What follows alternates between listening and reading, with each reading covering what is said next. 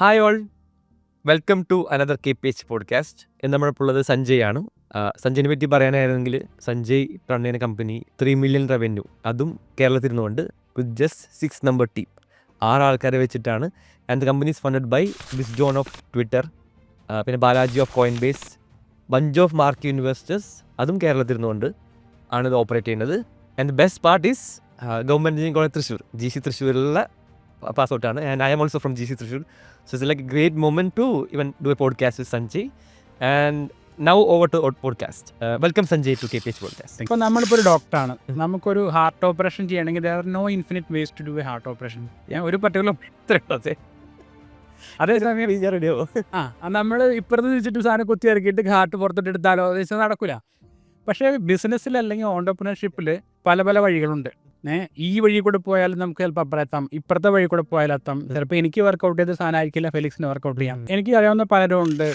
വളരെ ചെറുതായിരിക്കും ഡോക്ടറാവണം. അവർ അന്ന് തൊട്ടേ പഠിച്ച് അവസാനം ഡോക്ടറാവും. പക്ഷേ എനിക്ക് ഒരു കാലത്തും അങ്ങനെ ഒരു പ്ലാൻ ഇല്ലാത്ത ഒരാളാണ്. US ഒരു ഫൗണ്ടറിനെ കണ്ടു. He sold his company for 300 million. അപ്പോൾ പുള്ളി ബ്രയാൻ ജോൺസണാണോ? അല്ല, ഓർക്കണില്ല പേര്. അപ്പോൾ പുള്ളി ഇങ്ങനെ കുറേ സ്ലീപ്പ് ട്രാക്കിയും സ്ലീപ്പ് ഒപ്റ്റിമൈസ് ചെയ്യാൻ കുറേ ബെഡ് മേടിച്ചു, അത് മേടിച്ചു, അങ്ങനെ കുറേ സാധനങ്ങൾ ചെയ്യും. പിന്നെ ലൈറ്റ് കാണാണ്ടിരിക്കുക, കിടക്കുന്നതിന് മുമ്പ് കുറേ പക്ഷെ പുള്ളി പറഞ്ഞു ഇതൊക്കെ ചെയ്ത് കഴിഞ്ഞിട്ട് അവസാനം ഞാൻ കമ്പനി വിറ്റ് കഴിഞ്ഞപ്പോൾ സമാധാനമായിട്ട് കിടന്ന് ഉറങ്ങി.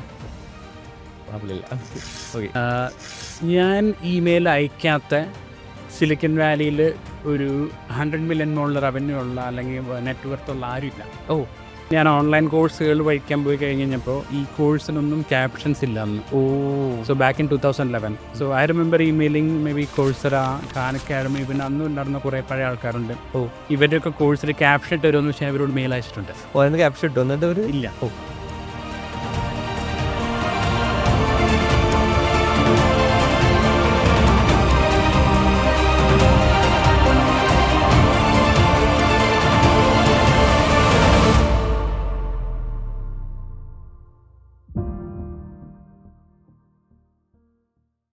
ഹായ് ഓൾ, ഐ തിങ്ക് ഈ പോഡ്കാസ്റ്റ് ചെയ്തു ക്ലോസ് ടു 6 months ആയി നമ്മൾ സ്റ്റാർട്ട് ചെയ്ത്.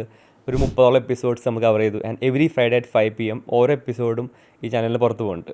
So I just thought to share what KPH is and maybe for the new audience this might be useful.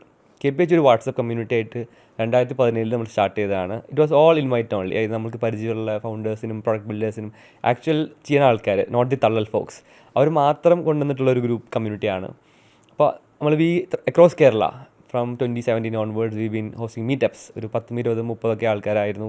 ഇപ്പോൾ അന്നൊക്കെ ഉണ്ടായിരുന്നു. ഇപ്പോൾ I think after the podcast and after we put our self out there on the internet, lot of new people are coming in, right? So ഇതാണ് ഒരു KPHൻ്റെ ഒരു current state. And lot of interesting conversations, actual raw and honest genuine. You will not find us anywhere in newspaper or anywhere. But it's a very small but actual brutally honest ആയിട്ടുള്ള ഒരു kind of കമ്മ്യൂണിറ്റിയാണ്. And that is KPH for you, and you can check them out on kph.club. We have some interesting initiatives we are very passionately bringing about, be it the community, be it offline events, master classes, be it fund, KPH angel networking, അല്ലെങ്കിൽ even VC fund ഒക്കെ ഫ്യൂച്ചറിൽ നമുക്ക് plan ചെയ്യാം. So these are some of things I M personally excited about. And Kerala's ഇതിനെ നമുക്ക് പൊക്കിയെടുത്ത് വേറെ level കൊണ്ടുവരാൻ പറ്റിയൊരു ഇനീഷ്യേറ്റീവ് ആണ്. And even I am getting goosebumps as I am saying this, right? So this is what I am excited about, and this is my ikigai when I am working on towards it. And now back to the episode. Thank you so much. Yes, അപ്പോൾ സഞ്ജയിൻ്റെ ഒരു story എന്ന് പറയുമ്പോൾ, ഞാൻ ഈ podcast മുമ്പായിട്ട് കുറച്ച് deep research നടത്തിയായിരുന്നു. And you have very very എന്താ പറയുക challenging journey along the way. അപ്പോൾ ആ ഒരു ജേർണി പറ്റി പറയുകയാണെങ്കിൽ where did you start your journey? So ഞാൻ GC പഠിക്കുമ്പോഴാണ്, കമ്പ്യൂട്ടർ സയൻസ് ഞാൻ ഓൾറെഡി ഈ സാധനങ്ങൾ ചെയ്തിരുന്നു, പ്രോഗ്രാമിങ് ചെയ്യായിരുന്നു നേരത്തെ. GC പഠിക്കുന്ന സമയത്താണ് എനിക്ക് ആക്ച്വലി എൻ്റെ ഹിയറിംഗ് ലോസ് ഉണ്ടാവുന്നത് മേജർലി. ഞാൻ സ്കൂളിൽ പഠിക്കുമ്പോൾ കുറച്ച് കേൾക്കുന്നുണ്ടായിരുന്നു. പക്ഷേ GCയിൽ സെക്കൻഡ് ഇയർ തേർഡ് ഇയർ ആയപ്പോഴേക്കും ഓവർനൈറ്റ് എനിക്ക് കംപ്ലീറ്റ്ലി ഹിയറിംഗ് ലോസ് വന്നു. ഓൾമോസ്റ്റ് 80% കേൾക്കില്ല. അപ്പോൾ നമുക്കൊരു 20% ഹിയറിംഗ് ഉണ്ടെന്നുണ്ടെങ്കിൽ അത് ആംപ്ലിഫൈ ചെയ്ത്, ഇപ്പോൾ ഞാൻ 2 ചെവിയിലും ഹിയറിംഗ് എയ്ഡ്സ് യൂസ് ചെയ്യുന്നുണ്ട്. പക്ഷേ അത് ആംപ്ലിഫൈ ചെയ്ത് നമുക്ക് 100% എത്തിക്കാൻ പറ്റില്ല. അപ്പോൾ ഞാൻ കൂടുതലും ലിപ്പ് റീഡിങ് ചെയ്യും. ഇപ്പോൾ ഓൺലൈൻ മീറ്റിംഗ്സ് ആണെങ്കിൽ ക്യാപ്ഷൻസ് വായിക്കും, ഫിലിം കാണുകയാണെങ്കിൽ ക്യാപ്ഷൻസ് വായിക്കും. ഇപ്പോൾ ഞാൻ ഒരു ഫോൺ കോൾ ഒക്കെ ചെയ്യാണ്ടായിട്ട് കുറേ വർഷങ്ങളായി. ഫോൺ ചെയ്യില്ല, കമ്മ്യൂണിക്കേറ്റ്. അപ്പോൾ നമ്മൾ ബേസിക്കലി നമുക്ക് ഒരു സാധനം എന്താ പറയുക വർക്കൗട്ട് ചെയ്യാണ്ടായി കഴിഞ്ഞ് കഴിഞ്ഞിട്ടുണ്ടെങ്കിൽ നമുക്ക് ഓൾട്ടർനേറ്റ് സാധനങ്ങൾ തിരിഞ്ഞു വരും. അതാണ് എൻ്റെ മെയിൻ ജേർണിയിലത്തെ ഒരു ഹൈലൈറ്റ് എന്ന് പറയുന്നത്. അപ്പം ഞാൻ ഫിസിക്കലി ഇപ്പോൾ നെറ്റ്വർക്കിംഗ് വളരെ കുറവാണ്. കുറച്ച് കമ്മ്യൂണിറ്റി ഇവൻറ്റ്സ് നേരത്തെ ചെയ്തിരുന്നു. അപ്പോൾ ഫിസിക്കൽ ഇവൻറ്റ്സിന് പോയി കഴിഞ്ഞിട്ടുണ്ടെങ്കിലും സംസാരിക്കാനും കമ്മ്യൂണിക്കേറ്റ് ചെയ്യാനുള്ള ഇഷ്യൂസ് ഉണ്ട്. അപ്പോൾ ഞാൻ അതിന് പകരം ഇമെയിൽ ചൂസ് ചെയ്തു. അപ്പോൾ നമ്മൾ ഇമെയിൽ ചൂസ് ചെയ്ത് കഴിയുമ്പോൾ മറ്റേത് എനിക്ക് ഫിസിക്കലി പോകാവുന്ന കുറച്ച് സ്ഥലത്ത് ഇപ്പോൾ ഞാൻ കേരളത്തിൽ നിന്നാണെങ്കിൽ ഇവിടുത്തെ ചുറ്റുവട്ടത്തുള്ള കാര്യങ്ങളും ആൾക്കാരുമായിട്ടാണ് എനിക്ക് കമ്മ്യൂണിക്കേറ്റ് ചെയ്യാൻ പറ്റുള്ളൂ.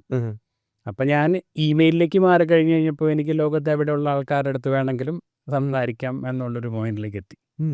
ഇൻട്രസ്റ്റിംഗ്. അപ്പോൾ ആദ്യമായിട്ട് കോൾഡ് ഇമെയിൽ ചെയ്ത് ആരായിരിക്കും ഈ ഒരു മെമ്പർ? ഞാൻ ഇമെയിൽ അയക്കാത്ത സിലിക്കൺ വാലിയിൽ ഒരു 100 മില്യൺ മുകളിൽ റവന്യൂ ഉള്ള അല്ലെങ്കിൽ നെറ്റ്വർത്തുള്ള ആരുമില്ല. ഇതിൽ റിപ്ലൈ അയക്കാത്ത കുറച്ച് പേര് എന്ന് പറഞ്ഞാൽ ഇലോൺ മസ്ക് അയച്ചിട്ടുണ്ടാവില്ല. പിന്നെ ആപ്പിളിൻ്റെ CEO അങ്ങനെ കുറച്ച് പേരെ റിപ്ലൈ അയക്കാത്തവരുള്ളൂ.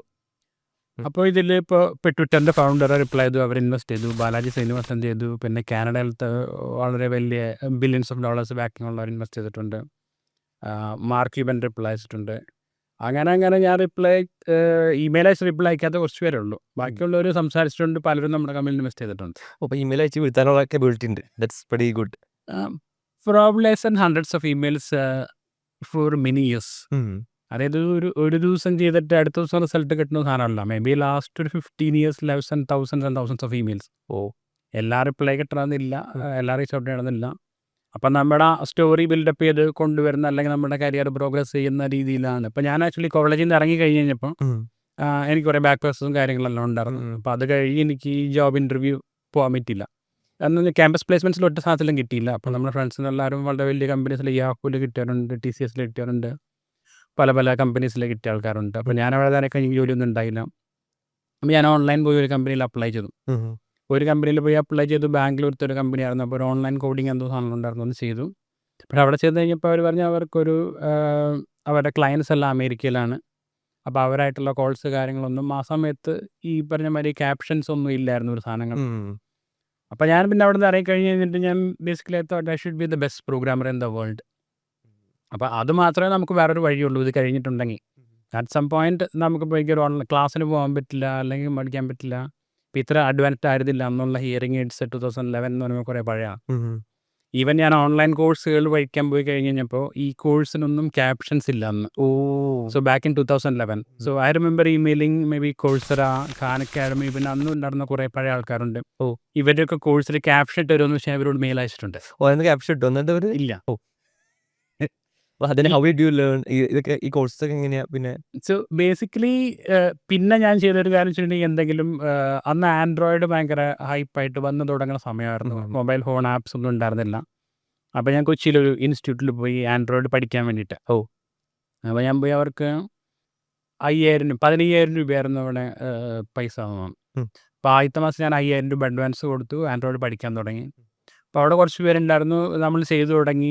അവർക്ക് വലിയ പിടിയൊന്നും ഇല്ല എങ്ങനെ ചെയ്യണ കാര്യങ്ങൾ എങ്ങനെയൊക്കെയാണ്. അപ്പോൾ ഒരു ഒരാഴ്ച 2 ആഴ്ച കഴിഞ്ഞപ്പോൾ ഞാനപ്പോൾ തിരിച്ചു വന്നിട്ട് ഞാൻ ഓൺലൈൻ എന്തെങ്കിലും സാധനങ്ങളൊക്കെ നോക്കും, ചെയ്തുകൊണ്ട് അവർ ചോദിക്കും, അവർക്ക് അറിയില്ല. ഇപ്പോൾ ഒരു 2 weeks കഴിഞ്ഞപ്പോൾ അവർ പറഞ്ഞു, സഞ്ജയ് ഒരു കാര്യം ചെയ്യും, ഞങ്ങളൊരു കമ്പ്യൂട്ടറും ഒരു ഇൻ്റർനെറ്റും സാധനങ്ങളെല്ലാം തരാം, സഞ്ജയ് സ്വന്തമായിട്ട് പഠിച്ചിട്ട് ഞങ്ങൾക്ക് ആപ്പ് ഉണ്ടാക്കി തരാം. അപ്പോൾ അവർ ബേസിക്കലി ഈ അന്ന് എഞ്ചിനീയറിംഗ് സ്റ്റുഡൻസിനൊക്കെ പ്രൊജക്ട്സ് ചെയ്ത് കൊടുക്കുന്നൊരു സ്ഥാപനമാണ്. അപ്പോൾ അവർ പറഞ്ഞു ഇവിടെ നിന്നിട്ട് ഞങ്ങൾക്ക് ആപ്പ് ഉണ്ടാക്കി തരാം, സഞ്ജയ് പോയി അവിടെ എക്സ്പ്ലെയിൻ ചെയ്യൊന്നും വേണ്ട, ഞങ്ങളുടെ ആൾക്കാരെ പഠിപ്പിച്ചു കൊടുത്താൽ അവർ പോയി പിള്ളേരെ പഠിപ്പിച്ചോളും, ബാക്കി കാര്യങ്ങളൊക്കെ ചെയ്തോളും, ഞങ്ങൾക്ക് ആപ്പ് ഉണ്ടാക്കി തന്നാൽ മതി എന്ന് പറഞ്ഞു. അപ്പോൾ അവർ 7,500 രൂപ ശമ്പളം തരാമെന്ന് പറഞ്ഞു. അപ്പോൾ അങ്ങനെ ഞാൻ അവിടെ ഫസ്റ്റ് ജോലിക്ക് കയറി. അപ്പോൾ അവിടെ ജോലിക്ക് കയറി ഞാൻ സ്വന്തമായിട്ട് ഓൺലൈനിൽ അവിടെ ഇവിടെയൊക്കെ പോയി പല ട്യൂട്ടോറിയൽസും അതും ഇതും സാധനങ്ങളെല്ലാം വെച്ച് ആപ്പ് ഉണ്ടാക്കും, ഓരോ സാധനം ഉണ്ടാക്കും, അവർക്ക് കൊടുക്കും. I mean dozens of apps. ഇതിൻ്റെ കൂടെ നമുക്ക് ഈ സാധനങ്ങൾ പഠിക്കാൻ വേണ്ടിയിട്ട് കുറേ ഓൺലൈൻ കമ്മ്യൂണിറ്റീസ് ഉണ്ട്. അങ്ങനെയാണ് ഞാൻ ഓൺലൈൻ കമ്മ്യൂണിറ്റീസിൽ ഫസ്റ്റ് വരുന്നത്. അപ്പോൾ അന്ന് പ്രോഗ്രാമിങ്ങിൻ്റെ ഏറ്റവും കൂടുതൽ സ്റ്റാക്ക് ഓവർഫ്ലോ എന്ന് പറഞ്ഞൊരു കമ്മ്യൂണിറ്റിയാണ്. ഇപ്പോൾ അത് ആക്റ്റീവ് അല്ല. പണ്ട് ആ സമയത്ത് ഏറ്റവും ഭയങ്കര ഗൂഗിൾ ചെയ്ത് കഴിഞ്ഞാൽ ഫസ്റ്റ് വരുന്ന ആൻസർ സ്റ്റാക്ക് ഓവർഫ്ലോ എന്നുള്ളതായിരിക്കും. അതെ. അപ്പോൾ അതിൽ നമ്മൾ ഞാൻ ജാവ ആദ്യം പഠിച്ചു തുടങ്ങി, അത് ഞാൻ റോളിൽ കയറി. അപ്പോൾ ഞാൻ അതിലുള്ള ക്വസ്റ്റ്യൻസ് നമുക്ക് ആൻസർ ചെയ്യാൻ പറ്റും. അപ്പോൾ ആദ്യമൊക്കെ നമ്മൾ കുറേ സാധനങ്ങൾ പറഞ്ഞു കഴിയുമ്പോൾ ഇതിൽ കുറേ വലിയ പ്രോഗ്രാമേഴ്സ് ആൾക്കാരൊക്കെ ഉണ്ട്. അപ്പോൾ നമ്മളൊരു സാധനം ആൻസർ നമ്മൾ ടൈപ്പ് ചെയ്താൽ വോട്ടിംഗ് സിസ്റ്റം ഉണ്ട് അതിൽ. ഇവരൊന്നിൻ്റെ ഒരു ഇങ്ങനെ ചെയ്താൽ കുറേ മെമ്മറി ലീക്ക് ഉണ്ടാവും, അല്ലെങ്കിൽ വേറെ പ്രശ്നങ്ങളുണ്ട്, ഇത് ഇത്ര ഒപ്റ്റിമൈസ്ഡ് അല്ല, ഇതിന് നന്നായിട്ട് ഇങ്ങനെ ചെയ്യാം. അപ്പോൾ നമ്മൾ ആ സാധനങ്ങൾ പഠിക്കും. അപ്പോൾ ഇങ്ങനെ കമ്മ്യൂണിറ്റിയിൽ കുറേ ചീത്ത കേട്ട് ഇതൊക്കെ ആയിട്ട്, പക്ഷേ നമുക്ക് ഒരു ഗ്ലോബലി എക്സ്പോഷർ ഉള്ള പല ആൾക്കാരെ നമ്മൾ അഡ്വൈസ് ചെയ്യാൻ ആ സാധനങ്ങൾ ഉണ്ടായിരുന്നു. അപ്പോൾ ഇങ്ങനെ ഞാൻ പതുക്കെ ചെയ്ത് ഇങ്ങനെ ഞാൻ I did for may be 2 years or so. ഓ അതെനിക്ക് ആക്ച്വലി ഇപ്പോൾ ഒരു ബാഡ്ജ് ഉണ്ട് 365 ഡേയ്സ് ഓ കണ്ടിന്യൂസ്ലി ചെയ്തതിന്. ഓ ഇൻ സ്റ്റാക്ക് ഒരു വർഷം. Answering on stack overflow. ഓ എല്ലാ ദിവസവും ക്വസ്റ്റൻ ആൻസർ ചെയ്തു, എല്ലാ ദിവസവും കമ്മ്യൂണിറ്റി എൻഗേജ് ചെയ്തു.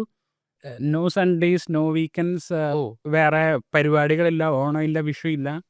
365 ഡേയ്സ് ഒരുമിച്ച് ചെയ്തതിൻ്റെ ബാഡ്ജ് ഉണ്ട്. ഓ വൗ കൊള്ളാം. Nice. അപ്പോൾ അങ്ങനെ ഒരു 2-3 years ആയി കഴിഞ്ഞപ്പോഴേക്കും I was in the top 5% in the world on stack overflow. Wow, that's a huge. I mean, കുറെ millions of developers Yeah. hang out in ഒരു പ്ലാറ്റ്ഫോമാണ്. അതിൽ top percent. Wow, pretty good. അപ്പോൾ ആ ടോപ്പ് 5% എത്തിക്കഴിയുമ്പോൾ പിന്നെ നമ്മൾ ഓരോരോ ഇതിൻ്റെ ഉള്ളിൽ അതായത് ഇതിലൊരു കമ്മ്യൂണിറ്റി ഓഫ് ആൾക്കാർ, കുറേ ആൾക്കാർ ഇപ്പോൾ നമ്മൾ KPSL എടുത്തിട്ടുണ്ടെങ്കിലും സ്ഥിരമായിട്ടുള്ള ഇതിലുള്ള ഫീൽഡിലുള്ള കുറേ പേരുണ്ട്, പണ്ടുണ്ട് ഇപ്പോഴും ഉണ്ട്, അവരെല്ലാവരും സെയിം ആൾക്കാരാണ്. അപ്പോൾ ഇതുമാതിരി സ്റ്റാക്ക് ഓവർഫ്ലോയിലുള്ള ആൾക്കാരുണ്ട്, ഗൂഗിളിലുള്ള ആൾക്കാരുണ്ട്, ഫേസ്ബുക്കിലുള്ള ആൾക്കാരുണ്ട്, മൈക്രോസോഫ്റ്റിൽ വർക്ക് ചെയ്യുന്നവരുണ്ട്, അങ്ങനെ. അപ്പോൾ അങ്ങനെ ഞാൻ ഗൂഗിളിലെ കുറച്ച് ആൾക്കാരെയൊക്കെ മീറ്റ് ചെയ്തു അവിടെ വെച്ചിട്ട്. അങ്ങനെ പിന്നെ അവരോട് സംസാരിച്ച് will take some conversations offline. അവരോട് സംസാരിച്ച് പിന്നെയാണ് ഞാൻ ഈ ഗൂഗിൾ ഡെവലപ്പർ ഗ്രൂപ്പ് എന്ന് പറഞ്ഞിട്ട് GDG സ്റ്റാർട്ട് ചെയ്യാൻ തുടങ്ങിയത്. അപ്പോൾ ആ സമയത്ത് ഇവിടെ ഒറ്റ ഡെവലപ്പർ ഗ്രൂപ്പ് ഇല്ല. ആദ്യമായിട്ട് കേരളത്തിൽ സ്റ്റാർട്ട് ചെയ്യാൻ വേണ്ടി തുടങ്ങി വന്നു. ഗൂഗിളിൻ്റെ സർവീസസും ബാക്കി പല പല പ്രോഡക്ട്സ്, ഈ ആൻഡ്രോയിഡ് അത് സാധനമെല്ലാം നമുക്ക് ജനറലി കമ്പനീസിനടുത്ത് ഇൻട്രൊഡ്യൂസ് ചെയ്യുക, അങ്ങനെയൊക്കെ. അപ്പോൾ അത് സ്റ്റാർട്ട് ചെയ്ത് കഴിഞ്ഞപ്പോൾ ഈ ഗൂഗിളിൽ നിന്ന് ആൾക്കാരെ കൊണ്ടുവന്നിട്ടുണ്ട്. വേൾഡിലെ എല്ലാ വലിയ കമ്പനീസിനും സ്പീക്കേഴ്സിനും അന്ന് ഞാൻ ആദ്യമായിട്ട് കേരളത്തിൽ കൊണ്ടുവന്നിട്ടുണ്ട്. ഇൻഫോബാർക്കിൽ അവിടെയും പല പല പ്രോഗ്രാംസ് ആയിട്ട്. എനിക്ക് ഓർമ്മയുണ്ട്, ഞാൻ ഇത് പറയാൻ കാരണം ഞാൻ ഇപ്പോൾ കോളേജിൽ പഠിക്കുന്ന സമയത്താണെങ്കിലും കൊച്ചിക്ക് വരുന്നത് GDGൻ്റെ ഒരു ഇവന്റ് എന്ന് പറഞ്ഞിട്ടാണ് ബസ് കയറി വരുന്നത്, അല്ലെങ്കിൽ ട്രെയിൻ കയറി വരുന്നത്. അവിടെ വന്നു കഴിഞ്ഞാൽ നമുക്ക് പിസ്സ കിട്ടും. പിസ്സയാണ് നമ്മുടെ മെയിൻ സാധനം. അപ്പോൾ അത് വാസ് റിയലി ഹെൽപ്ഫുൾ. അപ്പോൾ ഈവൻ അവിടെയാണ് നമ്മൾ പല പല ആൾക്കാരായിട്ട് സിമിലർ ലൈക്ക് മൈൻഡ് ആയ ആൾക്കാരെ മീറ്റ് ചെയ്യാനൊക്കെ അവസരം കിട്ടിയത്. അപ്പോൾ very thankful for the GDG എന്നുള്ള ഒരു ഇതാണ് ഷൗട്ട് ഔട്ട്. അപ്പോൾ ഇതിൽ പിസയും വെള്ളം മറ്റേ പെപ്സി സാധനങ്ങളും മാത്രം ഗൂഗിൾ സ്പോൺസർ ചെയ്യും, ബാക്കി പരിപാടി ഫുൾ നമ്മൾ ചെയ്യണം. അപ്പോൾ ബേസിക്കലി ഒരു ഓണ്ടർപ്രണർഷിപ്പ് ട്രെയിനിങ് കൂടിയാണ്. അതായത് നമ്മളിപ്പോൾ വെന്യൂ തരാൻ വേണ്ടിയിട്ട് പെയ്ഡ് വെന്യൂ അല്ല, നമ്മളെങ്ങനെയെങ്കിലും വേണ്ട, കാരണം ഇങ്ങനെ വന്ന എക്സ്പോഷർ കിട്ടുമെന്ന് പറഞ്ഞാൽ നമ്മൾ വെന്യൂ. ഇപ്പോൾ ഞാനന്ന് പ്രോഗ്രാം നടത്തിയപ്പോൾ എനിക്ക് തോന്നുന്നു ഞാൻ ഊബറായിട്ട് വരെ പാർട്ട്ണർ ചെയ്തിട്ടുണ്ട് ഏതൊരു വലിയ ഇവൻറ്റിന്. അതായത് ഈ പരിപാടിക്ക് വരുന്ന എല്ലാ ആൾക്കാരും ഊബർ സൈനപ്പ് ചെയ്തിട്ട് ഊബറിന് ഫ്രീ റൈഡ് കൊടുക്കും. ഊബറിൽ ഇൻസ്റ്റാൾ ആയല്ലോ. pretty good. അവർക്ക് പുതിയ റൈഡേഴ്സിനെ കിട്ടും, സൈനപ്പ് ആ സമയത്ത് കിട്ടും, കുറേ വർഷം മുമ്പാണ്. അപ്പോൾ ഇങ്ങനെ പല പല പാർട്ട്നേഴ്സ്, ചിലരെ കമ്പനി സ്പോൺസർ ചെയ്യാൻ, ചിലത് ട്രാവൽ സ്പോൺസർ ചെയ്യാൻ, ബാക്കി ഗൂഗിളും പൈസ ഇടും. സെയിൽസ് സ്കില്ലാണ് അവിടെ സ്കില്ലുണ്ട്. അതായത് ആ കമ്മ്യൂണിറ്റി മാനേജ്മെൻറ്റ്, ഈ ആൾക്കാർ ഓരോ വലിയ കമ്പനീസിൽ എനിക്ക് തോന്നുന്നു സെയിൽ ഫോഴ്സിൽ ആൾക്കാർ വന്നിട്ടുണ്ട്, ഗൂഗിളിൽ ആൾക്കാരൊക്കെ ആദ്യമായിട്ട് അങ്ങനെ കേരളത്തിൽ വന്നേ, അങ്ങനെ പല ആൾക്കാരും കൊണ്ട് സ്പീക്കേഴ്സും ഇവൻറ്റ്സും ഒക്കെ ചെയ്തിട്ടുണ്ട്. ആ ഒരു കമ്മ്യൂണിറ്റി ഇതിൽ നിന്ന് എങ്ങനെയാണ് ഒരു ആക്ച്വൽ ഓണ്ടർപ്രണർഷിപ്പ്, ഒരു സ്വന്തമായിട്ട് ബിസിനസ് തുടങ്ങണം, ആ ഒരു ഇതിലേക്ക് എപ്പോഴാണ് അതിൻ്റെ ഒരു? ഞാൻ ഈ കൊച്ചിയിലത്തെ ജോലി ചെയ്യുമ്പോൾ തൊട്ടേ എനിക്ക് സ്വന്തമായിട്ട് ബിസിനസ് ചെയ്യണം എന്നായിരുന്നു. അപ്പോൾ ഞാൻ അന്ന് ഈ ഫസ്റ്റ് ഒരു 1.5 വർഷം ഞാൻ ജോലി ചെയ്ത് കഴിഞ്ഞപ്പോൾ ഞാൻ പോയിട്ട് പെരുമ്പാവൂർ ഒരു സ്ഥലം എടുത്ത് ചെറിയൊരു റൂമാണ് എടുത്തിട്ട് ഈ പിള്ളേർക്ക് പ്രൊജക്റ്റ് ചെയ്ത് കൊടുക്കാനുള്ള സാധനങ്ങൾ തുടങ്ങി. പെരുമ്പാവൂർ അവിടെ അടുത്ത് കുറേ കോളേജസ് ഉണ്ട്, അങ്ങനെ ഉണ്ട്. അത് വർക്കൗട്ട് ആയില്ല. അപ്പോഴേക്കും ഞാൻ ഈ ഓൺലൈൻ സ്റ്റാക്ക് ഓവർഫ്ലോയിൽ കുറേ ഇതായി കഴിഞ്ഞപ്പോൾ എനിക്ക് പുറത്തുനിന്നൊക്കെ 1-2 പ്രൊജക്റ്റ് കിട്ടി തുടങ്ങി. അമേരിക്കയിൽ നിന്ന് ഒരു പ്രൊജക്റ്റ് ചെയ്തു, ഒരു 5 lakhs 6 lakhs ഉണ്ടോ. പക്ഷെ ആ സമയത്ത് വലിയ പൈസ, വലിയ എമൗണ്ട്, ഇപ്പോഴും വലിയ എമൗണ്ട് തന്നെയാണ് ആക്ച്വലി. അത് കഴിഞ്ഞ് നമ്മൾ ചെയ്ത് കഴിഞ്ഞിട്ട് എന്താണെന്ന് വെച്ചിട്ടുണ്ടെങ്കിൽ ഈ സർവീസ് പ്രൊജക്റ്റിൻ്റെ ഒരു പ്രശ്നം എന്ന് വെച്ചിട്ടുണ്ടെങ്കിൽ അത് ചെയ്ത് കഴിഞ്ഞു പൈസ തീർന്നു കഴിഞ്ഞിട്ട് പിന്നെ വേറെ കാശൊന്നും ഇല്ല. ആ കാശ് തീരുന്നവരെ കമ്പനി ഓടിച്ചു. അത് കഴിഞ്ഞ് കഴിഞ്ഞപ്പോൾ ഒന്നും നടക്കണില്ല. ആ സർവീസ് ആ സ്കെയിലബിൾ അല്ല, ആൾക്കാരെ എണ്ണം ഹയർ ചെയ്ത് സ്കെയിൽ ചെയ്യണം. വേറെ പ്രൊഡക്റ്റിലാണെങ്കിൽ ഈ പറഞ്ഞ കുറച്ച് ആൾക്കാരെ വെച്ചിട്ട് നമുക്ക് സ്കെയിൽ ചെയ്യാൻ പറ്റും. അപ്പോൾ ആ സമയത്താണ് സ്റ്റാർട്ടപ്പ് വില്ലേജ് ഒക്കെ നടന്നു തുടങ്ങി ഉണ്ടായിരുന്നൊരു സമയമാണ്. അപ്പോൾ ഗൗതം ഉണ്ടായിരുന്നു, ഗൗതം സ്റ്റാർട്ടപ്പ് വില്ലേജ് CEO ആയിരുന്നു. അപ്പോൾ ഗൗതം ആക്ച്വലി കമ്മ്യൂണിറ്റി വഴി എനിക്ക് കിട്ടിയ ഇൻട്രൊഡക്ഷനിൽ ഒരാളാണ്. അപ്പോൾ ഗൗതം റീച്ച് ഔട്ട് ചെയ്ത് പറഞ്ഞു, സ്റ്റാർട്ടപ്പ് വില്ലേജിന് എന്തൊരു സാധനം ഉണ്ട്, ഒന്ന് ഹെൽപ്പ് ചെയ്യാൻ പോകുമെന്ന് ചോദിച്ചു. അപ്പോൾ ഞാൻ ആക്ച്വലി പെരുമ്പാവൂരിന്ന് വണ്ടിയും കൊണ്ട്, അന്ന് ബൈക്ക് കൊണ്ട് അവിടെ ഇപ്പം പെട്രോൾ അടിക്കാൻ കാശില്ല. അപ്പോൾ ഞാൻ ഒരു കാര്യം, ഞാനിപ്പോൾ കുറച്ച് ബിസിയാണ്, ഞാൻ വരുമ്പോൾ പറയാം എന്ന് പറഞ്ഞു. പിന്നെ വേറെ ദൂരാവശ്യത്തിന് എറണാകുളത്തേക്ക് പോകുന്ന സമയത്ത് ഞാൻ ഗൗതമിനെ കണ്ടു. അപ്പോൾ ഗൗതമിനെ കണ്ടു കഴിഞ്ഞ് കഴിഞ്ഞപ്പോൾ ഗൗതം പറഞ്ഞു, ഇങ്ങനെ മറ്റേ അവർക്കൊരു ആപ്പ് ചെയ്യാനുണ്ട്, സ്റ്റാർട്ടപ്പ് വില്ലേജിൻ്റെ സ്റ്റാർട്ടപ്സിനെല്ലാം കണക്ട് ചെയ്യുന്ന ഒരു ആപ്പ് ആൻഡ്രോയിഡിൽ. അപ്പോൾ അന്ന് ആൻഡ്രോയിഡ് പ്രോഗ്രാമിംഗ് ആണ് എൻ്റെ പ്രൈമറി സാധനം. അപ്പോൾ സംസാരിച്ച് ഇതൊക്കെ പറഞ്ഞു. അത് കഴിഞ്ഞിട്ടപ്പോൾ ഞാൻ ചോദിച്ചു, അപ്പോൾ അന്ന് എനിക്ക് തീരെ വരുമാനം കുറവാണ് ജനറലി. അപ്പോൾ ഗൗതം പറഞ്ഞു, നമുക്കൊരു 1 ലക്ഷം രൂപ ഒക്കെ ബഡ്ജറ്റ് ഉണ്ട് സാലറി.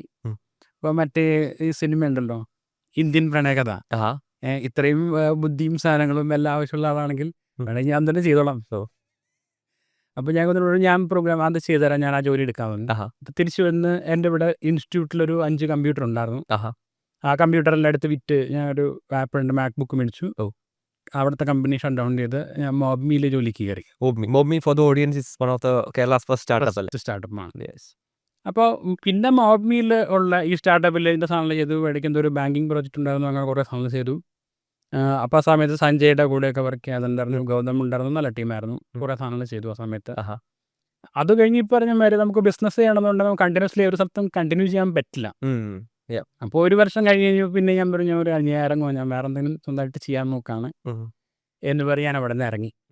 അപ്പോൾ ഇറങ്ങിക്കഴിഞ്ഞപ്പോൾ എന്നോട് ആക്ച്വലി പറഞ്ഞു, സഞ്ജയൊക്കെ പറഞ്ഞിരുന്നു വേണമെങ്കിൽ നിന്നിട്ട് സഞ്ജയ് സൈഡായിട്ട് എന്തെങ്കിലും സാധനം നോക്കിയപ്പോൾ കുഴപ്പമില്ല, പക്ഷേ നമ്മൾ ഒരു സാധനം ചെയ്യുവാണെങ്കിൽ നമ്മൾ ഫുള്ളി അതിൽ ഫോക്കസ് ചെയ്യണം എന്നുള്ളൊരു ഇതാണ് എൻ്റെ theme.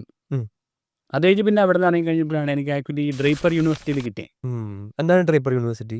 Draper University basically like a business school run by Tim Draper.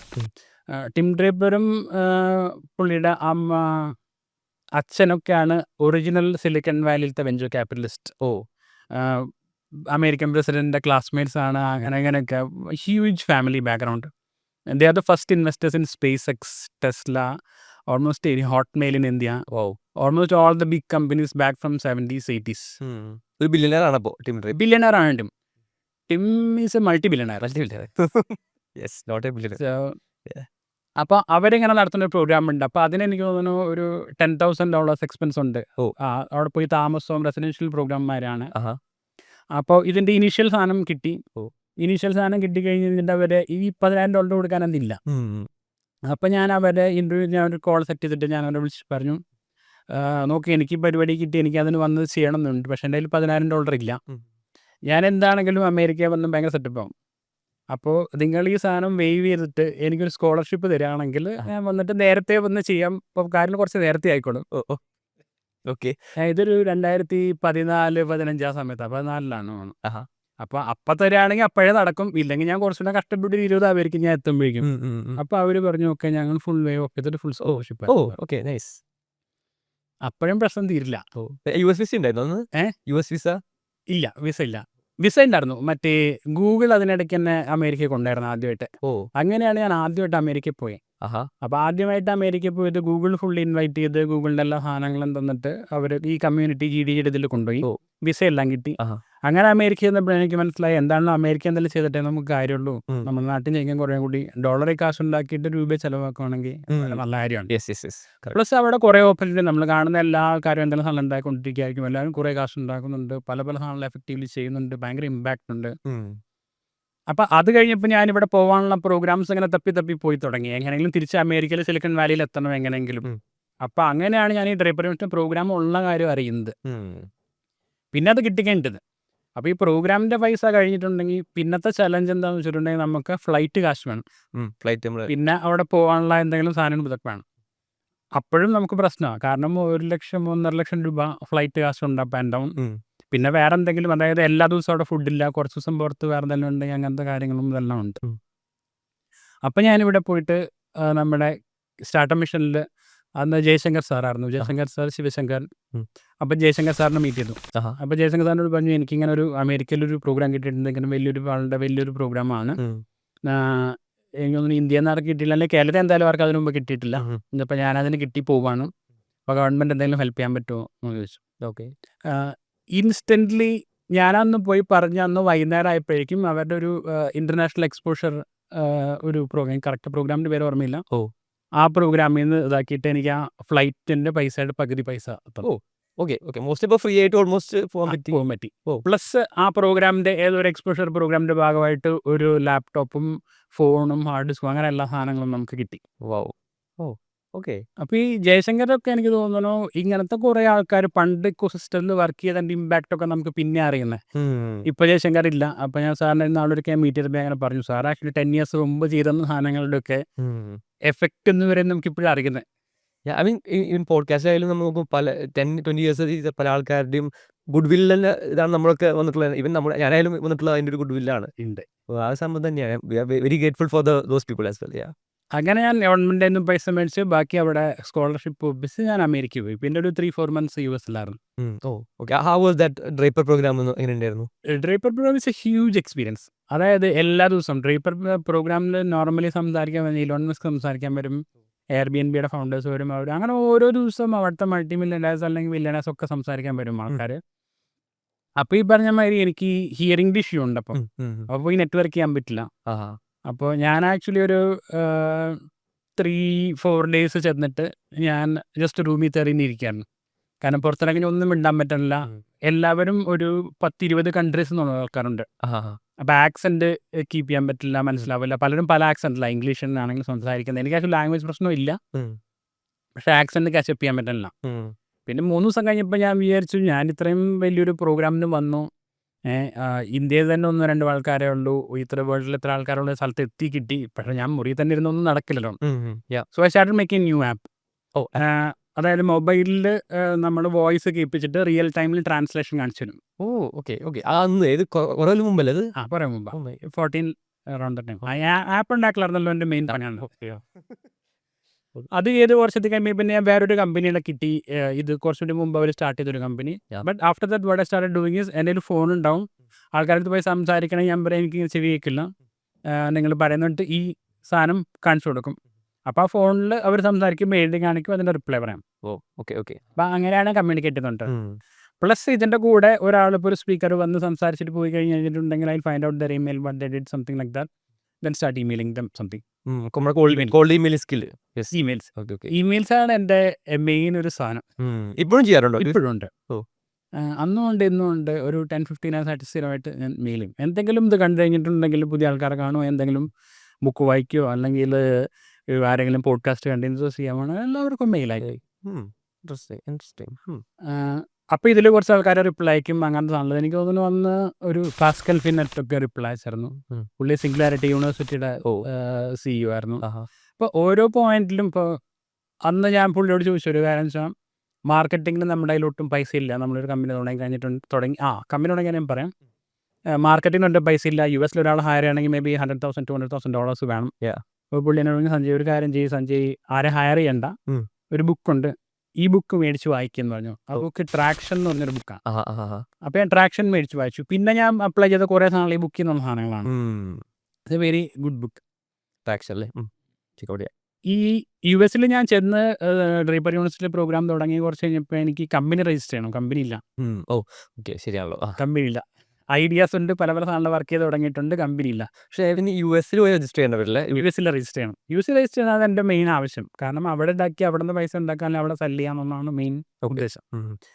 അപ്പോൾ കാശും ഇല്ല. ഈ പറഞ്ഞ മാതിരി ഒരു 10-15,000 ഒക്കെ ഇപ്പോഴും ആൾക്കാർ മുടക്കുന്നുണ്ട് കമ്പനി രജിസ്റ്റർ ചെയ്യാൻ വേണ്ടി. $15,000 8-10 ലക്ഷം 15 ലക്ഷം രൂപയാണ്. ഞാൻ പോയി ഒരു വക്കീലിനെ കണ്ടു അവിടുത്തെ US സെയിം തന്നെ. അതായത് ഞാനിവിടെ എന്തായാലും വന്ന് കുറേ സാധനങ്ങൾ ചെയ്യാമുണ്ട്, നിങ്ങൾ ആദ്യമേ എനിക്ക് സാധനം ചെയ്തു തരികയാണെങ്കിൽ നിങ്ങൾക്ക് ഞാനിപ്പോൾ കുറച്ച് ഇക്വിറ്റി തരാം. ഓരോരുത്തർക്കും ഓരോ ഡീലാണ്. അങ്ങനെ ഞാൻ പുള്ളിക്ക് കുറച്ച് ഇക്വിറ്റി കൊടുത്തിട്ട് പുള്ളിനെ കൊണ്ട് ഫ്രീ ആയിട്ട് കമ്പനി രജിസ്റ്റർ ചെയ്യിപ്പിച്ചു. ഇനി കമ്പനി രജിസ്റ്റർ ചെയ്ത് കിട്ടി, കാര്യങ്ങൾ റൺ ചെയ്തു. ആ സ്റ്റാർട്ടപ്പിൽ ചെയ്ത പല സാധനങ്ങളും വർക്ക് ചെയ്തില്ല. പ്രീ കോവിഡ് ഒരു ഫ്രീലാൻസേഴ്സിൻ്റെ പ്ലാറ്റ്ഫോം കാര്യങ്ങളൊക്കെ എത്തിയതുണ്ട്. CEO എന്നായിരുന്നു പേര്. അപ്പോൾ അതായത് നമ്മുടെ ഐഡിയ എന്ന് വെച്ചിട്ടുണ്ടെങ്കിൽ ഓൺലൈനിൽ പലതരം ഫ്രീലാൻസിങ് ചെയ്യുന്ന ആൾക്കാർ, ഇപ്പോൾ ഒരു ഡിസൈനർ വേണം, ഒരു പ്രൊജക്ട് മാനേജർ വേണം, ഒരു ഡെവലപ്പർ വേണം, ഇവരെ ഒരു ടീമാക്കി കൊണ്ടുവന്നിട്ട് ഒരു ഓൺലൈൻ കമ്പനി എന്ന് പറഞ്ഞാൽ, ഓൺലൈൻ കമ്പനി എന്നാൽ പ്യുവർലി ക്ലൗഡിലായിരിക്കും ആ കമ്പനി ഡിജിറ്റലി ഫോം ചെയ്യാം, ഇവർ വർക്ക് ചെയ്യാം. ഇത് കഴിയുമ്പോൾ ഒരാൾക്ക് വേണമെങ്കിൽ പല കമ്പനീസിൻ്റെ ഭാഗമാവാം. ഇൻട്രസ്റ്റിംഗ്. അതായിരുന്നു നമ്മുടെ കൺസെപ്റ്റ് എന്ന്. അപ്പോൾ ഞാൻ പല ടീമിൽ വർക്ക് ചെയ്തു. ഒരു ആഡ് ഹോക്ക് ടീം ഉണ്ടാക്കി, ഒരു സാധനം വലിയൊരു പ്രൊജക്റ്റ് ചെയ്തു. ആ ടീം മേ ബി സ്പ്ലിറ്റപ്പ് ചെയ്യാം. പിന്നീട് വേറൊരു പ്രൊജക്റ്റ് വരുന്ന ഈ ആഡ് ഹോക്ക് ടീം രണ്ടാമത് തിരിച്ചു കൊണ്ടുവരാം, ഇവർക്ക് വർക്ക് ചെയ്യാൻ ചെയ്തു കൊടുക്കാം. ഇത് പക്ഷേ കോവിഡിന് മുമ്പ് ഇത്രയും ഓൺലൈൻ ആയിട്ടുണ്ടായിരുന്നില്ല കാര്യങ്ങൾ. അപ്പോൾ ഇത് വർക്കൗട്ട് ചെയ്തില്ല. ഇപ്പം അത് നല്ല വർക്കിംഗ് ഔട്ട് ചെയ്യാൻ പറ്റിയ സംഭവമാണ്. എല്ലാവരും റിമോട്ടായിട്ടും ഫ്രീലാൻസ് ആയിട്ട് വർക്ക് ചെയ്യുന്നുണ്ട്, AI എല്ലാം ഉണ്ട്. ഐ തിങ്ക് ഈ സംഭവം ഇപ്പോൾ റെലവൻ്റ് ആയിരിക്കും അല്ലേ? അവനെ പറഞ്ഞത് പോസ്റ്റ് കോവിഡ് പല സാധനങ്ങളും പല ഓൺടർപ്രണേഴ്സിൻ്റെ ഒരു മെയിൻ പ്രശ്നം ഞങ്ങൾക്കുള്ളത് തന്നെ ടൈമിങ്, ഹെഡ് ഓഫ് ടൈം ആയിരിക്കും. ടൈമിംഗ് കറക്റ്റ് അല്ലെങ്കിൽ പിന്നെ നമുക്ക് ശരിയാവില്ല. എനിക്ക് തോന്നുന്നു എൻ്റെ ഇപ്പോഴത്തെ ബിസിനസ് ആണെങ്കിലും ഏറ്റവും നല്ല കാര്യം ടൈമിംഗ് ആയിരുന്നു. അതായത് സ്റ്റാർട്ട് ലോബിൽ തുടങ്ങി കോവിഡ് ഉള്ള സമയത്തായിരുന്നു.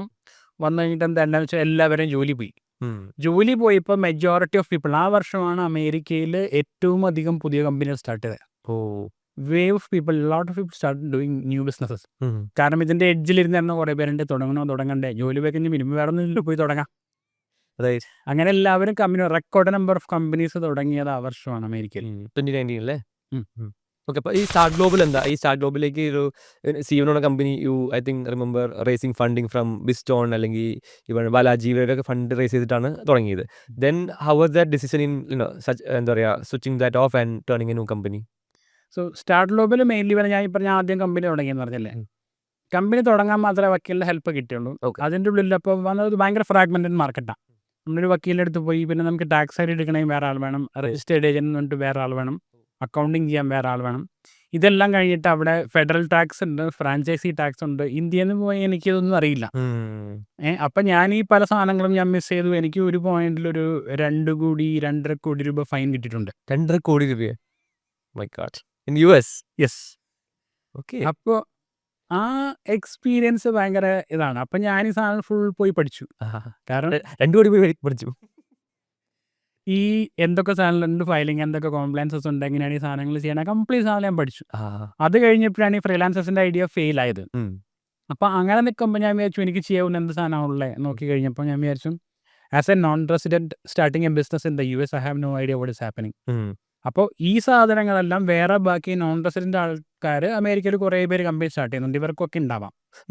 അപ്പോൾ സഞ്ജയനിലുള്ള വിസ സ്റ്റാറ്റസ് ഏത് വിസ? B1 B2 ട്രാവൽ വിസയാണോ? നോർമൽ ട്രാവൽ ട്രാവൽ വിസയാണ്. ഓക്കെ. ആ ഒരു ഇതിൽ പോയിട്ട് നമുക്ക് കമ്പനി സ്റ്റാർട്ട് ചെയ്യാൻ പറ്റില്ല US-ൽ?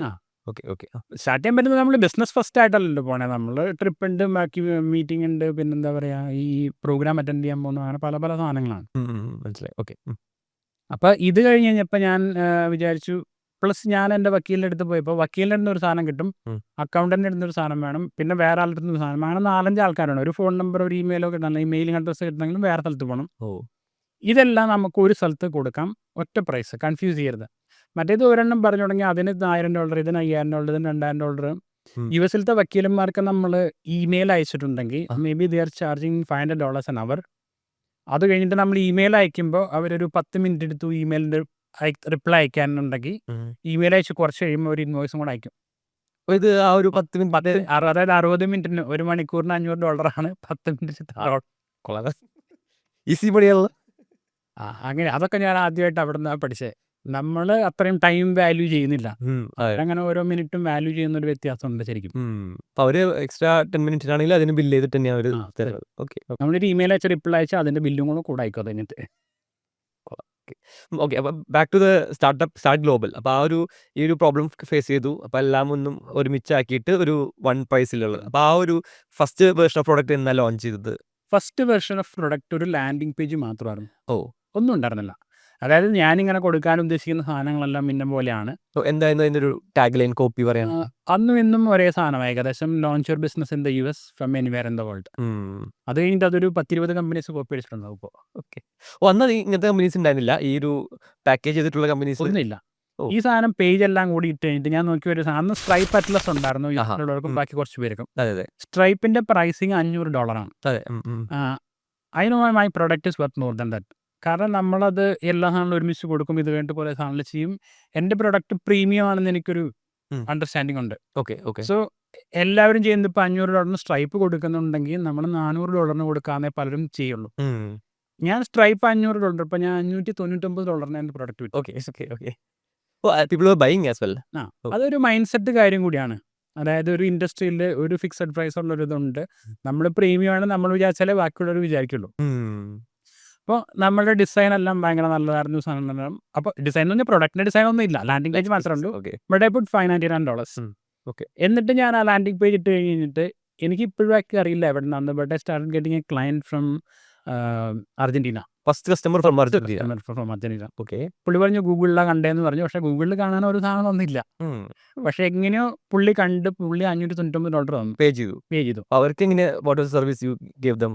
ഈ പേയ്മെന്റ് കിട്ടിക്കഴിയുമ്പോൾ ഇതിന്റെ ബാക്ക് എൻഡ് മുഴുവൻ ശൂന്യമാണ്. ഒന്ന് പ്രൊഡക്റ്റ് ബിൽഡ് ചെയ്തിട്ട് ലാൻഡിംഗ് പേജ് ബിൽഡ് ചെയ്തു, നെക്സ്റ്റ് ആണല്ലോ പ്രൊഡക്റ്റ് ബിൽഡ് ചെയ്യാൻ. എനിക്ക് ഈ സാധനമൊക്കെ ചെയ്യാൻ അറിയാം, കാരണം ഞാനിതെല്ലാം പഠിച്ചിട്ടുണ്ട്, ഇതിനു മുമ്പ് സാധനം ചെയ്തിട്ടുണ്ട്, കാര്യങ്ങളെല്ലാം എനിക്കറിയാം. ഇത് കിട്ടിയപ്പോൾ ഞാൻ പോയി ഓരോ പ്രോസസ്സും ഡോക്യുമെന്റ് ചെയ്ത് ഇവർക്ക് ഈ സാധനങ്ങൾ അയച്ചു കൊടുത്തു, ആ സാധനങ്ങൾ അയച്ചു കൊടുത്തു. അപ്പോൾ ഇവർ കുറേ ക്വസ്റ്റ്യൻസ് ചോദിക്കും, അപ്പോൾ ആ സാധനം ഞാൻ എഴുതി വയ്ക്കും. അടുത്ത സാധനം ചോദിക്കും, ഇങ്ങനെ അവർ കമ്പനി രജിസ്റ്റർ ചെയ്ത് കൊടുത്തു, ടാക്സ് ID എടുത്ത് കൊടുത്തു, ഒരു മെയിലിംഗ് അഡ്രസ്സ് കൊടുത്തു, ഒരു ഫോൺ നമ്പറും കൊടുത്തു, എല്ലാ സാധനവും കൊടുത്ത് ഇതിൻ്റെ ഇടയിൽ ഒരു 50 ചോദ്യം ചോദിച്ചിട്ടുണ്ടാവും. അതെല്ലാം ഡോക്യുമെന്റ് ചെയ്ത് ഇതിനെല്ലാം ആൻസർ ഉണ്ടാക്കി വെച്ചു. ഈ സമയത്ത് പിന്നെ എൻ്റെ ഒരു ഫ്രണ്ടും കൂടെ ആ സമയത്ത് കമ്പനി ജോയിൻ ചെയ്തതാണ്. അപ്പം ഞാൻ തുടങ്ങുമ്പോൾ ഞാൻ ഓ ഓ ഈ സന്ദീപ് എന്ന് പറഞ്ഞൊരു ഫ്രണ്ടുണ്ട്. പുള്ളി TCSൽ 8 ഇയേഴ്സ് വർക്ക് ചെയ്ത എക്സ്പീരിയൻസ് ഉണ്ട്. ആഹാ അപ്പോൾ അവൻ അവിടെ നിന്ന് ജോലി വിട്ട് സ്റ്റാർട്ടപ്പിലേക്ക് വരാൻ തീരുമാനിച്ചു. കോർപ്പറേറ്റിൽ നിന്ന് ഓ ഓ പറഞ്ഞു ഒരു വർഷം ഓടിക്കാനുള്ള കാശുണ്ട്, ഉം. അത് കഴിയുമ്പോൾ ഒന്നും നടന്നില്ല, നീ വേറെ ജോലിക്ക് വെക്കുമെന്ന്. എൻ്റെ കൂടെ GC തന്നെ പഠിച്ചതാണ്, ഓ ഓ സെയിം ഇയർ സെയിം എന്നുള്ള. അപ്പം ഞാനും സന്ദീപ് കൂടിയാണ് തുടങ്ങി. ആഹാ അപ്പോൾ ഈ സമയത്ത് പിന്നെ എന്താണെന്ന് വെച്ചിട്ടുണ്ടെങ്കിൽ ഞങ്ങൾ ഇതിൻ്റെ ബാക്ക് ആൻഡ് ഓരോ സാധനങ്ങൾ ബിൽഡ് ചെയ്യാൻ തുടങ്ങി. എന്ന് പറഞ്ഞാൽ ഒരു ഓൺ ബോർഡിങ് ഫോം. അപ്പോൾ ഈ ക്വസ്റ്റ്യൻസ് ചോദിച്ചതും നമ്മൾ കൊടുത്ത ആൻസേഴ്സ് കംപ്ലീറ്റ് ഇമെയിൽ വഴിയാണ്. ഇതെല്ലാം നമുക്കറിയാം. അപ്പം നമ്മളുടെ ഫസ്റ്റ് വേർഷൻ ഓഫ് ഡാഷ്ബോർഡ് വരുമ്പോൾ ഈ ക്ലയൻറ്റ് ചോദിക്കുന്ന ചോദ്യങ്ങൾക്ക് ഉത്തരം കൊടുക്കാനുള്ള സാധനം. നമ്മുടെ ഉദ്ദേശം എന്ന് പറഞ്ഞാൽ ഇതെല്ലാം ഓട്ടോമേറ്റ് ചെയ്യാന്നുള്ള. നമ്മൾ മാനുവലി പണിയെടുക്കാൻ ഉദ്ദേശിച്ചിട്ടില്ല കമ്പനിയിൽ. ഓക്കെ ഓക്കെ അപ്പോൾ ഇവർ ചോദിക്കുന്ന എല്ലാ ചോദ്യങ്ങളുടെയും പല പല ഉത്തരം ലാൻഡിംഗ് പേജിൽ കൊള്ളിക്കാവുന്ന ലാൻഡിംഗ് പേജിൽ കൊള്ളിക്കും. ഓരോ സ്റ്റേജിൽ അവർക്ക് ചോദിക്കുന്ന ചോദ്യങ്ങൾ മാക്സിമം നമ്മൾ ഡാഷ്ബോർഡിൽ ആൻസർ ചെയ്തിട്ടുണ്ടാവും ഓൾറെഡി. ഇവർ ലോഗിൻ ചെയ്ത് അതിൻ്റെ ഉള്ളിൽ കാണാം. അങ്ങനെയാണ് നമ്മൾ ഡാഷ്ബോർഡിൻ്റെ ഫസ്റ്റ് വെർഷൻ ഉണ്ടാക്കിയത്.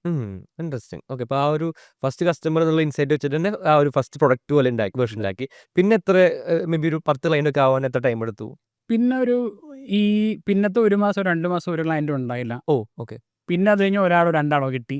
പിന്നെ 1 2 3 അങ്ങനെ കിട്ടി. ഓ. ആ വർഷം മൊത്തത്തിൽ 10 താഴെ ഉണ്ടാവുള്ളൂ. ഓ, പക്ഷേ ആ ഫസ്റ്റ് ഇയറിൽ എന്തായിരുന്നു മെയിൻ പ്രോഗ്രസ്? ഓക്കെ, അപ്പോൾ സെക്കൻഡ് ഇയർ എത്തിയപ്പോൾ എന്തായിരുന്നു?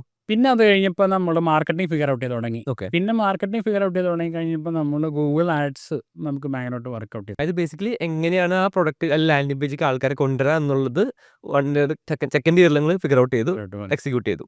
ഫസ്റ്റ് ഇയറിൻ്റെ അവസാനമായപ്പോഴേക്കും ഇതിലേക്ക് സ്റ്റാർട്ട് ചെയ്ത് തുടങ്ങി. അപ്പോൾ നമ്മളെങ്ങനെയാണെന്ന് വെച്ചാൽ ഏതൊരാളും കമ്പനി സ്റ്റാർട്ട് ചെയ്യണമെങ്കിൽ ആദ്യം പോയി ഗൂഗിളിൽ സെർച്ച് ചെയ്യുന്നു. How to start correct. അത് കറക്റ്റ് ആയിരുന്നു. കാരണം എന്ത് സംശയം ഉണ്ടെങ്കിലും എനിക്ക് ആ കിട്ടണം എങ്ങനെയാണ്, ഈ ടാക്സ് ID എടുക്കണം എങ്ങനെയാണ്, ഈ സ്റ്റേറ്റിൽ രജിസ്റ്റർ ചെയ്യണം എങ്ങനെയാണ്, എല്ലാം പോയി ഗൂഗിൾ ചെയ്യും. അപ്പോൾ അവിടെ വെച്ച് നമ്മുടെ കസ്റ്റമറെ ക്യാപ്ചർ ചെയ്ത് ഇവിടേക്ക് കൊണ്ടുവന്ന് കഴിഞ്ഞിട്ടുണ്ടെങ്കിൽ basically SEO plus paid ads നിങ്ങൾ ഡിപ്പെൻഡ് ചെയ്തിട്ട്. ഓക്കെ, പിന്നെ ആഡ്സ് സ്റ്റാർട്ട് ചെയ്തപ്പോൾ 10-20 കമ്പനീസായി, 30 കമ്പനീസായി, അങ്ങനെ കൂടി മന്ത്ലി വോളിയം വന്നു തുടങ്ങി. അപ്പോൾ ആദ്യം പിന്നെ ഫോർമേഷൻ മാത്രമായിരുന്നു. അപ്പോൾ ഈ പിന്നത്തെ വർഷം അവറായി കഴിഞ്ഞപ്പോഴേക്കും ഈ ആൾക്കാരെല്ലാവർക്കും ഫെഡറൽ ടാക്സ് അടയ്ക്കണം. അപ്പോൾ ടാക്സ് അടയ്ക്കാൻ എങ്ങനെയാണ്, ഇതുണ്ടോ നിങ്ങളിലുണ്ടോ അങ്ങനെ എങ്ങനെയാണെന്ന് പറഞ്ഞ് ചോദിച്ചു വന്നു തുടങ്ങി. കാരണം ഈ ഫോം ചെയ്യുന്ന കമ്പനീസിൻ്റെ Day 1 നമ്മുടെ കൂടെയാണ് കമ്പനി സ്റ്റാർട്ട് ചെയ്യുക. അപ്പോൾ അവർക്ക് നമ്മൾ ഫസ്റ്റ് നമ്മൾ ട്രസ്റ്റ് ചെയ്തു, കാര്യങ്ങളെല്ലാം വൃത്തിയായിട്ട് കിട്ടി കഴിഞ്ഞിട്ടുണ്ടെങ്കിൽ പിന്നെ അവിടെ എന്തെങ്കിലും സാധനം വേണമെങ്കിൽ നമ്മളോട് വന്ന് ചോദിക്കും. ഓ, അപ്പോൾ ആക്ച്വലി അപ്പോൾ അവർ next product offering figure out ചെയ്തിട്ട് അവർക്ക് അപ്സെല് ചെയ്യാനുള്ള സ്കോപ്പ് ഉണ്ട് അല്ലേ? അപ്പോൾ അതിൻ്റെ കൂടെ ഈ കമ്പനിയിലെ കസ്റ്റമർ സപ്പോർട്ട് ഫുള്ള് ഞാനാണ് ചെയ്തുകൊണ്ടിരുന്നത്. ഓ ആ സമയത്താണ് ബേസിക്കലി ക്ലയൻസ് കൂടി തുടങ്ങിയപ്പോൾ ഞാൻ ആക്ച്വലി ഒരു ഫുൾ ടൈം വണ്ടി ഓടിക്കാൻ ഒരാളെ വെച്ചു. കാരണം എൻ്റെ ഫുൾ ടൈം പണിയെന്ന് ഞാൻ കസ്റ്റമർ സപ്പോർട്ടിലാണ്. എല്ലാ ക്വസ്റ്റ്യൻസും ഞാനാണ് ആൻസർ ചെയ്യണേ. അതിനനുസരിച്ചാണ് ഞാൻ ഡാഷ്ബോർഡിൽ സാധനങ്ങൾ മാറ്റണേ. കാരണം 10 പ്രാവശ്യം ഒരു ക്വസ്റ്റ്യൻ ആൻസർ ചെയ്തിട്ടുണ്ടെങ്കിൽ ഇതിന് വേറെ എന്തെങ്കിലും വഴി കണ്ടുപിടിക്കണം എന്ന് നമുക്കറിയാം. കറക്റ്റ്. ഈ ഓരോ കസ്റ്റമർ കൂടി വരുമ്പോഴും നമുക്കിപ്പോൾ ഒരു ഡോക്യുമെൻ്റ് ജനറേറ്റ് ചെയ്യാനുണ്ടെങ്കിൽ നമ്മൾ മാനുവലി പോയി എഴുതിയിരുന്ന ഡോക്യുമെൻ്റ് എല്ലാം നമ്മൾ ഓട്ടോമേഷൻ ആക്കി തന്നെ ഡോക്യുമെൻ്റ് ജനറേറ്റ് ചെയ്യും, തന്നെ സിഗ്നേച്ചറിനയക്കും, സൈൻ ചെയ്ത് കിട്ടിയ തന്നെ ക്യാപ്ചർ ചെയ്യും. ഓക്കെ, ഇപ്പോൾ ഒരു year 2 ഇൻറ്റു ദ ബിസിനസ്സാണ്. ഇപ്പോൾ ഫസ്റ്റ് ഹയർ ചെയ്തു, ഒപ്പം തന്നെ പ്രൊഡക്റ്റ് ഇത്തിരി മെച്യൂറായി. പിന്നെയുള്ള ഗ്രോത്ത് എങ്ങനെയായിരുന്നു അവിടെ നിന്ന്? പിന്നെ അവിടെ നിന്ന് നമ്മൾ പല പ്രോഡക്ട്സ് കസ്റ്റമേഴ്സ് ചോദിച്ച് പല സാധനങ്ങൾ. ഇപ്പോൾ ടാക്സിൻ്റെ കാര്യങ്ങൾ ചോദിച്ചു. അപ്പോൾ ടാക്സ് നമ്മൾ ഉണ്ടാക്കി. അത് കഴിഞ്ഞപ്പോൾ ടാക്സ് ഫയൽ ചെയ്യാൻ വേണ്ടി അക്കൗണ്ടിങ് ചെയ്യണം. അപ്പോൾ നമ്മൾ നോക്കിയപ്പോൾ ക്വിക്ക് ബുക്സും പല സോഫ്റ്റ്വെയർസും ഭയങ്കര ഹ്യൂജ് ബ്ലോട്ടഡ് സോഫ്റ്റ്വെയർസാണ് ഇൻഡസ്ട്രിയിലുള്ളത്. അപ്പോൾ ഇത് ഭയങ്കര സിംപ്ലിഫൈ ചെയ്യാൻ തോന്നി. അപ്പോൾ നമ്മൾ സ്വന്തമായിട്ട് അക്കൗണ്ടിങ് സോഫ്റ്റ്വെയർസ് ഉണ്ടാക്കി. അപ്പോൾ ഇതുപോലെ എനിക്ക് ആക്ച്വലി ഒരു സൂപ്പർ ലോങ് ടേം ഏകദേശം ഒരു ഐഡിയ ഉണ്ടെന്നല്ലാണ്ട് വലിയ പ്ലാൻ ഒന്നുള്ള ഒരാളല്ല ഞാൻ. അതായത് ഇപ്പോൾ ഒരു 5 ഇയേഴ്സിൽ എന്തുണ്ടാവും അല്ലെങ്കിൽ 10 ഇയേഴ്സിൽ നിങ്ങൾ എന്താവും, എനിക്ക് ഒരിക്കലും അങ്ങനെ ഒരു പ്ലാൻ ഉണ്ടായിട്ടില്ല. ഇപ്പോൾ നമ്മൾ സ്കൂളിലൊക്കെ പഠിക്കുമ്പോൾ ടീച്ചേഴ്സ് ചോദിക്കും നിങ്ങൾക്ക് വലുതാവുമ്പോൾ ആരണ്ടേ എന്ന് ചോദിക്കും. പലരും പറയും എനിക്ക് പൈലറ്റ് ആവണം, ഡോക്ടർ ആവണം, അങ്ങനെ ആവണം, ഇങ്ങനെ ആവണം. എനിക്ക് ഒരിക്കലും സ്കൂളിൽ പഠിക്കുമ്പോൾ അങ്ങനെ ഒരു ആഗ്രഹം ഉണ്ടായിട്ടില്ല. എനിക്കറിയില്ലായിരുന്നു. അതായത് വലുതാവുമ്പോൾ ആരാവണമെന്ന് എനിക്കറിയില്ല. അപ്പോൾ ഒരു ലോങ് ടേം എനിക്ക് അറിയാവുന്ന പലരും ഉണ്ട്, വളരെ ചെറുതായിരിക്കും ഡോക്ടർ ആവണം. അവർ അന്ന് തൊട്ടേ പഠിച്ച് അവസാനം ഡോക്ടറാവും. പക്ഷെ എനിക്ക് ഒരു കാലത്തും അങ്ങനെ ഒരു പ്ലാൻ ഇല്ലാത്ത ഒരാളാണ്. ഇനിവേ നല്ലതാണ് പ്ലാൻ ഇല്ലാണ്ട് ഇങ്ങനെ നമ്മളൊരു ലൈഫ് ടേക്കസ് അതാണുള്ള സാധനമല്ലോ. Whatever the life has to give you എന്നുള്ള സംഭവം ഓപ്പൺസ് അപ്പ് ചെയ്യുമല്ലോ. അത് നമ്മൾ ഏത് പോയിന്റിൽ നിൽക്കുമ്പോഴും നമുക്ക് കുറേ പാത്വേസ് ഉണ്ടാവും. നമുക്ക് ഏതെങ്കിലും ഒരു സാധനം നമ്മൾ ഡിസൈഡ് ചെയ്യും. അപ്പോൾ ഡിസൈഡ് ചെയ്യുന്നത് ഭയങ്കര ഇമ്പോർട്ടൻ്റാണ്. അതായത് നമ്മൾ നോക്കി നമ്മളൊരു ഡിസിഷൻ എടുത്തില്ല എന്നുണ്ടെങ്കിൽ ഭയങ്കര ബുദ്ധിമുട്ടാണ്. നമ്മൾ ഡിസിഷൻ എടുത്ത് കഴിഞ്ഞിട്ടുണ്ടെങ്കിൽ ഒന്നുമില്ലെങ്കിൽ ഡിസിഷൻ ശരിയാവും അല്ലെങ്കിൽ തെറ്റാവും. പക്ഷെ making fast decision is very important. അപ്പോൾ നമ്മൾ സാധനം സ്റ്റാർട്ട് ചെയ്ത് ഡിസൈൻ ശരിയായി കഴിഞ്ഞാൽ വിൽ ബി ഗോ സംവെയർ. അത് മോശമായി കഴിഞ്ഞിട്ട് അല്ലെങ്കിൽ തെറ്റിപ്പോയി കഴിഞ്ഞിട്ടുണ്ടെങ്കിൽ വേറെ എന്തെങ്കിലും സംഭവിക്കും. പക്ഷേ ഡിസൈൻ എടുക്കാണ്ടിരുന്ന അതിലും വലിയ പ്രശ്നമാണ്. Yes, true. Coming back to the conversation, ഇപ്പോൾ ഒരു 5 years ഇൻടു സ്റ്റാർട്ട് ഗ്ലോബൽ ആണല്ലോ. കറൻ്റ്ലി സ്റ്റാർട്ട് ഗ്ലോബൽ എവിടെ എത്തിയിരിക്കുന്നത് in terms of revenue, customers or even scale? ഇപ്പോൾ ഒരു we have at least 1 client from every country in the world. Okay okay. എത്ര? അതായത് US ആയിട്ട് സാങ്ഷൻ ഇല്ലാത്തൊരു 120-130 കൺട്രീസ് പ്ലസ് ഉണ്ട്. ഓ. അതിൽ US ആയിട്ട് സാങ്ഷൻ ഇല്ലാത്ത എല്ലാ രാജ്യങ്ങളിലും നമുക്കൊരു ക്ലയൻ്റ് എങ്കിലും ഉണ്ട്. Once to start a US company? Yes. Okay. ഈ കമ്പനീസ് എല്ലാം കൂടെ they are making around 2,000-2,500 crores a year. അതായത് നമ്മൾ വഴി സ്റ്റാർട്ട് ചെയ്ത കമ്പനീസ് എല്ലാവരും കൂടെ 2,000 കോടി രൂപയിൽ മുകളിൽ ഒരു വർഷം ഉണ്ടാക്കുന്നുണ്ട്. വൗ. ഇത് തുടങ്ങി ചിലർ അർജൻറ്റീനയിൽ നിന്നുണ്ട്, ബ്രസീലിലുണ്ട്, മേജർലി കുറച്ച് കൺട്രീസ് ഉണ്ട്. ഇവരുന്ന എല്ലാവരും കൂടെ ഇത്രയും പൈസ അവരുണ്ടാക്കി ട്രാൻസാക്ട് ചെയ്യുന്നുണ്ട് ഒരു വർഷം. എങ്ങനത്തെ ബിസിനസ്സുകളാണ് ഈ സ്റ്റാർട്ട് ഗ്ലോബൽ ത്രൂ രജിസ്റ്റർ ചെയ്തിട്ടുള്ളത്? What kind of? അത് ഞാൻ ആദ്യം എടുത്തൊരു ഡിസിഷൻ ഉണ്ട് അതിൽ ഈ പറഞ്ഞ മാതിരി. അതായത് നമ്മൾ തുടങ്ങി കഴിഞ്ഞപ്പോൾ എല്ലാ ഓൺലൈനുള്ള പ്ലാറ്റ്ഫോംസും എല്ലാത്തരം കമ്പനീസ് ഇൻകോർപ്പറേറ്റ് ചെയ്യും. അതായത് ഒറ്റയ്ക്കുള്ള സിംഗിൾ പേഴ്സൺ കമ്പനി ആണെങ്കിലും 10 പേരുള്ള കമ്പനി ആണെങ്കിലും 100 പേരുള്ള കമ്പനി ആണെങ്കിലും ഞങ്ങൾ രജിസ്റ്റർ ചെയ്യും. പക്ഷേ ഒരു ചെറിയൊരു സ്മോൾ ബിസിനസ്, ഒരു 1 to 5 ആൾക്കാരുള്ള ഒരു സ്മോൾ ബിസിനസ്, ഒരു ബൂട്ട് സ്റ്റാർട്ട് കമ്പനി, അവരുടെ റിക്വയർമെൻറ്റും ഒരു 50-100 പേരുള്ളൊരു വെഞ്ചർ ഫണ്ടഡ് കമ്പനിയുടെയും റിക്വയർമെൻറ്റ് എന്തായാലും ഡിഫറെൻ്റ് ആയിരിക്കും. അതായത് ഒരു ചെറിയ സ്മോൾ ബിസിനസ് ആണെന്നുണ്ടെങ്കിൽ ഇവന് ബിസിനസ് സെറ്റപ്പ് ചെയ്യുക, പേയ്മെൻറ്റ്സ് സെറ്റപ്പ് ചെയ്യുക, അവന് കാശ് മേടിക്കുക, ക്ലയൻറ്റിന് എടുത്തതാക്കാം. ഒരു വെഞ്ചർ സ്കെയിൽ കമ്പനി ആണെന്നുണ്ടെങ്കിൽ ഇവന് കമ്പനി രജിസ്റ്റർ ചെയ്യാം, ഇവൻ ഒരു ആക്സിലേറ്റർ പ്രോഗ്രാമിൽ കയറും, അല്ലെങ്കിൽ ഒരു സീഡ് ഫണ്ട് റേസ് ചെയ്യും, അടുത്ത റൗണ്ട് ഫണ്ട് റേസ് ചെയ്യും. അപ്പോൾ ഈ 2 കൂട്ടരെയും ഒരുമിച്ച് അവന് ക്യാപിറ്റബിൾ മാനേജ്മെൻറ്റ് വേണം, ഇൻവെസ്റ്റേഴ്സിനെ മാനേജ് ചെയ്യാനുള്ള സാധനങ്ങൾ വേണം, അങ്ങനെ കുറേ സെറ്റ് ഓഫ് ടൂൾസ് വേണം.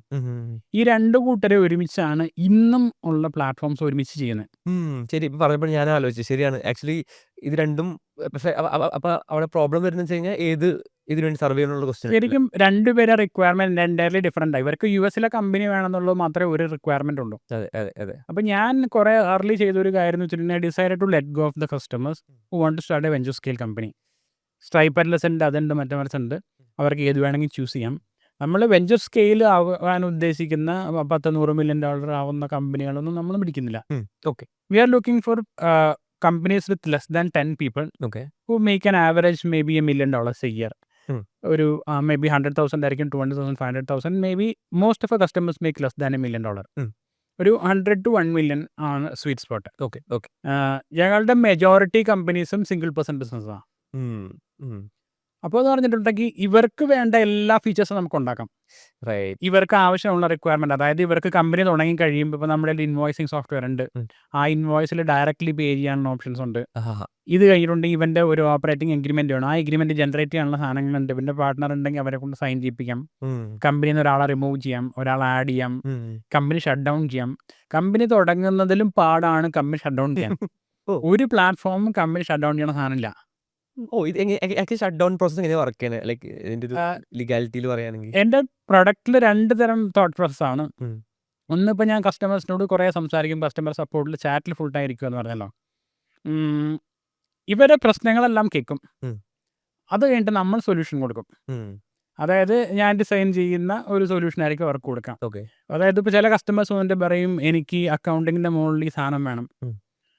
പലരും കസ്റ്റമർ ഫീഡ്ബാക്ക് എടുത്ത് പ്രൊഡക്റ്റ് ഇമ്പ്രൂവ് ചെയ്യാന്ന് പറഞ്ഞാൽ ആ സാധനം അവിടെ ഇട്ട് കൊടുക്കുകയാണല്ലോ ചെയ്യേണ്ടത്. അതെ അതെ അതെ.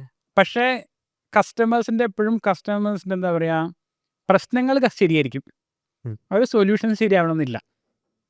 Okay okay. അപ്പോൾ ഇതിനെ പറ്റി കൂടുതൽ പറയുകയാണെങ്കിൽ, അതായത് എനിക്കിപ്പോൾ ഒരു അക്കൗണ്ടിങ് സ്റ്റേറ്റ്മെൻറ്റ് സോർട്ട് ചെയ്യാൻ വേണ്ടിയിട്ടൊരു സാധനം, അവൻ ആ സ്റ്റേറ്റ്മെൻറ്റ് സോർട്ട് ചെയ്യാൻ പറ്റാത്തത് അവൻ്റെ പ്രശ്നമാണ്, അത് സത്യമാണ്. എനിക്ക് ഈ സ്റ്റേറ്റ്മെൻറ്റ് സോർട്ട് ചെയ്യാൻ വേണ്ടിയിട്ട് എൻ്റെ ഡാഷ്ബോർഡിൻ്റെ മുകളിൽ തന്നെ ഒരു ബട്ടൺ വേണമെന്ന് പറഞ്ഞാൽ അത് പലപ്പോഴും ശരിയായിരിക്കണമെന്നില്ല. ശരിയായ ഡിസിഷൻ ആവണം നിർബന്ധമില്ലല്ലേ? ചിലപ്പോൾ അതൊരു മെനുവിൻ്റെ ഉള്ളിൽ മതിയായിരിക്കും, ഇല്ലെങ്കിൽ നമ്മുടെ പ്രൊഡക്റ്റിൻ്റെ ഉള്ളിൽ നമ്മൾ ഓട്ടോമാറ്റിക്കലി സോർട്ട് ചെയ്ത് കാണിച്ചാൽ മതിയായിരിക്കും. അങ്ങനെ വ്യത്യാസങ്ങളുണ്ട്. അപ്പോൾ കസ്റ്റമേഴ്സ് പറയുന്ന പ്രശ്നങ്ങളെല്ലാം കറക്റ്റാണ്, പക്ഷെ അവർ ചോദിക്കുന്ന സൊല്യൂഷൻ നമ്മൾ കൊടുക്കണമെന്നില്ല. നമ്മൾ സ്വന്തമായിട്ട് നമുക്ക് ഡിസൈൻ ചെയ്യാം, നമ്മുടെ പ്രൊഡക്റ്റിൻ്റെ ചെയ്യുന്ന ആളുടെ അനുസരിച്ചിരിക്കും. അപ്പോൾ ഞാൻ എല്ലാ പ്രശ്നങ്ങളും കേൾക്കും, സൊല്യൂഷൻ ഞാൻ സ്വന്തമായിട്ട് ഉണ്ടാക്കും, പ്രൊഡക്റ്റ് ഞാൻ ഡിസൈൻ ചെയ്യും. അതാണ് എൻ്റെ ഒരു സ്റ്റൈല്. അത് മിക്കവാറും ഞാൻ ഈവൻ ഡിജിറ്റൽ സാധനം പോലും ഭയങ്കര കുറവാണ്, പേപ്പറിൽ വരച്ച്, പെൻ ആൻഡ് പേപ്പർ ആണ് ഇപ്പോഴും ഞാൻ യൂസ് ചെയ്യുന്നത്, സ്ക്രീൻസ് വരയ്ക്കാനും എഴുതാനും കാര്യങ്ങളും. അത് കഴിഞ്ഞിട്ട് പിന്നെ ഒരു ഡിസൈൻ അതായി കൊടുത്തിട്ട് പിന്നെ ഇൻട്രസ്റ്റിംഗ്. ഇപ്പം ലേറ്റ്ലി ഞാൻ കുറേ ബോൾട്ട് യൂസ് ചെയ്തിട്ടുണ്ടാക്കുന്നുണ്ട്. അതിന് ചോദിക്കാൻ വരുമായിരുന്നു. ഇപ്പോൾ ഈ ഒരു AI ഫസ്റ്റ് വേൾഡിൽ any tools you are using എന്നുള്ളത്. ശരിക്കും AI ഫസ്റ്റ് എനിക്ക് തോന്നുന്നു software companies particularly from Kerala is a huge opportunity. അതായത് പണ്ട് നമ്മൾ ഒരു 5 പേരുടെ ടീം എടുത്ത് ഒരു 6 മാസം കൊണ്ട് ഉണ്ടാക്കുന്ന പ്രൊഡക്റ്റ് ഇന്ന് നമുക്ക് 1 മാസം കൊണ്ട് ചെയ്യാൻ പറ്റും. അപ്പോൾ കഴിഞ്ഞ ദിവസം തന്നെ നമ്മുടെ കസ്റ്റമേഴ്സ് നമ്മൾ പല സാധനങ്ങളിലും AI ഉപയോഗിച്ച് ചെയ്യുന്നുണ്ട്. നമ്മളങ്ങനെയാണ് ഏറ്റവും കുറച്ച് വർക്ക്സ് നമ്മുടെ ഈ പറഞ്ഞ 3000+ കമ്പനീസ് 2 പേരാണ് കസ്റ്റമർ സപ്പോർട്ടിൽ. 2 പേരോ? ഓക്കെ. ഒരാൾ നൈജീരിയയിലുണ്ട്, ഒരാൾ ഇന്ത്യയിലുണ്ട്. ടൈം സോൺ കവർ ചെയ്യാൻ വേണ്ടി. ടൈം സോൺ കവർ ചെയ്ത് പോകാൻ വേണ്ടിയിട്ട്. പിന്നെ ഫിലിപ്പൈൻസിൽ ഒരാൾ കോൾ ചെയ്യാനുണ്ട്. പക്ഷെ അവർ ആക്റ്റീവ് സപ്പോർട്ടൊന്നും ചെയ്യില്ല, കോൾ ചെയ്യുമ്പോൾ ചെയ്യാൻ മാത്രം. അപ്പോൾ ഏറ്റവും മിനിമൽ ടീം നമ്മൾ ഒപ്റ്റിമൈസ് ചെയ്യാവുന്ന എല്ലാ സാധനവും നമ്മൾ ഒപ്റ്റിമൈസ് ചെയ്യും. അപ്പോൾ ഈ ഇങ്ങനെ 3000 കസ്റ്റമേഴ്സിനെ എങ്ങനെയാണ് 2 ആൾക്കാരെ വെച്ച് സെർവ് ചെയ്യണത്? ഈ ഇപ്പോൾ ക്വസ്റ്റ്യൻ ചോദിച്ചു കഴിഞ്ഞിട്ടുണ്ടെങ്കിൽ നമ്മളുടെ ഒരു ആൻസർ ഡ്രാഫ്റ്റ് ചെയ്ത് വെക്കും. ആ ആൻസറിന് എന്തെങ്കിലും എഡിറ്റ് ഉണ്ടെങ്കിൽ എഡിറ്റ് ചെയ്യാം. ആക്ച്വലി ഇപ്പോഴും നമ്മൾ ഫുള്ളി AI വെച്ച് തിരിച്ച് ആൻസർ അയക്കുന്നില്ല. പക്ഷേ ഡ്രാഫ്റ്റ് ചെയ്ത് വെക്കും, നോക്കിയിട്ട് നമ്മുടെ ആളെടുത്ത് തിരിച്ചയക്കും. പക്ഷേ മറ്റേത് നമ്മുടെ അഡ്മിനിൽ പോയി നോക്കി കസ്റ്റമറിൻ്റെ കേസ് എന്താ കാര്യങ്ങളെല്ലാം കണ്ടിട്ട് റിപ്ലൈ അയക്കുന്നതിന് പകരം നമ്മുടെ ഒരു AI ഡ്രാഫ്റ്റ് ചെയ്ത് വെച്ച് ആൻസർ ചെയ്യുന്ന ഇവർക്ക് അഡ്ജസ്റ്റ് ചെയ്ത് അയക്കാൻ പറ്റും. അപ്പോൾ നിങ്ങൾ ഇൻഹൗസ് ടൂളാണത് ഈ കസ്റ്റമർ സപ്പോർട്ട് ടൂൾ, അല്ലെങ്കിൽ ഇന്റർകോം പോലത്തെ ടൂളാണോ? എങ്ങനെയാണ്? ഇപ്പോൾ ഹെൽപ്പ് സ്കൗട്ടാണ് യൂസ് ചെയ്തുകൊണ്ടിരിക്കുന്നത്. പക്ഷേ അത് മാറ്റിയപ്പോൾ നമ്മുടെ സ്വന്തം ടൂൾ ഉണ്ടാക്കിക്കൊണ്ടിരിക്കും, ഇൻഹൗസ് ഉണ്ടാക്കാൻ. അപ്പോൾ ആ ടൂൾ ഉണ്ടാക്കിയത് പോലും ഭയങ്കര ഇൻട്രസ്റ്റിംഗ് ആണ്. അപ്പോൾ ഹെൽപ്പ് സ്കൗട്ടിലത്തെ സ്ഥിതി എന്താണെന്ന് വെച്ചാൽ ഹെൽപ്പ് സ്കൗട്ടിൽ കാര്യങ്ങൾ നന്നായി വർക്ക് ചെയ്യും. കസ്റ്റമറുടെ ഒരു ഇൻഫർമേഷൻ വേണമെന്നുണ്ടെങ്കിൽ കുറച്ച് സാധനം അവർ API വെച്ച് സൈഡിൽ കാണിക്കാൻ പറ്റും. പക്ഷേ ബാക്കി ഇൻഫർമേഷൻ ഫുള്ള് നമ്മുടെ അഡ്മിനിലാണ്. അപ്പോൾ നമ്മുടെ ബിസിനസ്സിൽ കുറേ കോംപ്ലിക്കേറ്റഡ് ആണ്. ഇവരുടെ ടാക്സ് ഉണ്ടാവും, അതുണ്ടോ മറ്റൊന്ന് വെച്ചാൽ കുറേ സാധനമുണ്ട്. അപ്പോൾ എനിക്ക് തോന്നിയ വെച്ചാൽ നമ്മുടെ സ്വന്തമായിട്ട് നമുക്കൊരു സപ്പോർട്ട് സോഫ്റ്റ്വെയർ വേണം. നമ്മൾ ഓൾറെഡി ചാറ്റ് സ്വന്തമായിട്ട് ഉണ്ടാക്കി തുടങ്ങി. കസ്റ്റമേഴ്സ് ഡയറക്റ്റ്ലി നമ്മുടെ ടാക്സിൻ്റെ ആളായിട്ടോ ബുക്കിംഗ് ഒക്കെ ചാറ്റ് ചെയ്യാൻ വേണ്ടിയിട്ട്. അപ്പോൾ ഈ കസ്റ്റമർ സപ്പോർട്ട് സോഫ്റ്റ്വെയർ എനിക്ക് വന്ന ഐഡിയ, ഞാൻ ഈ സപ്പോർട്ടിൽ ഇരുന്നതുകൊണ്ടുള്ള ഗുണം കൂടിയുണ്ട്. എനിക്കറിയാം എന്തൊക്കെ സാധനങ്ങളാണ് നമ്മൾ സ്ഥിരമായിട്ട് അഡ്മിനിൽ പോയി നോക്കണേ, അതൊക്കെ കോപ്പി പേസ്റ്റ് ചെയ്ത് ഇവിടെ കൊണ്ടുവരുന്ന സമയം വേണം. ഇതെല്ലാം വെച്ചിട്ടൊരു വയർ ഫ്രെയിം നോർമലി ഞാനത് പേപ്പറിൽ വരച്ച് ഡിസൈനർ എടുത്ത് കൊടുത്ത് എല്ലാം കഴിഞ്ഞിട്ടാണ് എഞ്ചിനീയറിംഗ് ടീമിൽ എടുത്തെത്തണേ. ഇതിന് പകരം ഞാനൊരു ദിവസം കാലത്തിരുന്ന് ബോൾട്ടിൽ സാധനം സ്റ്റാർട്ട് ചെയ്തിട്ട് 2 മണിക്കൂർ കഴിഞ്ഞപ്പോൾ അതിൻ്റെ ഫുൾ UI ആയി. അപ്പോൾ അത് UI ആയി കഴിഞ്ഞപ്പോൾ ഞാൻ ലൂം വെച്ചിട്ട് അതിൻ്റെ ഒരു വീഡിയോ റെക്കോർഡ് ചെയ്തിന് തന്നെ പോയാന്ന് പറഞ്ഞിട്ട് കസ്റ്റമർ സപ്പോർട്ടിലുള്ള 2 പേർക്കും അയച്ചു കൊടുത്തു. നിങ്ങൾക്ക് ഇതിൽ കൂടുതൽ വേറെ എന്തെങ്കിലും ഫീച്ചേഴ്സ് വേണോ എന്ന് വെച്ചിട്ട് എഞ്ചിനീയറിംഗ് ടീമിന് അയച്ചു കൊടുത്തു. ഈ സാധനമാണ് വേണ്ടത്, ഇതിൻ്റെ API ഉണ്ടാക്കി വേറെ ചെയ്താൽ മതി. ഇൻട്രസ്റ്റിംഗ്. അപ്പോൾ അത് പ്രൊഡക്റ്റ് ആ ഒരു പ്രൊഡക്റ്റ്. അപ്പോൾ ഇതുമാതിരി ചെറിയ ചെറിയ കുറേ ഇന്റേണൽ പ്രൊഡക്ട്സ് ഉണ്ട് നമ്മുടെ അഡ്മിനിൽ. അതായത് നമ്മളുടെ കമ്പനിയിൽ ആരും മാനുവൽ പണി എടുക്കില്ല. ഒരു ഇമെയിൽ അയക്കാനോ ഒരു പേയ്മെൻറ്റ് മേടി, ഇപ്പോൾ ഒരു പേപ്പാൽ ഇൻവോയ്സ് അയക്കണം, നമ്മുടെ അഡ്മിനിൽ ഒരു ബട്ടൺ ഉണ്ട് പേപ്പാൽ ഇൻവോയ്സ് അയക്കാൻ വേണ്ടി. അത് ഞെക്കി കഴിഞ്ഞാൽ പേപ്പാൽ ഇൻവോയ്സ് കൊടുക്കും. പേപ്പാൽ ലോഗിൻ ചെയ്ത് അവിടെ അതൊന്നും ചെയ്യേണ്ട ആവശ്യമില്ല, API വെച്ചിട്ട് അയച്ചോളും. ഇതുപോലെ എല്ലാ സാധനങ്ങൾക്കും ഓട്ടോമേഷൻ ഉണ്ട്. ഒരു ഫിസിക്കൽ ലെറ്റർ പ്രിന്റ് ചെയ്ത് അയക്കണം അമേരിക്കയിൽ, അതിന് ഒരു ഇത് ഉപയോഗിക്കുന്നുണ്ട്. ഇങ്ങനെ മെയിൽ അയക്കണം, അല്ലെങ്കിൽ ഒരു കമ്പനി, അങ്ങനെ എല്ലാ പ്രോസസ്സിൽ വരുന്ന സാധനങ്ങളും എന്താ പറയുക, ഒരു ഫോം ഫില്ല് ചെയ്യിപ്പിക്കണം, ആ ഫോം ജനറേറ്റ് ചെയ്ത് ചെയ്യുന്ന സാധനം നമുക്കുണ്ട്. എനിക്ക് ഈ ഒരു എസ്പെഷ്യലി കമ്പനി രജിസ്ട്രേഷൻ സംഭവം കാരണോടും കൂടി കുറേ സാധനങ്ങളുണ്ടാവും, അതെല്ലാം ഓട്ടോമേറ്റ് ചെയ്തപ്പോഴാണ് ഇതിൻ്റെ ഒരു പ്രൊഡക്റ്റ് ഫിനിഷ് ആയി വന്നതല്ലേ? ചെയ്യാൻ പറ്റും. അതായത് ബേസിക്കലി നമ്മളൊരു വർക്ക് ഫ്ലോ ഓട്ടോമേഷനും കൂടെ ഉണ്ട്, ഒരു മേജർ പാർട്ട്. ഇപ്പം നമ്മളുടെ സിമിലർ കമ്പനീസ് പല കമ്പനീസും ചെയ്യുന്നതെന്ന് വെച്ചിട്ടുണ്ടെങ്കിൽ ഇത് പലരും വിചാരിക്കും ഇതൊരു സർവീസ് കമ്പനിയാണ്. ഞാൻ ഫസ്റ്റ് വിചാരിച്ചത് ആക്ച്വലി അതാണ്. ഈവൻ ഞാൻ ആദ്യം ഇൻവെസ്റ്റേഴ്സിനെ അടുത്ത് പിച്ച് ചെയ്തപ്പോൾ പറഞ്ഞു ഇത് സ്കെയിൽ ചെയ്യാൻ പറ്റില്ല, ഇതൊരു സർവീസ് കമ്പനിയാണല്ലോ. കാരണം പണ്ട് വക്കീലന്മാർ ചെയ്തുകൊണ്ടിരുന്ന നമ്മളൊരു സൈറ്റ് കൊടുക്കുന്നു, പക്ഷേ ഇപ്പുറത്ത് ബാക്ക് എൻഡിൽ വക്കീലന്മാരോ അല്ലെങ്കിൽ CA-കാരോ അവരൊക്കെ ആയിരിക്കും ചെയ്യുന്നത്. But we are a product company because we are automating all these workflows. അപ്പോൾ ഞാൻ ഒരു സിമിലർ കമ്പനിയിൽ meet they are making maybe 3-4 times revenue ഞങ്ങളെ കൈം. But they are having 600 employees. 600? Okay. നിങ്ങൾ 6 ആൾക്കാർ വെച്ച് അവിടെ 600 ആൾക്കാർ, 100 ടൈംസ് എംപ്ലോയീസ് കൂടുതലുണ്ട് അവർക്ക്. വെറും 4 ടൈംസ് റവന്യൂ കൂടുതലുള്ളവർക്ക് നമ്മളെ കൈം. They are still not profitable, they are losing a huge amount of money, they are raising bunch of money. അപ്പോൾ നിങ്ങൾ കമ്പനി പ്രോഫിറ്റബിൾ ആണോ? എങ്ങനെയാണ് പ്രോഫിറ്റബിൾ ആണ്? കാരണം ഒരു 2 years മുന്നെയാണ് ഞാൻ ഫുള്ളി, നമ്മൾ ആദ്യം ഇൻവെസ്റ്റേഴ്സിൽ നിന്ന് കുറച്ച് പൈസ റേസ് ചെയ്ത്, we have very prominent investors who invested in the company. അത് കഴിഞ്ഞിട്ട് പതുക്കെ എനിക്ക് ആ വെഞ്ചർ സ്കെയിൽ ഇതിലൂടെ എനിക്കൊരു അലൈൻമെൻറ്റ് കുറവുണ്ട്. നമ്മുടെ ഗ്രൂപ്പിലായാലും KPH മാസികയിൽ സ്ഥിരം വരുന്ന സംഭവമാണ് ബൂട്ട്സ്ട്രാപ്പ് വേഴ്സസ് VC ഫണ്ടഡ്. അപ്പോൾ ആ ഒരു തോട്ട് എന്താണ്? ശരിക്കും പറഞ്ഞിട്ടുണ്ടെങ്കിൽ ബേസിക്കലി ഓൺട്രപ്രണർഷിപ്പ് മാത്രം ഒരു കാര്യം, there are infinite pathways to be successful. ഇപ്പോൾ ഞാനിപ്പോൾ പല ഉപദേശം കൊടുക്കണം പല ആൾക്കാരും കണ്ടിട്ടുള്ള ഒരു കാര്യം, ചില ആൾക്കാരെ ഇപ്പോൾ Sridhar Vembu, he started a bootstrap company, he made it to billions of dollars and he's always saying ഇതാണ് കറക്റ്റ് വഴി, ഇങ്ങനെ ചെയ്യാം, ഇതാണ് ശരി. പക്ഷേ എൻ്റെ തോട്ട് പ്രോസസ്സ് എന്ന് പറഞ്ഞിട്ടുണ്ടെങ്കിൽ ഇപ്പം നമ്മളിപ്പോൾ ഒരു ഡോക്ടറാണ്, നമുക്കൊരു ഹാർട്ട് ഓപ്പറേഷൻ ചെയ്യണമെങ്കിൽ there are no infinite ways to do a heart operation. ഞാൻ ഒരു പർട്ടിക്കുലർ അതേസമയം റെഡിയാവോ? നമ്മൾ ഇപ്പുറത്ത് വെച്ചിട്ട് സാധനം കുത്തി ഇറക്കിയിട്ട് ഹാർട്ട് പുറത്തോട്ട് എടുത്താലോ വെച്ചാൽ നടക്കില്ല. Yeah. പക്ഷേ ബിസിനസ്സിൽ അല്ലെങ്കിൽ ഓണ്ടർപ്രണർഷിപ്പിൽ പല പല വഴികളുണ്ട്. ഈ വഴി കൂടെ പോയാൽ നമുക്ക് ചിലപ്പോൾ അപ്പുറത്തെത്താം, ഇപ്പുറത്തെ വഴി കൂടെ പോയാൽ എത്താം. ചിലപ്പോൾ എനിക്ക് വർക്കൗട്ട് ചെയ്ത സാധനമായിരിക്കില്ല ഫെലിക്സിന് വർക്കൗട്ട് ചെയ്യാം. ചിലർക്ക് ഓഡിയൻസ് ബിൽഡ് ചെയ്തിട്ടുണ്ടെങ്കിൽ ഇത് മതി. അപ്പോൾ ഉടനെ എല്ലാവരും പറയും 2024 എന്ന് പറഞ്ഞാൽ you have to build audience. അതെ അതെ. We are still doing lot of money with ads. ഒരു ഓഡിയൻസും ഇല്ല. നമ്മൾ എപ്പോൾ $1 ആഡ്സിൽ ഇറക്കി കഴിഞ്ഞാലും we are making $2 to $3 up front. അപ്പോൾ ഓരോ ആൾക്കാർക്ക് ഇപ്പം ഏതൊരാൾക്ക് ഏത് സാധനം വർക്കൗട്ട് ചെയ്യും ആ സാധനത്തിൽ അവർക്ക് ചെയ്യാം. അതുമാതിരി തന്നെയാണ് ഈ ബൂട്ട് സ്റ്റാപ്പിംഗ് വെഞ്ചർ സ്കെയിലും. കുറേ കമ്പനീസിന് വെഞ്ചർ സ്കെയിൽ ഇതിൽ ഭയങ്കരമായിട്ട് ഇപ്പോൾ ഊബറൊക്കെ ഒരു 10-15 വർഷം അവർ ഫണ്ട് റേസ് ചെയ്തു. അപ്പോൾ നമ്മളുടെ സ്കിൽ സെറ്റ് ഇപ്പോൾ ചില ആൾക്കാരെ ഞാൻ കണ്ടിട്ടുണ്ട്, അവരിറക്കി ആ വഴി വിട്ട് കഴിഞ്ഞിട്ടുണ്ടെങ്കിൽ അവർ പോയി പൈസ കൊണ്ട് തിരിച്ചു വരും. അപ്പോൾ നമുക്ക് അങ്ങനത്തെ ഒരു സ്കില്ലും സെല് ചെയ്യാനുള്ളൊരിതും ഉണ്ടെന്നുണ്ടെങ്കിൽ നമുക്ക് ആ പാത്ത് ചൂസ് ചെയ്യാം. ഞാൻ കുറച്ചും കൂടെ ഗ്രൗണ്ടഡ് ആയിട്ടുള്ള സാധനങ്ങൾ ചെയ്യാനാണ് എനിക്ക് താല്പര്യം. അതായത് ഇപ്പോൾ ഒരു ഫൗണ്ടറെ ഞാൻ മീറ്റ് ചെയ്ത് അവർ പറഞ്ഞു ഒരു 500,000 റവന്യൂ ആയി കഴിഞ്ഞിട്ടുണ്ടെങ്കിൽ we can probably raise 10-20 million valuation. ഒരു 30 times വാലുവേഷനിലൊക്കെ ഫണ്ട് റേസ് ചെയ്യാമെന്ന് പറഞ്ഞു. എനിക്ക് പേഴ്സണലി അതിന് അലൈൻമെൻ്റ് ഇല്ല. കാരണം ഒരിക്കലും ഒരു ബിസിനസ് ശരിക്കും നോക്കിക്കഴിഞ്ഞിട്ടുണ്ടെങ്കിൽ 30 times വാലുവേഷൻ ഇല്ലല്ലോ റവന്യൂവിൻ്റെ. ഇല്ല. കറക്റ്റ്. അപ്പോൾ ഓരോരുത്തരുടെ അലൈൻമെൻറ്റും അവരുടെ ഐഡിയാസും കാര്യങ്ങളെല്ലാം വെച്ചിട്ട് നമുക്ക് ബിൽഡ് ചെയ്യാം. ബൂട്ട് സ്ട്രാപ്പ് ചെയ്ത് ചെയ്ത് നല്ല വൃത്തിയായിട്ട് ചെയ്യുന്നവരുണ്ട്. പക്ഷെ അത് മാത്രം ശരി എന്ന് പറയാനൊന്നും എനിക്ക് താല്പര്യമില്ല. ഫണ്ട് റേസ് ചെയ്ത് നന്നായി ചെയ്യുന്ന ആൾക്കാരുണ്ട്. അപ്പോൾ ഞങ്ങൾ കുറച്ചും കൂടി ഒരു മിക്സഡ് രീതിയിലാണ് പോകുന്നത്. ഞങ്ങൾ ആദ്യം ഒരു $1.5 million ഫണ്ടിങ് കിട്ടി, കുറേ നല്ല ഇൻവെസ്റ്റേഴ്സിൽ നിന്ന് കിട്ടി. പിന്നെ ഇപ്പോൾ കാര്യമായിട്ട് കുറേ ഫണ്ട് റേസ് ചെയ്തില്ല. ഇടയ്ക്ക് ഞങ്ങളിപ്പോൾ ഈ അടുത്തൊരു കസ്റ്റമേഴ്സിൻ്റെ അടുത്ത് നിന്ന് കുറച്ച് പൈസ റേസ് ചെയ്തു, കുറേ ഇൻവെസ്റ്റേഴ്സിൻ്റെ അടുത്ത് നമ്മൾ കുറച്ചൊരു ബൈ ബാക്ക് ചെയ്തു, അങ്ങനെ കുറച്ച് സാധനങ്ങൾ ചെയ്തു.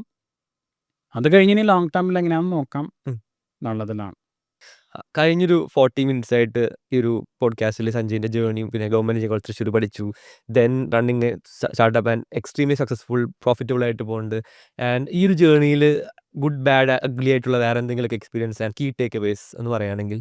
കൂടുതലും നല്ല എക്സ്പീരിയൻസസ് ആയിരുന്നു, പക്ഷേ എപ്പോഴും കുറേ ഡൗൺ ടൈം കാര്യങ്ങളൊക്കെ ഉണ്ടാവും. ജനറലി കമ്പനീസിനെ ശ്രദ്ധിക്കേണ്ട ഒരു സാധനം എന്ന് വെച്ചിട്ടുണ്ടെങ്കിൽ നമ്മൾ പെട്ടെന്ന് ഭയങ്കര ഒഫൻഡഡ് ആവാൻ പാടില്ല. എന്നാണ് ഏതൊരു കോൺവെർസേഷൻ കണ്ടായിരുന്നു, അങ്ങനെ ചെയ്തു അപ്പോൾ നമ്മളെ നാണം കെടുത്തി അല്ലെങ്കിൽ അപ്പം അത് നമുക്ക് ഭയങ്കര ഒഫൻഡഡ് ആവും നമ്മൾ. അപ്പം അങ്ങനത്തെ സാധനങ്ങൾ നമ്മൾ കുറേ എന്താ പറയുക കുറേ അഗ്രഗേറ്റ് ചെയ്ത് കുറേ അതിൻ്റെ ഉള്ളിൽ പോയി കഴിഞ്ഞാൽ നമ്മൾ ആ വഴി അങ്ങ് പോയി കുറേ സമയം നമ്മുടെ സമയം പോകും. നമ്മൾ ടൈം ഏറ്റവും വാല്യുബിൾ ആയിട്ട് കൺസിഡർ ചെയ്ത് ഒപ്റ്റിമൈസ് ചെയ്യാൻ നോക്കുക. അപ്പോൾ നമ്മൾ ബിസിനസ് ചെയ്ത് കാശ് ഉണ്ടാക്കാനോ ഉദ്ദേശിക്കണമെങ്കിൽ അത് ഒപ്റ്റിമൈസ് ചെയ്യാം. ഇപ്പം എനിക്ക് നേരത്തെ ഒരു ഈ കോവിഡിൻ്റെ സമയത്ത് എനിക്കൊരു വെൻഡർ ഉണ്ടായിരുന്നു, ഹീസ് ഫ്രം ജർമ്മനി. ഒരു ആ കോവിഡിൻ്റെ എന്തോ പ്രശ്നം വന്ന് നമ്മൾ കോവിഡ് അല്ലായിരുന്നു, US ബാങ്ക് ഷട്ട് ഡൗൺ ആയിരുന്നു, മറ്റേ Silicon Valley Bank shut down ചെയ്ത്. അപ്പോൾ നമ്മുടെ കാശ് ഫുൾ ബാങ്കിലായിരുന്നു. ബാധിച്ചിട്ടുണ്ടല്ലേ? അപ്പോൾ നമ്മൾ അതുവരെ നമ്മൾ വിചാരിച്ചു നമ്മൾ രക്ഷപ്പെട്ടു, കാര്യങ്ങളൊക്കെ നടക്കേണ്ട ഇഷ്ടംമാതിരി കാശുണ്ട്. ഒരു ദിവസം നമ്മുടെ ബാങ്ക് തന്നെ പൂട്ടിപ്പോയി, നമ്മുടെ കാശ് ഉള്ളതില്ല. അപ്പോൾ US ഒരു $250,000 ആണ് ഇൻഷുർഡ് ഉള്ളൂ, അതായത് ഓൾമോസ്റ്റ് 2 കോടി രൂപ. ബാക്കി പൈസ ഫുൾ പോയി. അപ്പോൾ ഞാൻ ഈ പ്രശ്നം നടക്കുന്നതിൻ്റെ ഇടയിൽ ഞാൻ വെൻഡറിൻ്റെ അടുത്ത് പറഞ്ഞു ഒരു മന്ത് സ്റ്റാർട്ട് ചെയ്യാൻ പോകുമായിരുന്നു. അപ്പോൾ അവർ കാർഡ് ഓൾറെഡി ഓതറൈസ് ചെയ്തിട്ടുണ്ട്, അവർക്ക് ഒരു $10,000-15,000 ഒന്നും പേയ്മെൻറ്റ് ഉണ്ട്. ഓക്കെ, അതുകൊണ്ട് ഇതെടുക്കരുത്, എൻ്റെ കയ്യിൽ വേറെ ഇതിൻ്റെ ഉള്ളിൽ നിന്ന് പൈസ എടുക്കാനില്ല, ഞാൻ നോക്കട്ടെ എന്തെങ്കിലും ചെയ്തു തരാം. അപ്പോൾ അവരുടെ അപ്രൻ്റാണ് പേയ്മെൻറ്റ്, മന്ത് തുടങ്ങണേ ഉള്ളൂ. ഇവർ 2 ദിവസം കഴിഞ്ഞപ്പോൾ പോയി ആ കാർഡ് ചാർജ് ചെയ്തു. അപ്പോൾ എനിക്ക് ആക്ച്വലി ഭയങ്കര ഒഫൻസീവ് ആയിരുന്നു അത്. പ്ലസ് അവർ നമ്മൾ പറ്റിച്ചെടുത്താൽ മതി, അവർ ഓൾറെഡി വർക്ക് തുടങ്ങിയിട്ടില്ല, വെയിറ്റ് ചെയ്യുന്നത് പറഞ്ഞു നമ്മൾ. അവർ ഓൾറെഡി ആ പൈസ എടുത്തു, അത് കഴിഞ്ഞിട്ട് ഈ പൈസ ഇനി തിരിച്ചു തരാൻ പറ്റില്ല. അപ്പോൾ നമ്മൾ ആക്ച്വലി പറ്റിച്ച പോലെയാണ്. അപ്പോൾ ഞാൻ പോയി, നമുക്ക് അങ്ങനത്തെ സാധനം ഉണ്ടാകുമ്പോൾ നമുക്ക് ഭയങ്കര ഒഫൻസീവാണ്. പ്രത്യേകിച്ച് നമുക്ക് ചിലപ്പോൾ കാശിൻ്റെ മാത്രമായിരിക്കില്ല, അതായത് നമ്മളൊരുത്ത പറ്റിച്ചിട്ട് പോയാൽ നമ്മളവനെ വിടില്ല എന്നുള്ളതാണ് നമ്മുടെ. അപ്പോൾ ഞാൻ ജർമ്മനിയിലാണ് അവർ. ഞാൻ ജർമ്മനിയിൽ ഒരു വക്കീലിനെ ഹയർ ചെയ്തു. ഈ വക്കീലന്മാരുടെ ഒരു മെയിൻ പ്രശ്നം എന്ന് വെച്ചിട്ടുണ്ടെങ്കിൽ വക്കീലന്മാർ നമുക്ക് അവരെ പഠിക്കാം, കാശ് കുറച്ച് പോകും, എന്നാലും കുഴപ്പമില്ല, പക്ഷേ ഇങ്ങനെ ചെയ്യാം, അങ്ങനെ ചെയ്യാം, മറ്റത് ചെയ്യാം. അപ്പോൾ ആദ്യം പിള്ളേരോട് പറഞ്ഞൊരു വക്കീൽ നോട്ടീസ് ആക്കി, അത് കഴിഞ്ഞിട്ട് നമുക്ക് പിന്നെ കോടതിയിൽ, ജർമ്മൻ കോടതിയിൽ സാധനം കൊണ്ടുപോകാം, അങ്ങനെയാണെന്ന് പറഞ്ഞു. അപ്പോൾ ഞാൻ ആക്ച്വലി ആദ്യം സ്റ്റാർട്ട് ചെയ്തു, ഞാനവിടെ വക്കീലിനെ ഹയർ ചെയ്ത് കോർട്ടിൽ റൺ ചെയ്യാൻ വേണ്ടി വക്കീൽ നോട്ടീസ് അയച്ചതാണ്. പക്ഷെ പിന്നെ ഒരു കാര്യം എന്ന് വെച്ചിട്ടുണ്ടെങ്കിൽ ആ $10,000 പോയത് പോയി. ഇതിൻ്റെ പുറത്ത് ഞാൻ ആ കേസ് ജർമ്മനിയിൽ നടത്തണമെങ്കിൽ എൻ്റെ ചിലപ്പോൾ ഒരു 3 മാസം കൂടി പോകും. അപ്പോൾ നമ്മളുടെ പോയ ഇപ്പോൾ ഈ 10 ലക്ഷം രൂപയാണോ നമ്മളുടെ 3 മാസത്തെ സമയത്തിനാണോ നമ്മൾ വാല്യൂ കൽപ്പിക്കുന്നതെന്നൊരു പ്രശ്നമുണ്ട്. ഹായ് ഓൾ, ഐ തിങ്ക് ഈ പോഡ്കാസ്റ്റ് ചെയ്തു ക്ലോസ് ടു 6 months ആയി നമ്മൾ സ്റ്റാർട്ട് ചെയ്ത് ഒരു 30 എപ്പിസോഡ്സ് നമ്മൾ കവർ ചെയ്തു. And every Friday at 5 PM ഓരോ എപ്പിസോഡും ഈ ചാനലിൽ പുറത്ത് പോകുന്നുണ്ട്. So I just thought to share what KPH is and maybe for the new audience this might be useful. KPH ഒരു വാട്സപ്പ് കമ്മ്യൂണിറ്റി ആയിട്ട് 2017 നമ്മൾ സ്റ്റാർട്ട് ചെയ്തതാണ്. It was all invite only. അതായത് നമുക്ക് പരിചയമുള്ള ഫൗണ്ടേഴ്സിനും പ്രൊഡക്റ്റ് ബിൽഡേഴ്സിനും ആക്ച്വൽ ചെയ്യുന്ന ആൾക്കാർ, നോട്ട് ദി തള്ളൽ ഫോക്സ്, അവർ മാത്രം കൊണ്ടുവന്നിട്ടുള്ളൊരു ഗ്രൂപ്പ് കമ്മ്യൂണിറ്റിയാണ്. അപ്പോൾ നമ്മൾ across Kerala from 2017 onwards we been hosting meetups. ഒരു 10, 20, 30 ആൾക്കാരായിരുന്നു. ഇപ്പോൾ അന്നൊക്കെ ഉണ്ടായിരുന്നു. ഇപ്പോൾ I think after the podcast and after we put our self out there on the internet, lot of new people are coming in, right? So ഇതാണ് ഒരു KPHൻ്റെ ഒരു current state and lot of interesting conversations, actual raw and honest genuine. You will not find as anywhere in newspaper or anywhere, but it's a very small but actual brutally honest ആയിട്ടുള്ള ഒരു kind of കമ്മ്യൂണിറ്റിയാണ്. And that is KPH for you, and you can check them out on kph.club. We have some interesting initiatives we are very passionately bringing about, be it the community, be it offline events, master classes, be it fund, KPH angel networking, അല്ലെങ്കിൽ even VC fund ഒക്കെ ഫ്യൂച്ചറിൽ നമുക്ക് plan ചെയ്യാം. So these are some of things I M personally excited about. And Kerala ഇതിനെ നമുക്ക് പൊക്കിയെടുത്ത് വേറെ level കൊണ്ടുവരാൻ പറ്റിയൊരു ഇനീഷ്യേറ്റീവ് ആണ്. And even I am getting goosebumps as I am saying this, right? So this is what I am excited about, and this is my ikigai when I am working on towards it. And now back to the episode. അപ്പം ഞാൻ കുറച്ച് നേരം ഇരുന്ന് ആലോചിച്ചു. എനിക്ക് ഭയങ്കര കാശ് പോയാലും വിഷമമാണ്, നമ്മളെ പറ്റിച്ചിട്ട് പോയി. അപ്പം ഞാൻ അതുകഴിഞ്ഞിട്ട് തീരുമാനിച്ചു, ഇല്ല അത് പോട്ടെ, അത് ആ പൈസ പോയത് പോയി, നമുക്ക് ബാക്കി കാര്യങ്ങൾ ചെയ്യാം, എൻ്റെ 3 മാസം സമയവും കളയണ്ട. അങ്ങനെ ഞാൻ let go of the thing. വെൻഡറായിട്ട് പിന്നെ ഒരു ഡീലിങ്സ് ഇല്ല, ഒന്നുമില്ല. പക്ഷേ you have to let go of few things to go to the next level. അപ്പോൾ നമ്മൾ ഇങ്ങനെ കുറേ എക്സ്പീരിയൻസസ് ഉണ്ട് പല പല സമയത്ത്. ഇപ്പം ഞാൻ കുറേ വർഷം മുമ്പ് ഒരിക്കൽ ഞാൻ ലുലുവിന് വേണ്ടിയിട്ടൊരു പ്രൊജക്റ്റ് ചെയ്യുന്നുണ്ടായിരുന്നു. അതായത് ഈ പറഞ്ഞ പല പ്രൊജക്ട്സും ഹെഡ് ഓഫ് ടൈം ആയിരിക്കും എന്ന് പറഞ്ഞ മാതിരി ഒരു സാധനമായിരുന്നു. അപ്പോൾ ഒരു 15-16 അറൗണ്ട് ദ ടൈം ഞാൻ ഒരു മൊബൈൽ ആപ്പ് ഉണ്ടാക്കി. ഇപ്പോഴും നമ്മൾ ലുലു ഹൈപ്പർ മാർക്കറ്റിൽ പോയി കഴിഞ്ഞിട്ടുണ്ടെങ്കിൽ ഭയങ്കര ക്യൂ ആണ് എപ്പോഴും. സാധനം മേടിച്ച് പുറത്തേക്ക് ഇറങ്ങാൻ പറ്റില്ല. അതെ അതെ. ഇപ്പം എൻ്റെ ഐഡിയ എന്ന് വെച്ചിട്ടുണ്ടെങ്കിൽ നമുക്കൊരു മൊബൈൽ ആപ്പിൽ നമുക്ക് ഈ സാധനങ്ങളെല്ലാം സ്കാൻ ചെയ്ത് ബില്ല് ചെയ്യാം, അതിൽ നിന്ന് തന്നെ പേയ്മെൻറ്റ് ചെയ്യാം. അപ്പോൾ നമ്മൾ അതിൽ ഇപ്പോൾ ഒരു സാധനം എടുക്കും, നമ്മളത് സ്കാൻ ചെയ്ത് ബില്ല് ചെയ്തു നമ്മുടെ ബാസ്ക്കറ്റിലിട്ടു, ലാസ്റ്റ് ചെക്ക് ഔട്ട് ചെയ്യുന്ന സ്ഥലത്ത് നമ്മൾ ചെക്ക് ഔട്ട് ചെയ്ത് മൊബൈലിൽ നിന്ന് തന്നെ പേ ചെയ്യാൻ നമുക്ക് ഇറങ്ങിപ്പോരാം. നല്ല ഐഡിയ ആണല്ലോ. എപ്പോഴും ഇല്ല, ഇത് ഞാനൊരു 2015 ചെയ്തു. ചെയ്ത് കഴിഞ്ഞിട്ട് എനിക്ക് ആ സമയത്ത് ആരെയും അറിയില്ല, ലുലുവിൽ പോയി സംസാരിക്കാൻ ആരെയും അറിയില്ല. അപ്പോൾ ഞാൻ എന്ത് ചെയ്തു, ഞാൻ ലുലു പോയി കഴിഞ്ഞിട്ട് അവിടുത്തെ ഒരു ഫ്ലോറിൽ പോയിട്ട് ഒരാൾ ആരെങ്കിലും അവിടുത്തെ എംപ്ലോയി ആരെങ്കിലും ഉണ്ടാവുമല്ലോ, അവരോട് പോയിട്ട് ചോദിക്കും നിങ്ങളുടെ മാനേജർ ആരാണ്. അപ്പം അവരുടെ മാനേജറെ കണ്ടുപിടിക്കും. എൻ്റെ തീം എന്താണെന്ന് വെച്ചാൽ ഇങ്ങനെ മാനേജറും മുകളിലെത്തിയ അവസാനം യൂസഫ് അലി എത്തുമല്ലോ. അപ്പം ഞാൻ ഇവരുടെ മാനേജറെ കണ്ടുപിടിച്ച് വരും. അങ്ങനെ ഇതിൻ്റെ റെസ്പോൺസിബിൾ ആയിട്ടുള്ള റീറ്റെയിലിൻ്റെ കാര്യങ്ങളൊക്കെ ചെയ്യുന്ന ഒരാളെ കണ്ടുപിടിച്ചു. അപ്പോൾ ഇവരുടെ അടുത്ത് കണക്ട് ചെയ്യാനോ അപ്പോയിൻമെൻ്റ് എടുക്കാനോ നമുക്ക് ആരുമില്ല. അപ്പോൾ ഞാൻ ഒരു ദിവസം തീരുമാനിച്ചു ഞാൻ നേരിട്ട് പോവാം. ഞാൻ ലുലുവിൻ്റെ ഓഫീസിൽ പോയി. അവിടെ ലുലു മാളിൻ്റെ പുറയിൽ എൻ്റെ ഒരു ഫ്രണ്ട് ഉണ്ടായിരുന്നു കൂടെ. ഞങ്ങൾ പോയി അവിടെ കയറി, പുള്ളീനെ അവിടെ മീറ്റ് ചെയ്യാമെന്ന് വിചാരിച്ച് ലിഫ്റ്റിൽ കയറി. ലിഫ്റ്റിൽ കയറിയപ്പോൾ ഒരാളും കൂടെ വന്ന് കയറി ഞങ്ങളുടെ. അപ്പോൾ മുകളിലേക്ക് പോകുമ്പോൾ പുള്ളി ചോദിച്ചു ആരെ കാണാൻ. അപ്പോൾ സെയിം ഫ്ലോറിലൊക്കെ ഞങ്ങൾ ഞെക്കിയ. പുള്ളി ചോദിച്ചു ആരെ കാണാനാണെന്ന് ചോദിച്ചു. അപ്പോൾ ഇന്ന ആളെ കാണാനാണെന്ന് പറഞ്ഞു. അപ്പോൾ അവിടെ എത്തിക്കഴിഞ്ഞപ്പോൾ പുള്ളി പറഞ്ഞു ഞാനാണ് ആൾ, എന്നെ കാണാൻ പറ്റില്ല, അപ്പോയിൻമെൻറ്റില്ലാണ്ട് തിരിച്ചു പോയിക്കൊള്ളാൻ പറഞ്ഞു. അപ്പോൾ അങ്ങനത്തെ ഒരുപാട് എക്സ്പീരിയൻസസ് നമുക്ക് ഉണ്ടാവും പല പോയിന്റിൽ. അപ്പോൾ നമ്മൾ ഏത് പോയിന്റിലെത്തി കഴിഞ്ഞിട്ടുണ്ടെങ്കിലും നമ്മളെക്കാളും കുറേ ഹയർ ലെവലിലോ അല്ലെങ്കിൽ ലോവർ ലെവലിലുള്ള ആൾക്കാരുണ്ടാവും. അപ്പോൾ പല സാധനങ്ങളും നമ്മളിങ്ങനെ ഒഫൻസ് എടുത്തു കഴിഞ്ഞിട്ടുണ്ടെങ്കിൽ അതിൻ്റെ പുറകെ പോയാൽ നമ്മൾ ടൈം ഫുൾ നമ്മൾ പോകും. അപ്പോൾ ആ സാധനം തട്ടി കളഞ്ഞു അടുത്ത സാധനം ചെയ്യുക, അത് നടക്കില്ല. പിന്നെ ഞാൻ വേറെ ആളെ കണ്ടുപിടിച്ച് പിച്ച് ചെയ്തു, പക്ഷെ അന്നത് വർക്കൗട്ട് ആയില്ല. ബട്ട് പെട്ടെന്ന് ഇവിടെ തീരുമാനിച്ച് അടുത്തൊരു സാധനത്തിലോട്ട് പോകണം. എനിക്ക് പറ്റിയ ഒരു പ്രശ്നം പിന്നെ വെച്ചിട്ടുണ്ടെങ്കിൽ ഞാനിപ്പോൾ ഈവൻ സീവിൻ്റെ ഐഡിയ ആണെങ്കിൽ ഞാൻ കുറേ വർഷം ചെയ്തു. എനിക്ക് തോന്നുന്നു ഒരു 3 വർഷത്തിനടുത്ത് ചെയ്തു അത് ഫെയിൽ ആവാൻ വേണ്ടിയിട്ട്. അതേസമയം ഒരു കൊല്ലത്തിനുള്ളിൽ ഫെയിലായിട്ട് അത് തിരിച്ചറിഞ്ഞ് ഞാനത് നിർത്തി അടുത്ത സാധനത്തിലോട്ട് കടന്ന കുറച്ചുകൂടി ബെറ്ററാണ്. അത് വർക്കായില്ല, അടുത്ത പണി പിടിക്കുക പെട്ടെന്ന് തന്നെ. അതാ സംഭവം ആണ് ബെറ്റർ. ടെസ്റ്റ് ചെയ്യുക, ഉണ്ടാക്കുക. പലരും ചെയ്യുന്നത് ഫ്രീ ആയിട്ട് കൊടുക്കും. അതും കൊണ്ടൊരു പ്രശ്നമുണ്ട്. ഞാനിപ്പോൾ സ്റ്റാർട്ട് ഗ്ലോബൽ ടെസ്റ്റ് ചെയ്തപ്പോൾ ഏറ്റവും ആദ്യം പോലും ഞാൻ പൈസ കുറച്ച് വിറ്റില്ല, ഞാൻ ഈ സാധനം ഫ്രീ ആയിട്ട് കൊടുത്തില്ല. ഇതിന് ആൾക്കാർ കാശെടുത്ത് ഇപ്പുറത്തോട്ട് തരുമ്പോഴേ ബിസിനസ് വർക്ക് ചെയ്യുള്ളൂ. Money in the bank, money money in the bank Yes. നമ്മുടെ കയ്യിൽ കിട്ടണം. നമ്മളിപ്പോൾ ഫ്രീ ആയിട്ട് ഒരു ആപ്പ് കൊടുത്തു, ഇവർ 10,000 പേരുണ്ടല്ലോ, 1,00,000 പേരുണ്ട്. ഇപ്പം ഇൻസ്റ്റാഗ്രാമോ വാട്സാപ്പോ ഒക്കെ ഫ്രീ ആയിട്ട് മില്യൺസ് ഓഫ് വ്യൂസ് ഓടിച്ചിട്ടുണ്ടാവും. പക്ഷേ അത് ഞാൻ നേരത്തെ പറഞ്ഞ മാതിരി തന്നെ എൻ്റെ പേഴ്സണൽ വ്യൂവിൽ ഈ സാധനം വർക്കൗട്ട് ചെയ്യണമെന്നുണ്ടെങ്കിൽ ഈ ബിസിനസ്സിൻ്റെ ഉള്ളിൽ നിന്ന് കാശ് നമുക്ക് ഇപ്പുറത്തോട്ട് കിട്ടിയാലേ വർക്കൗട്ട് ആവുള്ളൂ. കറക്റ്റ്. യെസ്, 100%. അപ്പോൾ അത് നമുക്ക് എത്രയും പെട്ടെന്ന് ടെസ്റ്റ് ചെയ്യാൻ പറ്റും അത്രയും പെട്ടെന്ന് ടെസ്റ്റ് ചെയ്യാം. കിട്ടുമെങ്കിൽ ചെയ്യാം, ഇല്ലെങ്കിൽ അത് അടിച്ചു വന്നിട്ട് അടുത്ത സാധനം ചെയ്യാം. പർട്ടിക്കുലർലി ഇപ്പോൾ വെച്ചിട്ടൊക്കെ എനിക്ക് തോന്നുന്നു പണ്ട് 6 മാസം 5 പേര് ടീം ഉണ്ടാക്കിയ സാധനം Yeah. ഇപ്പോൾ ഒരാൾക്ക് 1 മാസം കൊണ്ട് ഉണ്ടാക്കാം. ഒരു ദിവസം 2 ദിവസം ഒക്കെ ഉണ്ടാക്കാൻ പറ്റും. ഡിഫറൻസ് ആണ്. ഹ്യൂജ്. ബോൾട്ടൊക്കെ എല്ലാവരും ട്രൈ ചെയ്യാം. ഞാൻ ബോൾട്ട് വെച്ച് ഒരു 5-6 ആപ്സ് ഇപ്പോൾ ഉണ്ടാക്കിയിട്ടുണ്ട്. Basically I M A builder at heart. So കുറേ സാധനങ്ങൾ നമ്മുടെ ഗ്രൂപ്പിലും കുറേ പേര് ചെയ്യുന്നു. ഡെയിലി ലോഞ്ച് ചെയ്യുന്നുണ്ട്. എൻ്റെ പിന്നെ ഡെയിലി ഓരോരുത്തർ ലോഞ്ച് ചെയ്ത് സ്ക്രീൻ റെക്കോർഡ് ചെയ്ത് ഇട്ട് തരും. അതും ഫിനിഷ്ഡ് പ്രോഡക്റ്റ്, അതും വൈബ് കോഡിങ് ചെയ്ത് ആകുന്ന പ്രോഡക്റ്റ് കിട്ടിയിട്ടുണ്ട്. ഇപ്പം ഞാൻ ഇന്നാളൊരു കോസ്മിക് ഗുരു എന്ന് പറഞ്ഞൊരു ആപ്പ് ഉണ്ടാക്കി. അതായത് മറ്റേ ഇൻസ്റ്റൻറ്റ് ടാരറ്റ് റീഡിങ് അങ്ങനത്തെ സാധനങ്ങളൊക്കെ നമ്മളുടെ ഡേറ്റ് ഓഫ് ബർത്ത് സമയമൊക്കെ കൊടുത്താൽ ജാതകം കിട്ടും. പിന്നെ ഒരു ഡ്രീം ഡയറി എന്ന് പറഞ്ഞൊരു ആപ്പ് ഉണ്ടാക്കി. ബേസിക്കലി നമ്മൾ ഡ്രീം കൊടുത്താൽ അതിൻ്റെ ഇൻ്റർപ്രിറ്റേഷൻ തരും. അപ്പം ഇങ്ങനെ നമുക്കിപ്പോൾ എന്ത് ഐഡിയാസ് ഉണ്ടെങ്കിലും നമുക്ക് ഭയങ്കര ഫാസ്റ്റായിട്ട് ടെസ്റ്റ് ചെയ്യാം. അപ്പോൾ ആ ഒരു തീം വെച്ചിട്ട് എന്തെങ്കിലും ഒരു ആക്സലറേറ്ററോ അങ്ങനത്തെ പ്രോഗ്രാംസ് ചെയ്യണമെന്ന് എനിക്ക് ആഗ്രഹം ഉണ്ടായെന്ന് നോക്കിക്കൊണ്ടിരിക്കുന്നുണ്ട്. അതായത് ഇപ്പോൾ കേരളത്തിൽ നിന്ന് എനിക്ക് തോന്നുന്നു പുതിയ യങ് ആൾക്കാർക്ക് ഭയങ്കര ഹ്യൂജ് ഓപ്പർച്യൂണിറ്റിയാണ്. പണ്ടത്തെ അത്രയും കാശ് ചിലവില്ല. ഇപ്പം നമ്മുടെ സെയിം സാധനം നമ്മൾക്ക് ആക്ച്വലി ആ ഓപ്പർച്യൂണിറ്റി അത്ര അറിയില്ല.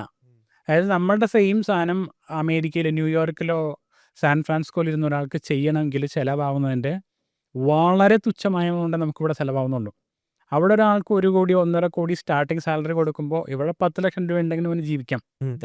ലാവിഷ്ലി ജീവിക്കാം. നമ്മുടെ കോമ്പറ്റീറ്റേഴ്സിനടുത്തൊക്കെ നമ്മൾ പിടിച്ചിരിക്കുന്ന ഒരു കാര്യം എന്ന് വെച്ചിട്ടുണ്ടെങ്കിൽ നമ്മുടെ കോമ്പറ്റീറ്റേഴ്സ് അവിടെ 100-150 കോടി ഫണ്ടിങ് കിട്ടിയ സാധനം നമുക്കിവിടെ 10-20 കോടിക്ക് നമുക്ക് ചെയ്യാൻ പറ്റും. ആ എല്ലാ സ്കെയിലും അത് വർക്ക് ചെയ്യും. അപ്പോൾ സ്റ്റാർട്ട് ചെയ്യുന്ന ആളാണെങ്കിൽ പോലും ഇവിടെ ഇരുന്നൊരു സോഫ്റ്റ്വെയർ ഉണ്ടാക്കി ഇപ്പോൾ 1 മാസം 2 മാസം നിങ്ങൾ സമയം മതി. ChatGPTയിൽ $20 ഉള്ളൂ മന്ത്ലി.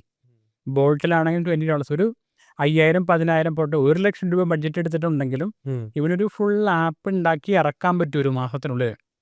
ഇൻ്റഗ്രേറ്റ് ചെയ്യുക, സെല് ചെയ്യാൻ നോക്കുക, ഡോളറിൽ കൊണ്ടുപോയി വിൽക്കുക അവിടുത്തെ ക്ലയൻസിനെ. എവിടെ വിൽക്കണം എന്നുള്ളതൊക്കെ പഠിക്കണം. ചിലപ്പോൾ റെഡിറ്റ് ആയിരിക്കും, ചിലപ്പോൾ ട്വിറ്റർ ആയിരിക്കും, ചിലപ്പോൾ യൂട്യൂബ് ആയിരിക്കും, ചിലപ്പോൾ ഗൂഗിൾ ആയിരിക്കും. You have to figure that out. Building from Kerala to the world, അതായത് എസ്പെഷ്യലി US കമ്പനിയായിട്ട് രജിസ്റ്റർ ചെയ്യേണ്ട ഒരു ആവശ്യകത ശരിക്കും ഉണ്ടോ, അല്ലെങ്കിൽ ഇന്ത്യൻ എൻറ്റിറ്റി ആയിട്ട് തന്നെ കണ്ടിന്യൂ ചെയ്യാൻ പറ്റുന്നതാണോ ഇൻ യുവർ ഒപ്പീനിയൻ? ബെറ്ററാണ്. അതായത് നിങ്ങളിപ്പോൾ വിൽക്കുകയാണെങ്കിലും ഇപ്പോൾ സ്ട്രൈപ്പ് അക്കൗണ്ട് ഇവിടെ നിന്ന് സ്റ്റാർട്ട് ചെയ്യാൻ പറ്റില്ല. ഈ പേയ്മെൻറ്റ്സിൻ്റെ കുറേ ഇഷ്യൂസ് ഉണ്ട്. നമ്മുടെ ഗ്രൂപ്പിൽ എനിക്ക് ഏറ്റവും കൂടുതൽ ക്വസ്റ്റ്യൻ വരുന്നത് പേയ്മെൻറ്റ് ഇൻ്റഗ്രേറ്റ് ചെയ്യാൻ വേണ്ടി ഇഷ്യൂസാണ്. അതെ. അപ്പോൾ ആ സാധനങ്ങളെല്ലാം സോർട്ട് ചെയ്ത് പോകും. ഇപ്പോൾ start global current India on board ചെയ്യുന്നില്ല. കുറച്ച് RBI ഇഷ്യൂസും കാര്യങ്ങളെല്ലാം ഉണ്ട്. അപ്പോൾ നമ്മളിപ്പോൾ അത് സോർട്ട് ചെയ്തിട്ട് ഇവൻ ഇവിടുന്ന് ഇപ്പോൾ ഞാൻ പറഞ്ഞില്ല നേരത്തെ നമ്മൾ സ്മോൾ ബിസിനസ്സിനുള്ള സാധനം നമ്മൾ ഉണ്ടാക്കി. ഇനി വെഞ്ചർ സ്കെയിൽ കമ്പനീസിനുള്ള ഒരു ഫുൾ പ്രോഡക്റ്റ് ഉണ്ടാക്കാൻ നമ്മൾ ആലോചിച്ച് പ്ലാൻ ചെയ്ത് കൊണ്ടുവരുന്നുണ്ട്. അപ്പോൾ അതായത് അവർക്ക് കമ്പനി സ്റ്റാർട്ട് ചെയ്യാം, അവർക്ക് ആദ്യത്തെ ഫണ്ട് റേസ് ചെയ്യാം, അവരുടെ സ്റ്റോക്ക് ഇഷ്യൂ ചെയ്യാം, ഇവരുടെ ക്യാപ് ടേബിൾ മാനേജ് ചെയ്യാം, ആ ഒരു വർക്ക് ഫ്ലോ കംപ്ലീറ്റ്ലി ചെയ്യാം. സെയിം പ്രൊഡക്റ്റിൻ്റെ പേരിലാണോ അല്ലെങ്കിൽ വേറെ പ്രൊഡക്റ്റ് ആയിട്ടാണോ നടക്കുന്നത്? അതൊരു ഫുള്ളി പ്ലാൻ ആയിട്ടില്ല. മോസ്റ്റ്ലി സ്റ്റാർട്ട് ഗ്ലോബലിൻ്റെ ഒരു എൻ്റർപ്രൈസ് പ്രൊഡക്റ്റ് മാതിരി ആയിരിക്കും ചെയ്യുന്നത്. പക്ഷേ ഇങ്ങനെയുള്ള ക്ലയൻസിനെ മാത്രമേ നമ്മൾ അതിൻ്റെ ഉള്ളിൽ കൂട്ടുന്നുള്ളൂ. അതായത് ഇപ്പോൾ ഒരു 2 പേര് കൂടിയിട്ട് ഒരു $1,000 സാസ് വിൽക്കാനുള്ളവരെ നമ്മൾ അതിൽ കൂട്ടില്ല. അല്ലെങ്കിൽ സ്മോൾ ബിസിനസ് അല്ലെങ്കിൽ ബൂട്ട് സ്റ്റാർട്ട്സ് ആണെന്നില്ല. ഫുള്ളി വെഞ്ചർ സ്കെയിൽ ആൾക്കാർ, ഇവർ വെഞ്ചർ ക്യാപിറ്റൽ ഫണ്ട് റേസ് ചെയ്ത് ചെയ്യാനുള്ള ആൾക്കാരെ മാത്രമേ നമ്മൾ അതിൽ കൊണ്ടുവരുന്നുള്ളൂ. Okay, make sense. അപ്പം അമേരിക്കയിൽ ഇപ്പോൾ ട്രംപ് എലക്റ്റഡ് ആയിട്ടുണ്ടല്ലോ. അപ്പോൾ ആ ഒരു ഇത് ഈ ഒരു function running company in US അത് എളുപ്പമാക്കാണോ ചെയ്യണത്, അല്ലെങ്കിൽ ഇങ്ങനെ ഡിഫിക്കൽട്ടാണോ ചെയ്യുന്നത്? ജനറലി ഒരു പോസിറ്റീവായിട്ടുള്ള ലുക്കായിരുന്നു ആദ്യം. പിന്നെ ട്രംപ് എല്ലായിടത്തും ട്രേഡ് വാറും അങ്ങനെയൊക്കെ ആയി കഴിഞ്ഞപ്പോൾ ഒരു അനിശ്ചിതാവസ്ഥയിലാണ് ഇപ്പോൾ. പക്ഷേ US എന്ത് പൊളിറ്റിക്കൽ പ്രശ്നങ്ങൾ ഉണ്ടായിട്ടുണ്ടെങ്കിലും നമ്മുടെ പ്ലാറ്റ്ഫോമിന് ഭയങ്കരമായിട്ട് അഫക്റ്റ് ചെയ്യും. ഭയങ്കര ഒരു ഇമ്പാക്റ്റ് ആണ്. അതായത് നമ്മളിപ്പോൾ ഇവിടെ ഇരുന്നു, ഉക്രൈനിൽ വാർ വന്നു, ഉടനെ നമ്മുടെ പ്ലാറ്റ്ഫോമിൽ കുറേ ആൾക്കാർക്ക് പ്രശ്നമുണ്ടായി. ഇപ്പം റഷ്യയിൽ നിന്ന് നമുക്ക് കുറേ കസ്റ്റമേഴ്സ് ഉണ്ടായിരുന്നു. അപ്പോൾ റഷ്യനെ US സാങ്ഷൻ ചെയ്ത് കഴിഞ്ഞപ്പോൾ ആ കസ്റ്റമേഴ്സിൻ്റെ ഫുള്ള് ബാങ്ക് അക്കൗണ്ട് ലോക്കായി. ഓരോ ബാങ്ക് അക്കൗണ്ട് കാർഡും വർക്ക് ചെയ്യാണ്ടായില്ല. അപ്പോൾ അങ്ങനെ പൊളിറ്റിക്കലി നമ്മൾ ഇൻവോൾവ് അല്ലെങ്കിലും പല സ്ഥലത്തുണ്ടാകുന്ന എല്ലാ പ്രശ്നങ്ങളും നമ്മുടെ പ്ലാറ്റ്ഫോമിനെ അഫക്റ്റ് ചെയ്യും. അപ്പോൾ ഗ്ലോബലി സെല് ചെയ്യുന്ന ഒരു പ്രശ്നം, ഒരു എന്താ പറയുക, നല്ല വശവും ചീത്ത വശമുണ്ട്. അപ്പോൾ നമ്മൾ നാട്ടിൽ നിന്ന് നാട്ടിൽ ബിസിനസ് ചെയ്യുകയാണെങ്കിൽ റഷ്യയിൽ എന്ത് വാർ നടന്നാലും നാട്ടിലത്തെ ബിസിനസ്സുകൾക്ക് പ്രശ്നമൊന്നും ഇല്ല. കറക്റ്റ്. അപ്പോൾ ഇനി നമ്മൾ US സെല് ചെയ്യുന്നൊരു സാധനം ചെയ്തുകൊണ്ടിരിക്കുകയാണെങ്കിൽ നമുക്ക് അവിടെ വാർ വരുമ്പോൾ നമുക്ക് പ്രശ്നം ഉണ്ടാവും. അപ്പോൾ ആ സമയത്ത് നമുക്ക് കുറേ ഇഷ്യൂസ് ഉണ്ടായിരുന്നു. പിന്നെ അതെല്ലാം പതുക്കെ പതുക്കെ സോർട്ട് ചെയ്തു ആക്കി. കാരണം ഇങ്ങനത്തെ കുറേ സാധനങ്ങൾ നമുക്കൊന്നും ചെയ്യാൻ പറ്റാത്ത സിറ്റുവേഷൻ ഉണ്ട്. നമ്മൾ കഴിയുന്നത്രയും പറ്റുമെങ്കിൽ നമ്മൾ സോർട്ട് ചെയ്ത് എന്തെങ്കിലും ക്ലയൻറ്റിന് പോസിറ്റീവ്ലി ചെയ്ത് കൊടുക്കാറുണ്ട്. പക്ഷേ ഇപ്പോൾ US എല്ലാവരുടെയും ബാങ്ക് അക്കൗണ്ട് ഇതാക്കി റഷ്യൻകാരെ ഫുൾ ഒഴിവാക്കി കഴിഞ്ഞാൽ നമുക്കൊന്നും ചെയ്യാനില്ല അതിനോട്. ശരി, അത് ആ ഒരു അതുമാതിരി നൈജീരിയയിൽ കുറേ ഇഷ്യൂസ് ഉണ്ട്. നൈജീരിയയിൽ ഭയങ്കര ഫ്ലക്ച്വേഷൻ. ഇപ്പോൾ നൈജീരിയയിൽ എല്ലാവരും അമേരിക്കയിൽ കമ്പനി തുടങ്ങാൻ നടക്കുക. ഈ നൈജീരിയൻ സ്കാം സംഭവം ആ സംഭവം ഉണ്ടല്ലോ. അപ്പോൾ നൈജീരിയയിൽ പക്ഷേ നമുക്ക് വലിയൊരു ഹ്യൂജ് ബേസ് ഉള്ളൊരു സ്ഥലമാണ് നൈജീരിയ. പക്ഷേ ഈ പറഞ്ഞ മാതിരി പൊളിറ്റിക്കലി ഇഷ്യൂസ് വന്നു, അവിടെ കുറേ ഇൻസ്റ്റബിലിറ്റി ഉണ്ട്. അപ്പോൾ ഇവർക്ക് സാധനങ്ങൾ കിട്ടില്ല. അപ്പോൾ കുറേ ആൾക്കാരുടെ ഇതാവും. അപ്പോൾ നമ്മളിപ്പോൾ ആ മാർക്കറ്റിൽ ചെയ്യാൻ പറ്റുന്നില്ല. അപ്പോൾ ലോങ് ടേമിൽ നമ്മൾ വിചാരിക്കുന്നത് വെച്ചിട്ടുണ്ടെങ്കിൽ നമുക്ക് people should be able to start and run the company from anywhere in the world, anywhere. അതായത് നമ്മൾ ഇവിടുന്ന് തുടങ്ങി നമുക്ക് ദുബായ് തുടങ്ങണം, അല്ലെങ്കിൽ ദുബായിലുള്ള ആൾക്ക് അമേരിക്ക തുടങ്ങണം, അല്ലെങ്കിൽ may be കെയ്മൻ alliance, may be Singapore. അപ്പോൾ ആ ഒരു രീതിയിലേക്ക് നമ്മൾ കൊണ്ടുവരാൻ ഇപ്പോൾ ദുബായൊക്കെ നമ്മൾ എക്സ്പ്ലോർ ചെയ്യുന്നുണ്ട്. ഞാൻ ചോദിക്കാൻ വരുന്നത് കാരണം US കമ്പനി മാത്രമാണോ അല്ലെങ്കിൽ വേറെ ഏതെങ്കിലും കമ്പനീസ്? അപ്പോൾ അതും എന്നോട് സ്റ്റാർട്ട് ചെയ്തപ്പോൾ തൊട്ട് പല ഇൻവെസ്റ്റേഴ്സും പലരും ചോദിക്കുന്നുണ്ടായിരുന്നു നമുക്ക് ബാക്കി മാർക്കറ്റിലേക്ക് എക്സ്പാൻഡ് ചെയ്യാം. അപ്പോൾ എൻ്റെ ഒരു കാഴ്ചപ്പാടെന്ന് വെച്ചാൽ നമ്മൾ ഒരു മാർക്കറ്റിൽ സൊല്യൂഷൻ പെർഫെക്റ്റ് ചെയ്തിട്ടുണ്ടെങ്കിൽ we can replicate this in other markets. ഇപ്പോൾ US കമ്പനി സ്റ്റാർട്ട് ചെയ്തു, അക്കൗണ്ടിങ് ചെയ്തു, ടാക്സ് ഫയൽ ചെയ്തു, സ്റ്റേറ്റിലെ കോംപ്ലയൻസ് ചെയ്തു, may be will do sales tax. അപ്പോൾ ഈ ഒരു ഫുൾ സെറ്റ് ഓഫ് സൊല്യൂഷൻസ് ആയാൽ ഇത് കൊണ്ടുപോയി we can easily replicate in Canada or in Dubai. ഇപ്പം നമ്മുടെ അക്കൗണ്ടിങ് സോഫ്റ്റ്വെയറും അങ്ങനത്തെ എല്ലാ സാധനങ്ങളും നമുക്ക് ദുബായിലും വർക്ക് ചെയ്യും. അപ്പോൾ we haven't started doing it yet, but eventually നമ്മളത് എക്സ്പ്ലോർ ചെയ്യും. നിങ്ങൾ 6 ആൾക്കാരാണല്ലോ ഇപ്പോൾ കറന്റ് ഉള്ളത്. അപ്പോൾ നിങ്ങൾ ആ ടീമിന് സ്കെയിൽ ചെയ്യാനുള്ള പ്ലാൻസ് ഉണ്ടോ, അല്ലെങ്കിൽ 6 വെച്ച് റിമെയിൻ ചെയ്യണോ, അല്ലെങ്കിൽ what is the whole thought process? Even പുതിയൊരു ഹയർ ചെയ്യുമ്പോൾ what goes behind what work for you? നമ്മൾ ആക്ച്വലി വളരെ പതുക്കെ ഹയർ ചെയ്യുന്ന ഒരു കമ്പനിയാണ്, വളരെ ആക്റ്റീവ്ലി ഹയർ ചെയ്യുന്നത്. അതായത് നമ്മൾ റെഫറൻസ് ഇല്ലാണ്ട് നമ്മൾ ഇതുവരെ ആരും എടുത്തിട്ടില്ല. ഇപ്പോൾ നമ്മുടെ കമ്പനിയിൽ വർക്ക് ചെയ്യുന്ന CTO ആണ് ആദ്യം വന്ന. CTOൻ്റെ ക്ലാസ്മേറ്റും ഇതൊക്കെയായിരുന്നു. പിന്നെ CTOൻ്റെ ടീമിൻ്റെ നേരത്തെ വർക്ക് ചെയ്തുകൊണ്ടിരുന്ന ആൾക്കാരാണ് പിന്നെ എടുത്ത ആൾ. പിന്നെ അങ്ങനത്തെ റെഫറൻസ് വഴി മാത്രമേ നമ്മൾ ഇതുവരെ ഹയർ ചെയ്തിട്ടുള്ളൂ. We try to keep a minimal team. അതായത് ഏറ്റവും കുറച്ച്, അതായത് ഇപ്പോൾ ഒരു 5 അല്ലെങ്കിൽ 10 പേര് മാക്സിമം കൊണ്ട് നമുക്കൊരു $100 million റവന്യൂ ഉണ്ടാക്കാൻ പറ്റുമോ എന്നുള്ളതാണ് നമ്മുടെ ഒരു ആഗ്രഹം. അപ്പോൾ ഏറ്റവും അത് നമ്മൾ മാക്സിമം ഓട്ടോമേഷൻ ചെയ്യാം, അല്ലെങ്കിൽ ഈ ഉള്ള ആൾക്കാർ. ഇപ്പം ഞാൻ AI വന്നിട്ട് കുറേ പേര് ജോലി പോകുമെന്ന് പറയുന്നുണ്ട്. ഞാൻ AIനെ കാണുന്നത് ആൾക്കാരെ എംപവർ ചെയ്യുന്നൊരു ടൂളായിട്ടാണ്. ഒരു സൂപ്പർ ഹ്യൂമൻ ആക്കല്ല. അതെ. അപ്പോൾ നമ്മളിപ്പോൾ ഒരു സാധനം നേരത്തെ ചെയ്യുന്നത് നമുക്ക് നേരത്തെ 10 ദിവസം എടുക്കുമായിരുന്നു. ഇപ്പോൾ AI വെച്ച് നമുക്ക് ഒരു ദിവസം അല്ലെങ്കിൽ 1/2 ദിവസം കൊണ്ട് ചെയ്യാം. അപ്പോൾ അത് ഏത് ഫീൽഡിലും ആപ്ലിക്കബിൾ ആണ്. നിങ്ങൾ ലീഗൽ ആണെങ്കിലും ടെക് ആണെങ്കിലും പ്രൊജക്ട് മാനേജ്മെൻ്റ് ആണെങ്കിലും ഈ AI സാധനങ്ങൾ പഠിച്ച് അത് ഉപയോഗിച്ച് ചെയ്യുന്ന ആളുകൾക്ക് നല്ല സ്കോപ്പ് ഉണ്ടാവും. ഞാൻ പലരോടും പറയുമ്പോൾ AI വന്നാൽ എൻ്റെ ജോലി പോകും, അതുവരെ ഉള്ളൂ എന്ന് പറയും. പക്ഷേ നിങ്ങൾ ആ സാധനം പഠിച്ചാൽ ഇങ്ങനെ ഞങ്ങളുടെ ജോലി പോകുമെന്ന് പറഞ്ഞിരിക്കുന്ന 100 പേരുണ്ടാവും.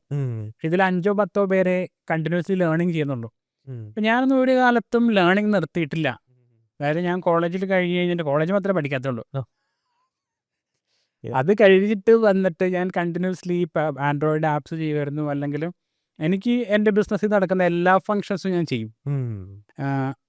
കുറച്ച് ലാൻഡിങ് പേജ് ഉണ്ടാക്കുന്ന കാര്യങ്ങൾ ചെയ്യും, ഡിസൈൻ ചെയ്യും. അപ്പോൾ ഞാൻ ഫിഗ്മ പഠിച്ചു. ബാക്കി നേരത്തെ സ്കെച്ച് എന്ന് പറഞ്ഞ ടൂൾ ഉണ്ടായിരുന്നു, അത് ചെയ്യുമായിരുന്നു. ഡിസൈൻ ചെയ്യും, കസ്റ്റമർ സപ്പോർട്ട് ആക്റ്റീവ്ലി ചെയ്യും. അപ്പോൾ നമ്മളൊരു ഫങ്ഷൻ ചെയ്ത് നമുക്ക് ആ സാധനമെല്ലാം അറിയാവുന്നുണ്ടെങ്കിൽ നമുക്ക് ഈവൻ ഒരാളെ ഹയർ ചെയ്ത് ചെയ്യിപ്പിക്കാൻ ഭയങ്കര ഈസി ആയിരിക്കും. അപ്പോൾ പലരും എനിക്കൊരു സാധനം അറിയില്ലെങ്കിൽ എൻ്റയർലി പുതിയ ആൾക്കാരെ ഹയർ ചെയ്യുന്നവരുണ്ട്. പക്ഷെ നമുക്കറിയില്ലല്ലോ അത് കറക്റ്റ് ആണെന്ന്. ഈവൻ ഗൂഗിൾ ആഡ്സ് ഇപ്പോൾ നമ്മുടെ പ്രൈമറി ചാനലായിരുന്നു. We are using a company in France for a couple of years. പക്ഷേ ഇവർ ഒരു പോയിന്റ് കഴിഞ്ഞാൽ സ്കെയിൽ ചെയ്യില്ല. അപ്പോൾ അവർ ചെയ്യും, പക്ഷെ അവരെ സംബന്ധിച്ച് അവർക്ക് ആ ബിസിനസ് സ്പെസിഫിക് നോളജോ അങ്ങനെ സാധനമൊന്നും ഇല്ല. അപ്പോൾ ഞാൻ ഗൂഗിൾ ആഡ്സ് പഠിച്ച് ഇപ്പം ഞാൻ മാനേജ് ചെയ്തുകൊണ്ടിരിക്കുന്നത്. അപ്പോൾ അങ്ങനെ we should be willing to learn continuously. ഇതൊരിക്കലും നിൽക്കുന്ന ഒരു പ്രോസസ്സല്ല. അല്ല, കറക്റ്റ്. അപ്പോൾ നമ്മൾ AI വന്നാൽ AI പഠിക്കുക, വേറെ സാധനം വന്നാൽ അത് പഠിക്കുക. നമ്മളത് കഴിഞ്ഞ് കണ്ടിന്യൂസ്ലി അപ്ഡേറ്റഡ് ആയിക്കൊണ്ടിരിക്കണം. ക്യൂരിയോസിറ്റി ഉണ്ടായിരിക്കുക എന്നുള്ളതാണ് വേണം. ഇൻട്രസ്റ്റിംഗ്. അപ്പോൾ KPH മാഫിയ, അപ്പോൾ സഞ്ജയ് KPH മാഫിയ വാട്സപ്പ് ഗ്രൂപ്പിൽ മെമ്പർ ആണല്ലോ. അപ്പോൾ ആ ഒരു ഗ്രൂപ്പിനെ പറ്റി പറയുകയാണെങ്കിൽ നേരിട്ട് ആരെങ്കിലുമൊക്കെ മീറ്റ് ചെയ്തിട്ടുണ്ടോ KPHലുള്ളവരെ? ബാബു സാറുണ്ട്. പിന്നെ ആക്ച്വലി പോഡ്കാസ്റ്റിൽ വന്ന പല ആൾക്കാരും പഴയ കുറേ വർഷം മുമ്പുള്ള ആൾക്കാരാണ്. അതെ. അതായത് ഇപ്പോൾ നിഖിൽ വന്നായിരുന്നു. നിഖിൽ ഞാൻ അതിന് 10-15 years.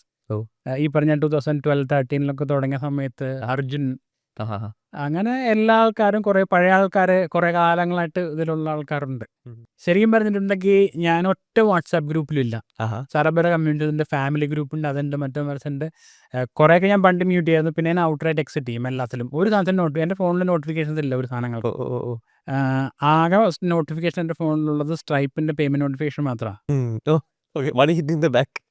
Okay okay. അതിൻ്റെ പുറത്ത് എനിക്ക് ആകെ ഞാൻ മെമ്പറായിട്ടുള്ളൊരു ഗ്രൂപ്പ് KPH.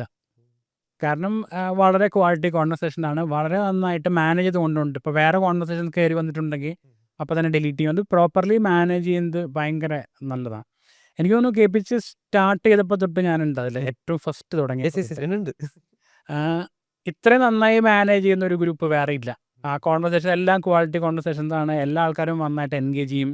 എനിക്ക് തോന്നുന്നു കേരളത്തിൽ ഇന്ന് ബിൽഡ് ചെയ്യുന്ന ഏറ്റവും നല്ല ബിൽഡേഴ്സ് എല്ലാവരും ആ ഗ്രൂപ്പിലുണ്ട്. എല്ലാവരും ഉണ്ട്. അതിലില്ലാതെ ആരും ഇല്ല. പണ്ട് തൊട്ട് ചെയ്തുകൊണ്ടിരുന്ന ആൾക്കാരും ഇപ്പം ചെയ്യുന്ന പിള്ളേരും എല്ലാ ആൾക്കാരും ഉള്ള ഒരു ഗ്രൂപ്പാണ്. ഐ തിങ്ക് ലേണിങ്സ് ഷെയർ ചെയ്യുക എന്നുള്ളതാണ്. ഈ പോഡ്കാസ്റ്റ് ആയാലും നമ്മുടെ ഗ്രൂപ്പിലുള്ള ആൾക്കാരാണ് നമ്മൾ പോഡ്കാസ്റ്റ് കൊണ്ടുവരുന്നത്. അപ്പോൾ ആ ഒരു ഓവർ ദ 10-20 ഇയേഴ്സുള്ള ലേണിംഗ് പരമാവധി ഷെയർ ചെയ്ത് അടുത്ത ജനറേഷന് പാസ് ഓവർ ചെയ്യുക എന്നുള്ളതാണ് എൻ്റെ ഒരു ഉദ്ദേശം കൂടി തന്നെ ആക്ച്വലി. KPH എല്ലാവർക്കും എനിക്ക് തോന്നുന്നു ചെയ്യാവുന്ന ഒരു കാര്യം, നമ്മുടെ ഇവിടെ ഏറ്റവും കൂടുതൽ ന്യൂസ് വാല്യൂ അല്ലെങ്കിൽ ന്യൂസ് കിട്ടുന്നത് ഒരു കമ്പനി 50 കോടി ഫണ്ടിങ് കിട്ടി, 100 കോടി കിട്ടി, 500 കോടി കിട്ടി. ഇതിന് പകരം ഒരു കൊല്ലം 1 കോടി ഉണ്ടാക്കുന്നവർ തീരെ കുറവാണ്. അതെ. അപ്പോൾ പക്ഷേ നാട്ടിലിരുന്നു കൊണ്ട് 1 കോടി രൂപ ഒരു മാസം അല്ല ഒരു കൊല്ലം ഉണ്ടാക്കി കഴിഞ്ഞിട്ട് huge amount of money for many people. ഇന്നാളെ ഞാൻ ശ്രീധർ ബെമ്പുവിൻ്റെ അടുത്ത് ട്വിറ്ററിൽ ഒരു കോൺവെർസേഷൻ ഉണ്ടായി. പുള്ളി ഒരു $100 ബില്യൺ കമ്പനി അല്ലെങ്കിൽ ഒരു കമ്പനി തുടങ്ങാനെ പറ്റി പറഞ്ഞു. പക്ഷേ എൻ്റെ ഒരു തീം എന്ന് വെച്ചിട്ടുണ്ടെങ്കിൽ 100 പേര് $1 മില്യൺ കമ്പനി തുടങ്ങി കഴിഞ്ഞിട്ടുണ്ടെങ്കിൽ it will be much more impactful. കാരണം ഈ 100 പേര് അവരുടെ ഫാമിലീസ്, പിന്നെ അവരുടെ ഇപ്പോൾ $1 ബില്യൺ കമ്പനിയിലത്തെ ഏറ്റവും കൂടുതൽ അപ്സൈഡ് താഴത്തുള്ളവർക്ക് അപ്സൈഡ് ഉണ്ടാവും. പക്ഷേ അതിൻ്റെ ഒരു ടോപ്പ് 10 ആൾക്കാരോ 20 ആൾക്കാർക്കോ ആയിരിക്കും അതിൻ്റെ ഒരു 80% അപ്സൈഡ് കിട്ടാം. ബാക്കി 20% down to every employee they'll be paid. പക്ഷേ ഈ $1 മില്യൺ കമ്പനി കഴിഞ്ഞിട്ടുണ്ടെങ്കിൽ they'll be 5-6 families around it. എല്ലാവർക്കും ഇഷ്ടമായ കാശുണ്ടാവും. അപ്പോൾ കൂടുതൽ ആൾക്കാരും പർട്ടിക്കുലർലി AI ഉപയോഗിച്ച് ഈ പറഞ്ഞ 1 കോടി രൂപ ഒരു കൊല്ലം ഉണ്ടാക്കാൻ വേണ്ടി ശ്രമിക്കുകയാണെങ്കിൽ 100 കോടി കമ്പനി ചെയ്യേണ്ടെന്നല്ല, അങ്ങനെ ചെയ്യുന്നവരുണ്ട്. But it is much more easier to build a 1 crore company. I think relatively easy ആയിട്ടുണ്ട് ഓവർ ദി ഇയേഴ്സ്. പണ്ടൊക്കെ നമുക്കായാലും പേഴ്സണലി ടൈം എടുത്തിട്ടുണ്ട്. പക്ഷേ ഇപ്പോൾ ബിൽഡ് ചെയ്യുമ്പോൾ വേഗം റവന്യൂ വരുന്നുണ്ട്. ഐ തിങ്ക് അതിൻ്റെ ഒരു ഡിഫറൻസ് തന്നെ ഉണ്ട് പറയുകയാണെങ്കിൽ. ശരിക്കും പറഞ്ഞാൽ ഭയങ്കര ബിൽഡിംഗ് ടൈം ഭയങ്കരമായിട്ട് കുറഞ്ഞു. അതായത് നമ്മൾ പണ്ട് 6 മാസം അല്ല 1 കൊല്ലം കൊണ്ട് ഉണ്ടാക്കുന്ന സാധനം നമുക്കിപ്പോൾ 1 മാസം കൊണ്ട് ഉണ്ടാക്കാം. ഇത്രയും ഇൻട്രസ്റ്റിംഗ് ടൈം ജീവിച്ചിരിക്കാൻ വേറെ ഒന്നുമില്ല. 100%. അപ്പോൾ മേ ബി നെക്സ്റ്റ് 5 ഇയേഴ്സിൽ എന്താണെന്ന് നമുക്കറിയില്ല. പക്ഷേ ആസ് ഓഫ് ടുഡേ ഇപ്പോൾ ഉള്ള ഏതൊരു SaaS ആപ്ലിക്കേഷൻസോ ഏത് സാധനവും ഫുള്ളി കസ്റ്റമൈസ് ചെയ്ത് നമുക്ക് 1 മാസം കൊണ്ട് ഉണ്ടാക്കാം. ഈവൻ നമ്മളിപ്പോൾ പോലെ എൻ്റർപ്രൈസ് കമ്പനീനെ പിടിച്ച് ഒറ്റയടി കിട്ടുമെന്നറിയില്ല. പക്ഷേ അവരിപ്പോൾ മാസം ചിലപ്പോൾ 25-50 ലക്ഷം കൊടുക്കുന്ന ടൂൾസ് ഉണ്ടാവും. ആ സാധനം V can probably build 80% of the features at 90% less cost. ഇപ്പോൾ ഞാൻ കഴിഞ്ഞ ഒരു സാധനം ചെയ്തെന്ന് വെച്ചാൽ ഞാൻ ഇടയ്ക്ക് തടി കുറയ്ക്കാൻ വേണ്ടിയിട്ട് ജിമ്മിൽ പോയി തുടങ്ങി. അപ്പോൾ എൻ്റെ ട്രെയിനറുടെ അടുത്ത് സംസാരിച്ചു പുള്ളി എല്ലാം മാനുവലി ട്രാക്ക് ചെയ്ത് എഴുതി വെച്ചുകൊണ്ടിരിക്കുക. അപ്പോൾ ഞാൻ പുള്ളി പറഞ്ഞത് എന്തൊക്കെ ചെയ്യണേ, അപ്പോൾ ഓരോ എക്സസൈസ് കഴിയുമ്പോൾ എത്ര റെപ്പിറ്റേഷൻ ചെയ്തു, എത്ര വെയിറ്റ് എടുത്തു, എത്ര അങ്ങനെ എല്ലാം പുള്ളി എഴുതി വെക്കും. അപ്പോൾ ഞാൻ പറഞ്ഞു ഒരു കാര്യം, ഞാൻ ഒരു ആപ്പ് ഉണ്ടാക്കി തരാമെന്നുണ്ട്. ഞാൻ ഒരു വെബ് ആപ്പ് ഉണ്ടാക്കി തുടങ്ങി. ഒരു മേ ബി ഒരു 2-3 വീക്കെൻഡ്സ് ഇരുന്നിട്ടുണ്ടാവും. അതിൽ ക്ലയൻസിനെ ആഡ് ചെയ്യാം. നമ്മുടെ ജിറ്റബിൽ മറ്റേ പച്ച ഇത് കാണുന്ന മാതിരി സാധനങ്ങൾ വരും. പിന്നെ എല്ലാ എക്സസൈസ് ട്രാക്ക് ചെയ്യാം. എക്സസൈസ് സ്റ്റാർട്ട് ചെയ്യുന്നതിന് മുമ്പ് പലതരം ക്വസ്റ്റ്യനേഴ്സ് ഉണ്ട്. ഇവർക്ക് വല്ല ഹാർട്ട് പ്രശ്നമുണ്ടോ അതുണ്ടോ ആ ക്വസ്റ്റ്യൻസ് എല്ലാം ആൻസർ ചെയ്യിപ്പിക്കാം. എല്ലാത്തരം അസസ്മെൻറ്റ്സ് എടുക്കാം. AI വെച്ചിട്ട് ഫുഡ് ജനറേറ്റ് ചെയ്യാം. ഇത്ര കലോറി തൊട്ട് ഇത്ര കലോറി വരെ വേണ്ടതെന്ന് പറഞ്ഞാൽ ആ ഇതിലുള്ള ഇന്ത്യൻ ഫുഡ് വേണമെന്ന് പറഞ്ഞാൽ അതിൻ്റെ മെനു ഉണ്ടാക്കി തരും. എക്സസൈസ് പ്ലാൻ ജനറേറ്റ് ചെയ്യാം. ഈ എല്ലാ സാധനങ്ങളും 3 വീക്സ് ഔട്ട് തീർന്നു. അപ്പോൾ ഞാൻ പോയി ഇതുപോലെ വേറെ കമ്പനീസ് ഉണ്ടോ എന്ന് നോക്കി കഴിഞ്ഞ് കഴിഞ്ഞപ്പോൾ US ഒരു കമ്പനി 100 എംപ്ലോയീസ് ഉണ്ട്. അവരുടെ 80% ഫീച്ചേഴ്സ് നമ്മുടെ ആപ്പിലുണ്ട്. അപ്പോൾ ബിൽഡ് ചെയ്യാനുള്ള ടൈമും അതിൻ്റെ എഫർട്ടും ഭയങ്കര കുറവാണ്. പക്ഷേ ഈ സാധനം വിറ്റ് കാശാക്കുന്ന ഇറ്റ്സ് അനദർ സ്കിൽ. അത് അക്വയർ ചെയ്യണം. ഇപ്പോൾ പണ്ടൊക്കെ പൈസ റേസ് ചെയ്യുന്ന ഇപ്പോൾ 25 ലക്ഷം രൂപ ഫണ്ടിങ് കിട്ടിയാൽ അതിൽ 20 ലക്ഷം നമ്മൾ പ്രൊഡക്റ്റ് ഉണ്ടാക്കാൻ സ്പെൻഡ് ചെയ്തിട്ട് 5 ലക്ഷം ഇതിന് സ്പെൻഡ് ചെയ്യുള്ളൂ. ഞാൻ പൈസ കിട്ടിയപ്പോൾ നേരെ തിരിച്ചായിരുന്നു. അതായത് ഏറ്റവും 5 ലക്ഷം രൂപ ബാക്കി സാധനങ്ങളൊക്കെ ഉണ്ടാക്കാനും 20 ലക്ഷം രൂപ മാർക്കറ്റിങ്ങിന് വേണം ഉപയോഗിച്ചത്. യെസ്. അപ്പോൾ എല്ലാ സ്കെയിലിലും ഞാൻ പൈസ കൂടുതലും അങ്ങനെയാണ്. അപ്പോൾ എനിക്ക് തോന്നുന്നു നമ്മുടെ കമ്പനിയിൽ ഏറ്റവും കൂടുതൽ നമ്മൾ പൈസ കൊടുത്തുള്ള ഗൂഗിളിനാണ്. പ്രോബ്ലി ഒരു 10 കോടി പ്ലസ് ഗൂഗിളിന് കൊടുത്തിട്ടുണ്ടാവും ഓ ലാസ്റ്റ് 3 ഇയേഴ്സിൽ. ഓ അപ്പോൾ ആ മാർക്കറ്റിംഗ് സ്പെൻഡ് ചെയ്തത് മാർക്കറ്റിൽ എത്തിപ്പിച്ച് നമുക്ക് ആ റിട്ടേൺസ് കിട്ടിക്കുക എന്നുള്ളത് ഭയങ്കര ഇമ്പോർട്ടൻറ്റ് സ്കില്ലാണ്. ഐ തിങ്ക് കുറേ ആൾക്കാർ ചലഞ്ച് വരെ ഈ ഡിസ്ട്രിബ്യൂഷൻ ക്രാക്ക് ചെയ്യുക അല്ലെങ്കിൽ ഹൗ ഡു പീപ്പിൾ ഫൈൻഡ് ചെയ്യാനുള്ള സംഭവത്തിലായിരിക്കും. പ്രൊഡക്റ്റ് ബിൽഡിങ്സ് ആകുമ്പോൾ ഭയങ്കര റിലേറ്റീവ് ഈസി ആയിക്കൊണ്ടിരിക്കുക, ഡെമോക്രാറ്റൈസ് ആയിക്കൊണ്ടിരിക്കുകയാണ്. അപ്പം ആ ഒരു സെയിൽസിലായിരിക്കും ഐ തിങ്ക് ഈവൻ നമ്മുടെ പോഡ്കാസ്റ്റിലായാലും കൂടുതൽ അഡ്വക്കേറ്റ് ചെയ്യുന്നതാണ്. കൂടുതൽ എങ്ങനെ how do you find first customers, how do you find next 100 customers എന്നുള്ളതാണല്ലോ. അപ്പോൾ that is definitely the problem we have. ഈ സെയിൽസ് സ്കില്ല് എന്ന് പറഞ്ഞപ്പോൾ എനിക്ക് അങ്ങനെ ഒരു സെയിൽസ് സ്കില്ല് വളരെ കുറവുള്ള, ഞാനങ്ങനെ ഭയങ്കരമായിട്ട് ആൾക്കാരെ ഇൻട്രാക്ട് ചെയ്ത് സെയിൽ ക്ലോസർ അല്ല. But we are living in interesting time because we can do this digitally. നമുക്ക് കോഡ് ചെയ്യാം നമ്മുടെ ലാൻഡിങ്. അപ്പോൾ ലാൻഡിങ് പേജിലൊക്കെ കുറേ സാധനങ്ങളുണ്ട്, അതായത് സൈക്കോളജിക്കൽ സാധനങ്ങളുണ്ട്.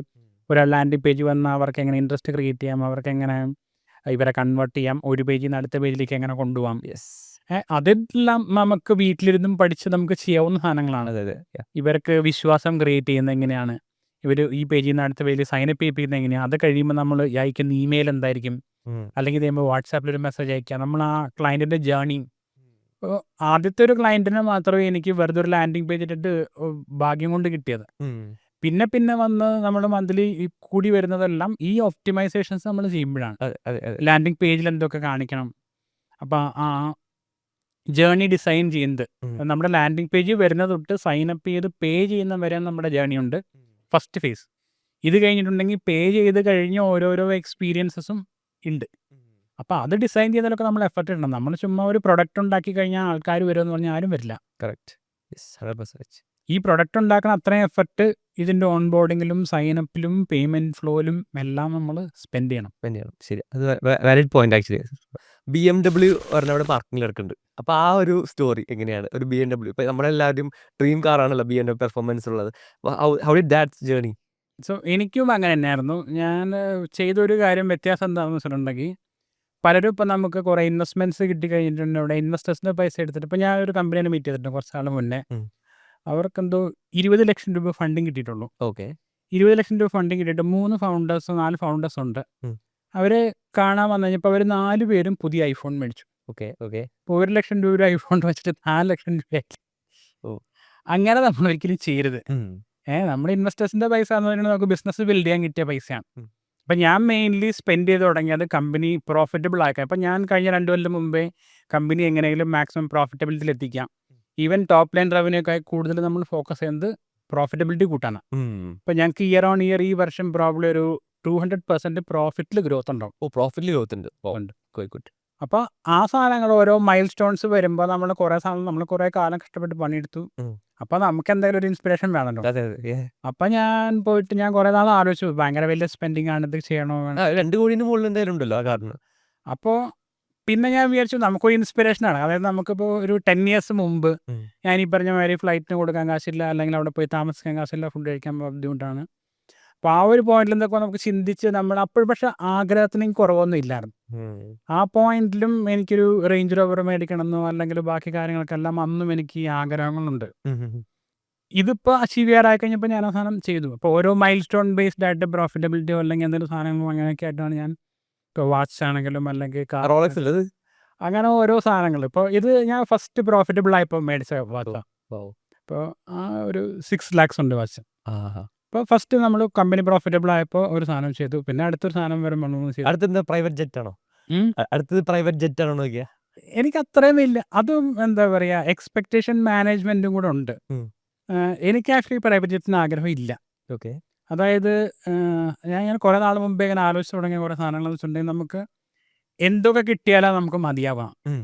ഇപ്പോൾ എല്ലാവർക്കും ബേസിക്കലി ഹ്യൂമൻസിന് എത്ര സാധനങ്ങളുണ്ട്. നമുക്കൊരു സൈക്കിൾ ഓടിച്ചുകൊണ്ടിരിക്കുകയാണെങ്കിൽ നമുക്കൊരു ബൈക്ക് വേണം.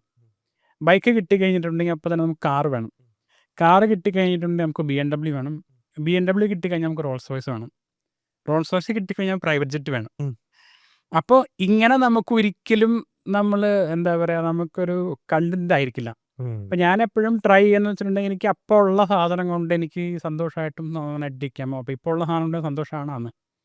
പിന്നെ ഒരു പോയിന്റിൽ ഇപ്പം എന്തെങ്കിലും സാധനം മേടിക്കാൻ പറ്റുമെങ്കിൽ നമ്മൾ മേടിക്കും. പക്ഷേ ഒരു പ്രൈവറ്റ് ജെറ്റ് മേടിക്കാൻ വേണ്ടി ഞാൻ പണിയെടുക്കുന്നില്ല. ഓക്കെ. പക്ഷേ എനിക്ക് ആ പണി ചെയ്യുന്നതിൽ എനിക്ക് ഭയങ്കര ഇൻട്രസ്റ്റിംഗ് ആണ്. എനിക്ക് ആ സാധനം ഡിസൈൻ ചെയ്യാൻ താല്പര്യമുണ്ട്, അല്ലെങ്കിൽ കസ്റ്റമർ എക്സ്പീരിയൻസ് ബെസ്റ്റ് ആക്കാൻ താല്പര്യമുണ്ട്.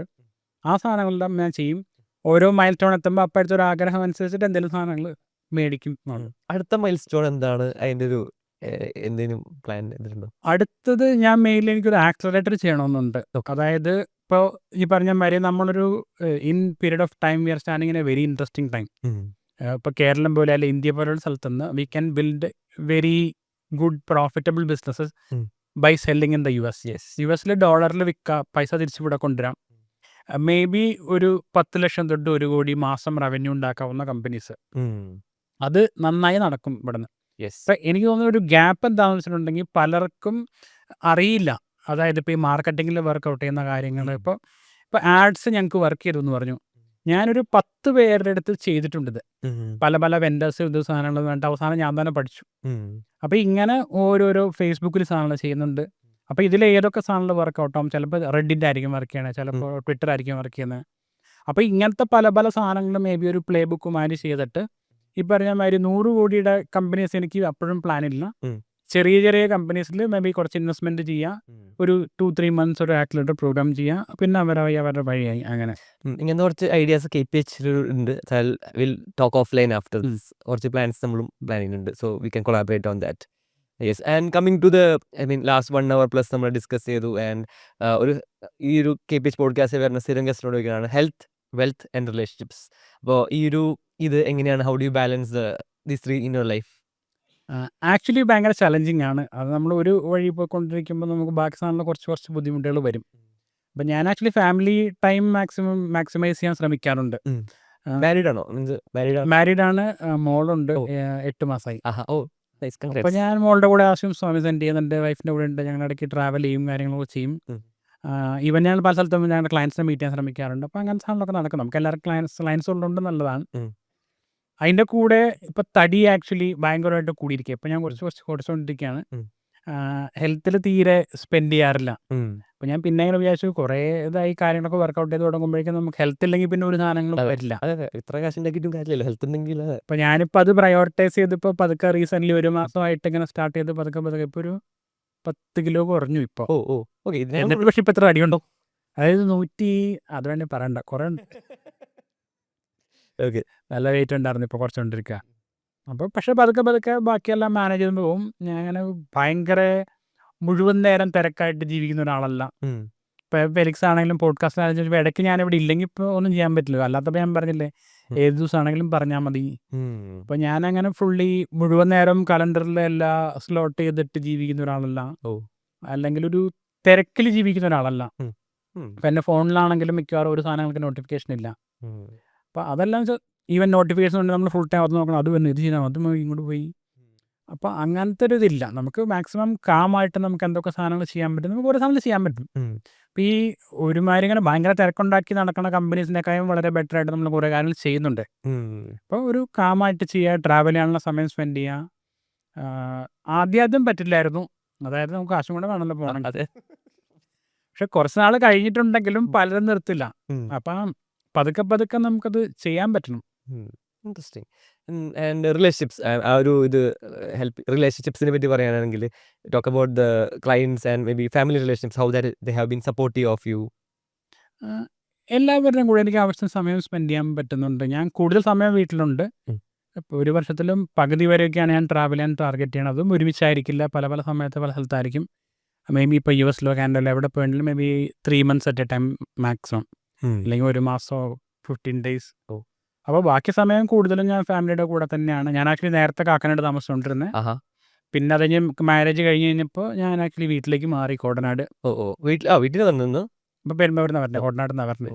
അപ്പോൾ അതുകൊണ്ട് അതായത് എൻ്റെ പിന്നത്തെ ഒരു തീം എന്താണെന്ന് വെച്ചിട്ടുണ്ടെങ്കിൽ, ഇപ്പോൾ ആദ്യകാലത്ത് എനിക്ക് കുറേ ഓപ്പർച്യൂണിറ്റീസ് കിട്ടി കഴിഞ്ഞ് കഴിഞ്ഞപ്പോൾ എല്ലാവരും എന്തെങ്കിലും ഒരു ഫസ്റ്റ് അവസരം കിട്ടിയാൽ പുറത്തേക്ക് പോകണം. എന്നിട്ട് ഇവരെല്ലാവരും പുറത്ത് ചെന്ന് US UK കാനഡയിലോ എല്ലാവരും ഇപ്പോൾ ഇഷ്ടംമാതിരി ആൾക്കാരുണ്ട്. ഇവിടെ ചെന്ന് കുറച്ച് രക്ഷപ്പെട്ട് കഴിയുമ്പോൾ ഇവർ പറയും, നാട്ടിലൊന്നും നടക്കില്ല. നാട്ടിൽ നടക്കണമെങ്കിൽ നാട്ടിൽ നടത്താവുന്ന ആൾക്കാരിവിടെ നിൽക്കണമായിരുന്നു.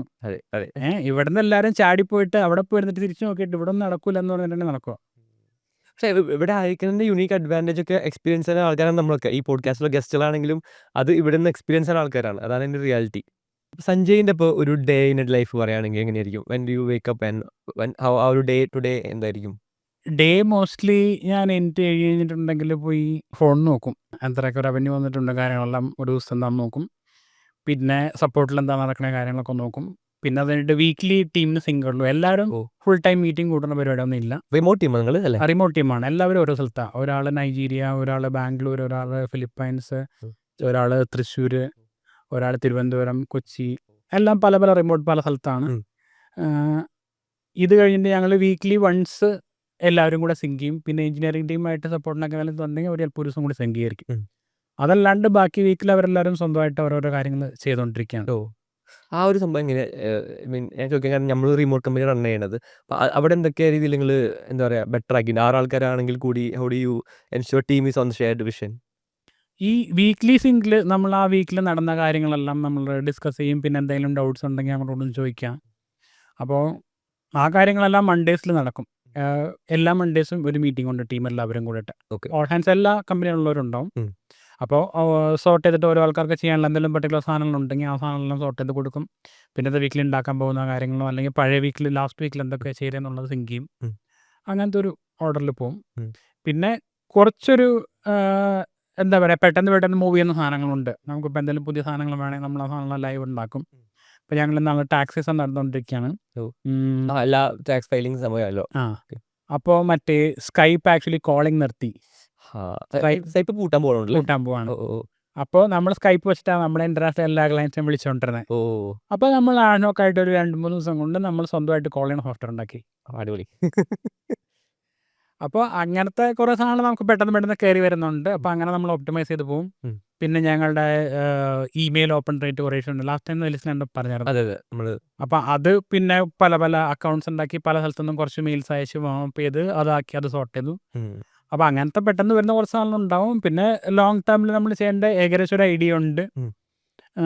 പിന്നെ അത് നമ്മൾ കുറച്ച് അങ്ങോട്ടും മേ ബി ക്വാർട്ടർലി ഒക്കെ നമ്മൾ കുറച്ച് അഡ്ജസ്റ്റ് ചെയ്യും. അങ്ങനെയാണ് ഇപ്പോൾ ചെയ്തുകൊണ്ടിരിക്കുക. എപ്പോഴാണ് സ്ലീപ്പിംഗ്? ഉറക്കം എങ്ങനെയാണ്? എത്ര മണിക്ക് ഉറങ്ങും ഡെയിലി?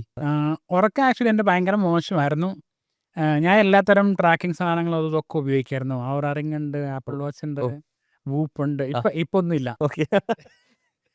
ഞാൻ ആക്ച്വലി കുറേ ഇൻഡെപ്ത് ട്രാക്ക് ചെയ്തൊക്കെ കഴിഞ്ഞപ്പോൾ ഒരു പ്രശ്നം എന്താണെന്ന് വെച്ചിട്ടുണ്ടെങ്കിൽ ഇത് ശരിയായില്ലെന്ന് പറഞ്ഞാൽ ഉറക്കം ശരിയാവില്ല. അപ്പോൾ ഞാൻ പിന്നെ പതുക്കെ അതൊക്കെ ഊരി കളഞ്ഞു. പിന്നെ അത് കഴിഞ്ഞിട്ട് ഇപ്പോൾ വർക്കൗട്ട് ചെയ്യുമ്പോൾ മറ്റേ വൂപ്പ് യൂസ് ചെയ്യുന്നുണ്ട്. റിംഗാണ് കുറച്ചുകൂടെ നല്ലത്. പക്ഷേ അതിൻ്റെ പുതിയ വെർഷൻ ഇപ്പോൾ ഇന്ത്യയിലോട്ട് കിട്ടണില്ല. അപ്പോൾ അത് നോക്കണം ഒന്നുകൂടെ. അത് കുറച്ചുകൂടെ വേറെ ചെയ്യാൻ എളുപ്പമുണ്ട്. ട്രാക്ക് ചെയ്യാറുണ്ടല്ലേ? അപ്പോൾ എത്ര മണിക്ക് ഉറങ്ങും? എത്ര മണിക്കൂർ കിട്ടാറുണ്ട്? 6 hours 7 hours ആകുമ്പോഴേക്കും എനിക്കും എങ്ങനെയാണെങ്കിലും. അത് ഞാൻ ഇന്നാൾ ആരുടെയോ ഒരാളുടെ US-ലൊരു ഫൗണ്ടറിനെ കണ്ടു. He sold his company for 300 million. അപ്പോൾ പുള്ളി ബ്രയാൻ ജോൺസൺ അല്ല ഓർക്കണില്ല പേര്. അപ്പോൾ പുള്ളി ഇങ്ങനെ കുറേ സ്ലീപ്പ് ട്രാക്കിയും സ്ലീപ്പ് ഒപ്റ്റിമൈസ് ചെയ്യാൻ കുറേ ബെഡ് മേടിച്ചു അത് മേടിച്ചു അങ്ങനെ കുറേ സാധനങ്ങൾ ചെയ്യും. പിന്നെ ലൈറ്റ് കാണാണ്ടിരിക്കുക കിടക്കുന്നതിന് മുമ്പ് കുറേ പക്ഷെ പുള്ളി പറഞ്ഞു ഇതൊക്കെ ചെയ്ത് കഴിഞ്ഞിട്ട് അവസാനം ഞാൻ കമ്പനി വിറ്റ് കഴിഞ്ഞപ്പോൾ സമാധാനമായിട്ട് കിടന്ന് ഉറങ്ങി. അതുവരെ ഈ പറഞ്ഞ ദിവസം നടക്കാനൊന്നുമില്ല. പിന്നെ കുറേ ഓവർ ഒപ്റ്റിമൈസ് ചെയ്യണതിൽ വലിയ ഇതില്ല. അപ്പം അങ്ങനെയാണ് ഇപ്പോൾ പോയിക്കൊണ്ടിരിക്കുന്നത്. സഞ്ജയ് ഇപ്പോൾ പോഡ്കാസ്റ്റ് പറഞ്ഞപ്പോൾ നമ്മൾ ഗ്രൂപ്പിൽ കുറച്ച് ക്വസ്റ്റ്യൻസ് ചെയ്തിട്ടില്ലായിരുന്നു. അപ്പോൾ ഗ്രൂപ്പിലുള്ള മെമ്പേഴ്സ് ഫൗണ്ടേഴ്സ് ഒക്കെ കുറച്ച് ക്വസ്റ്റ്യൻസ് അയച്ചു. നല്ല കുറവ് ക്വസ്റ്റ്യൻസ് ഉണ്ട്. അപ്പോൾ ഞാൻ കുറച്ച് ക്വസ്റ്റ്യൻസ് പിക്ക് ഔട്ട് ചെയ്തിട്ട് പറയാം. ഇപ്പോൾ one of the things was starting companies one part of the puzzle but keeping up and winding down especially compliance and pay ഔട്ടും പിവറ്റ്സും ബൈ ഔട്ടും ഇതൊക്കെയാണ്. അപ്പോൾ ഇതിനുള്ള കുറച്ച് ടൂൾസ് ഉള്ളത് ഒക്കെ അവിടെ എക്സ്പെൻസീവ് ആണ്. First HQ ടൂളൊക്കെ.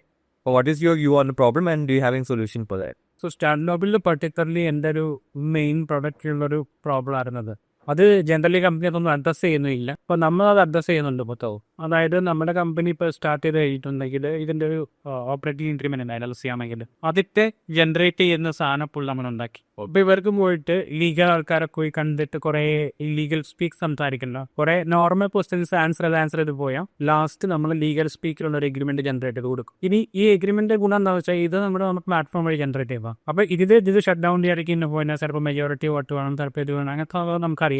ഇത് വെച്ചിട്ട് നമ്മളൊരു ഷട്ട് ഡൗൺ ചെയ്യുന്ന പ്ലോ ഉണ്ടാക്കിയിട്ടുണ്ട്. അപ്പോൾ ബേസിക്കലി ഇപ്പോൾ പല ആൾക്കാരുടെ മെജോറിറ്റി വോട്ടാൻ വേണ്ടി നമുക്കറിയാം ഒരു ഷട്ട് ഡൗൺ ഇനീഷ്യേറ്റ് ചെയ്താൽ അതിനനുസരിച്ചുള്ള എഗ്രിമെൻ്റ് ഇവർക്ക് കിട്ടും.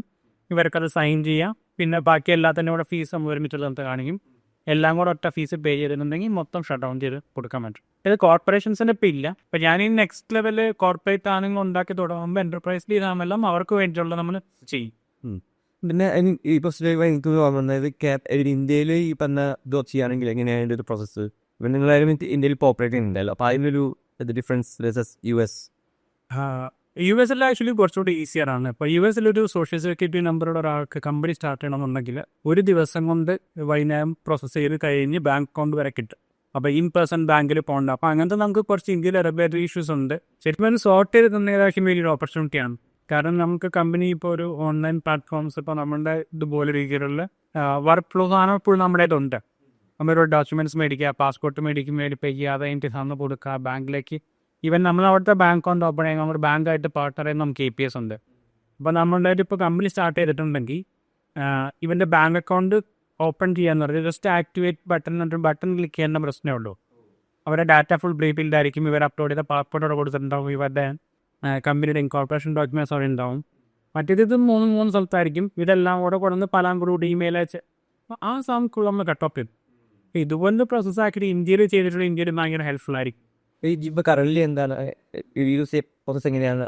ഞാൻ അടുത്തൊന്നും ചെയ്തിട്ടില്ല. പക്ഷേ ലാസ്റ്റ് ടൈം ഞാൻ പ്രൈവറ്റ് ലിമിറ്റഡ് ചെയ്തപ്പോൾ എനിക്ക് 1 മാസത്തിന് മുകളിലെടുക്കും ഈ പ്രോസസ്സ്. ഇപ്പോൾ ഇവിടെ ആധാർ ഉണ്ടെങ്കിലും പിന്നെ വേറെ കൊണ്ടുപോയി തമ്പ് ഇംപ്രഷൻ ചെയ്യണം, പിന്നെ വേറെ തന്നെടുത്ത് അയക്കണം, ഡീറ്റെയിൽ സൈൻ ചെയ്യണം. പിന്നെ നമ്മൾ CA കാരൻ്റെ അടുത്തായിരിക്കും സംസാരിക്കുക, അല്ലെങ്കിൽ വക്കീലായിരിക്കും. ഇവരുടെ പ്രോസസ്സ് നമ്മൾ മാനുവൽ ഇമെയിൽ അയച്ചു കൊടുക്കും. ചിലപ്പോൾ ഒരു ഫോം ഡിസൈൻ അയക്കും, പിന്നെ ഇത് നമ്മുടെ ഒന്ന് തിരിച്ചയക്കും. അപ്പോൾ ഇതെല്ലാം ഒരു ഓൺലൈൻ പ്രോപ്പർ ഒരു സിസ്റ്റത്തിൻ്റെ ഉള്ളിലാണെന്നുണ്ടെങ്കിൽ നമ്മൾ ആക്ച്വലി ഇൻഫർമേഷൻ കളക്ട് ചെയ്യുമ്പോൾ എല്ലാ ഇൻഫർമേഷനും ആദ്യം കളക്ട് ചെയ്യും.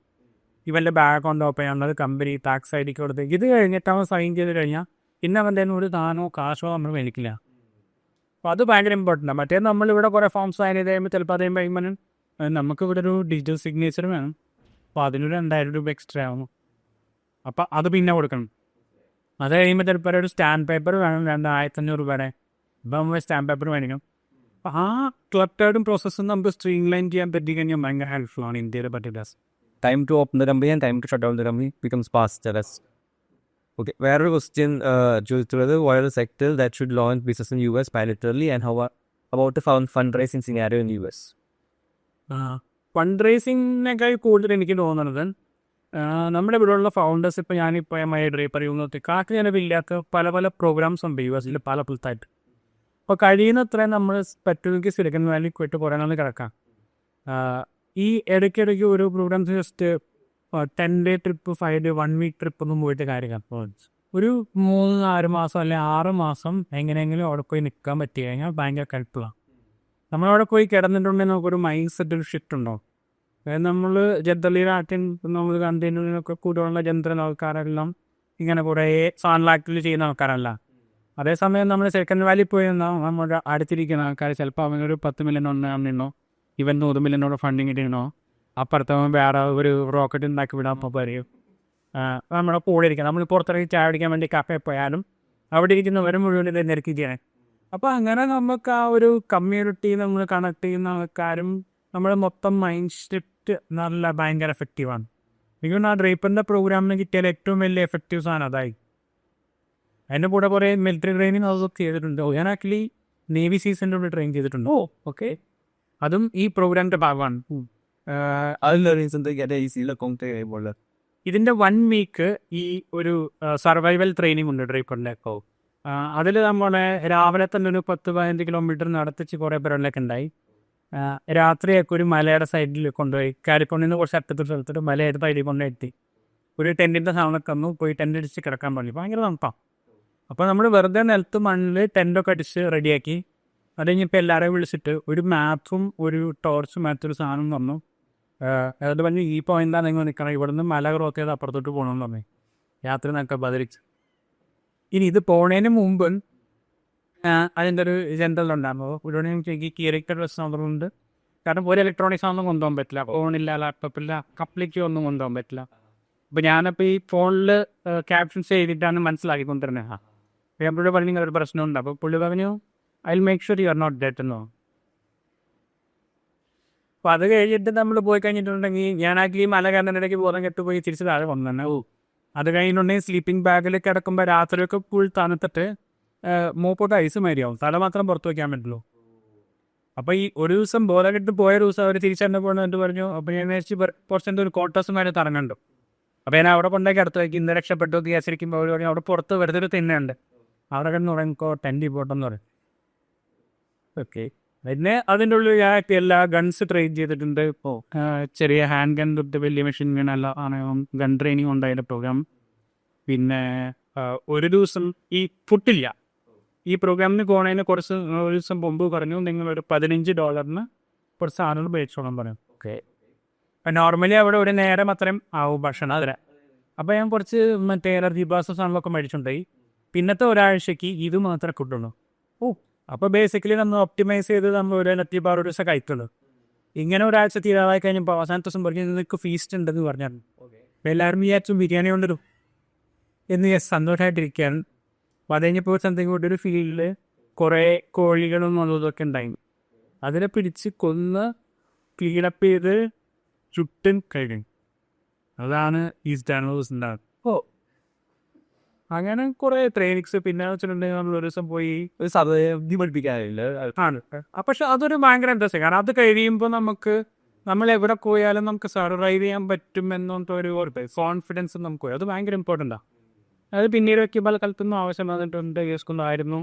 കാരണം എവിടെ നമ്മൾ എങ്ങനെ ഇറങ്ങിപ്പോയി നമ്മൾ എത്ര താഴെ പോയി കഴിഞ്ഞിട്ടുണ്ടെങ്കിൽ നമുക്ക് തിരിച്ച് കയറി വരാൻ പറ്റും എന്നൊരു കോൺഫിഡൻസ് നമുക്ക് ബിൽഡ് ചെയ്യാൻ പറ്റും. അത് റാപ്പിഡ് റൗണ്ട് ക്വസ്റ്റ്യൻസ് ആണ്. അപ്പോൾ ഈ ഓഡിയൻസിന് വേണ്ടിയുള്ള ഓഡിയൻസ് ക്വസ്റ്റ്യൻസ് ആണ്.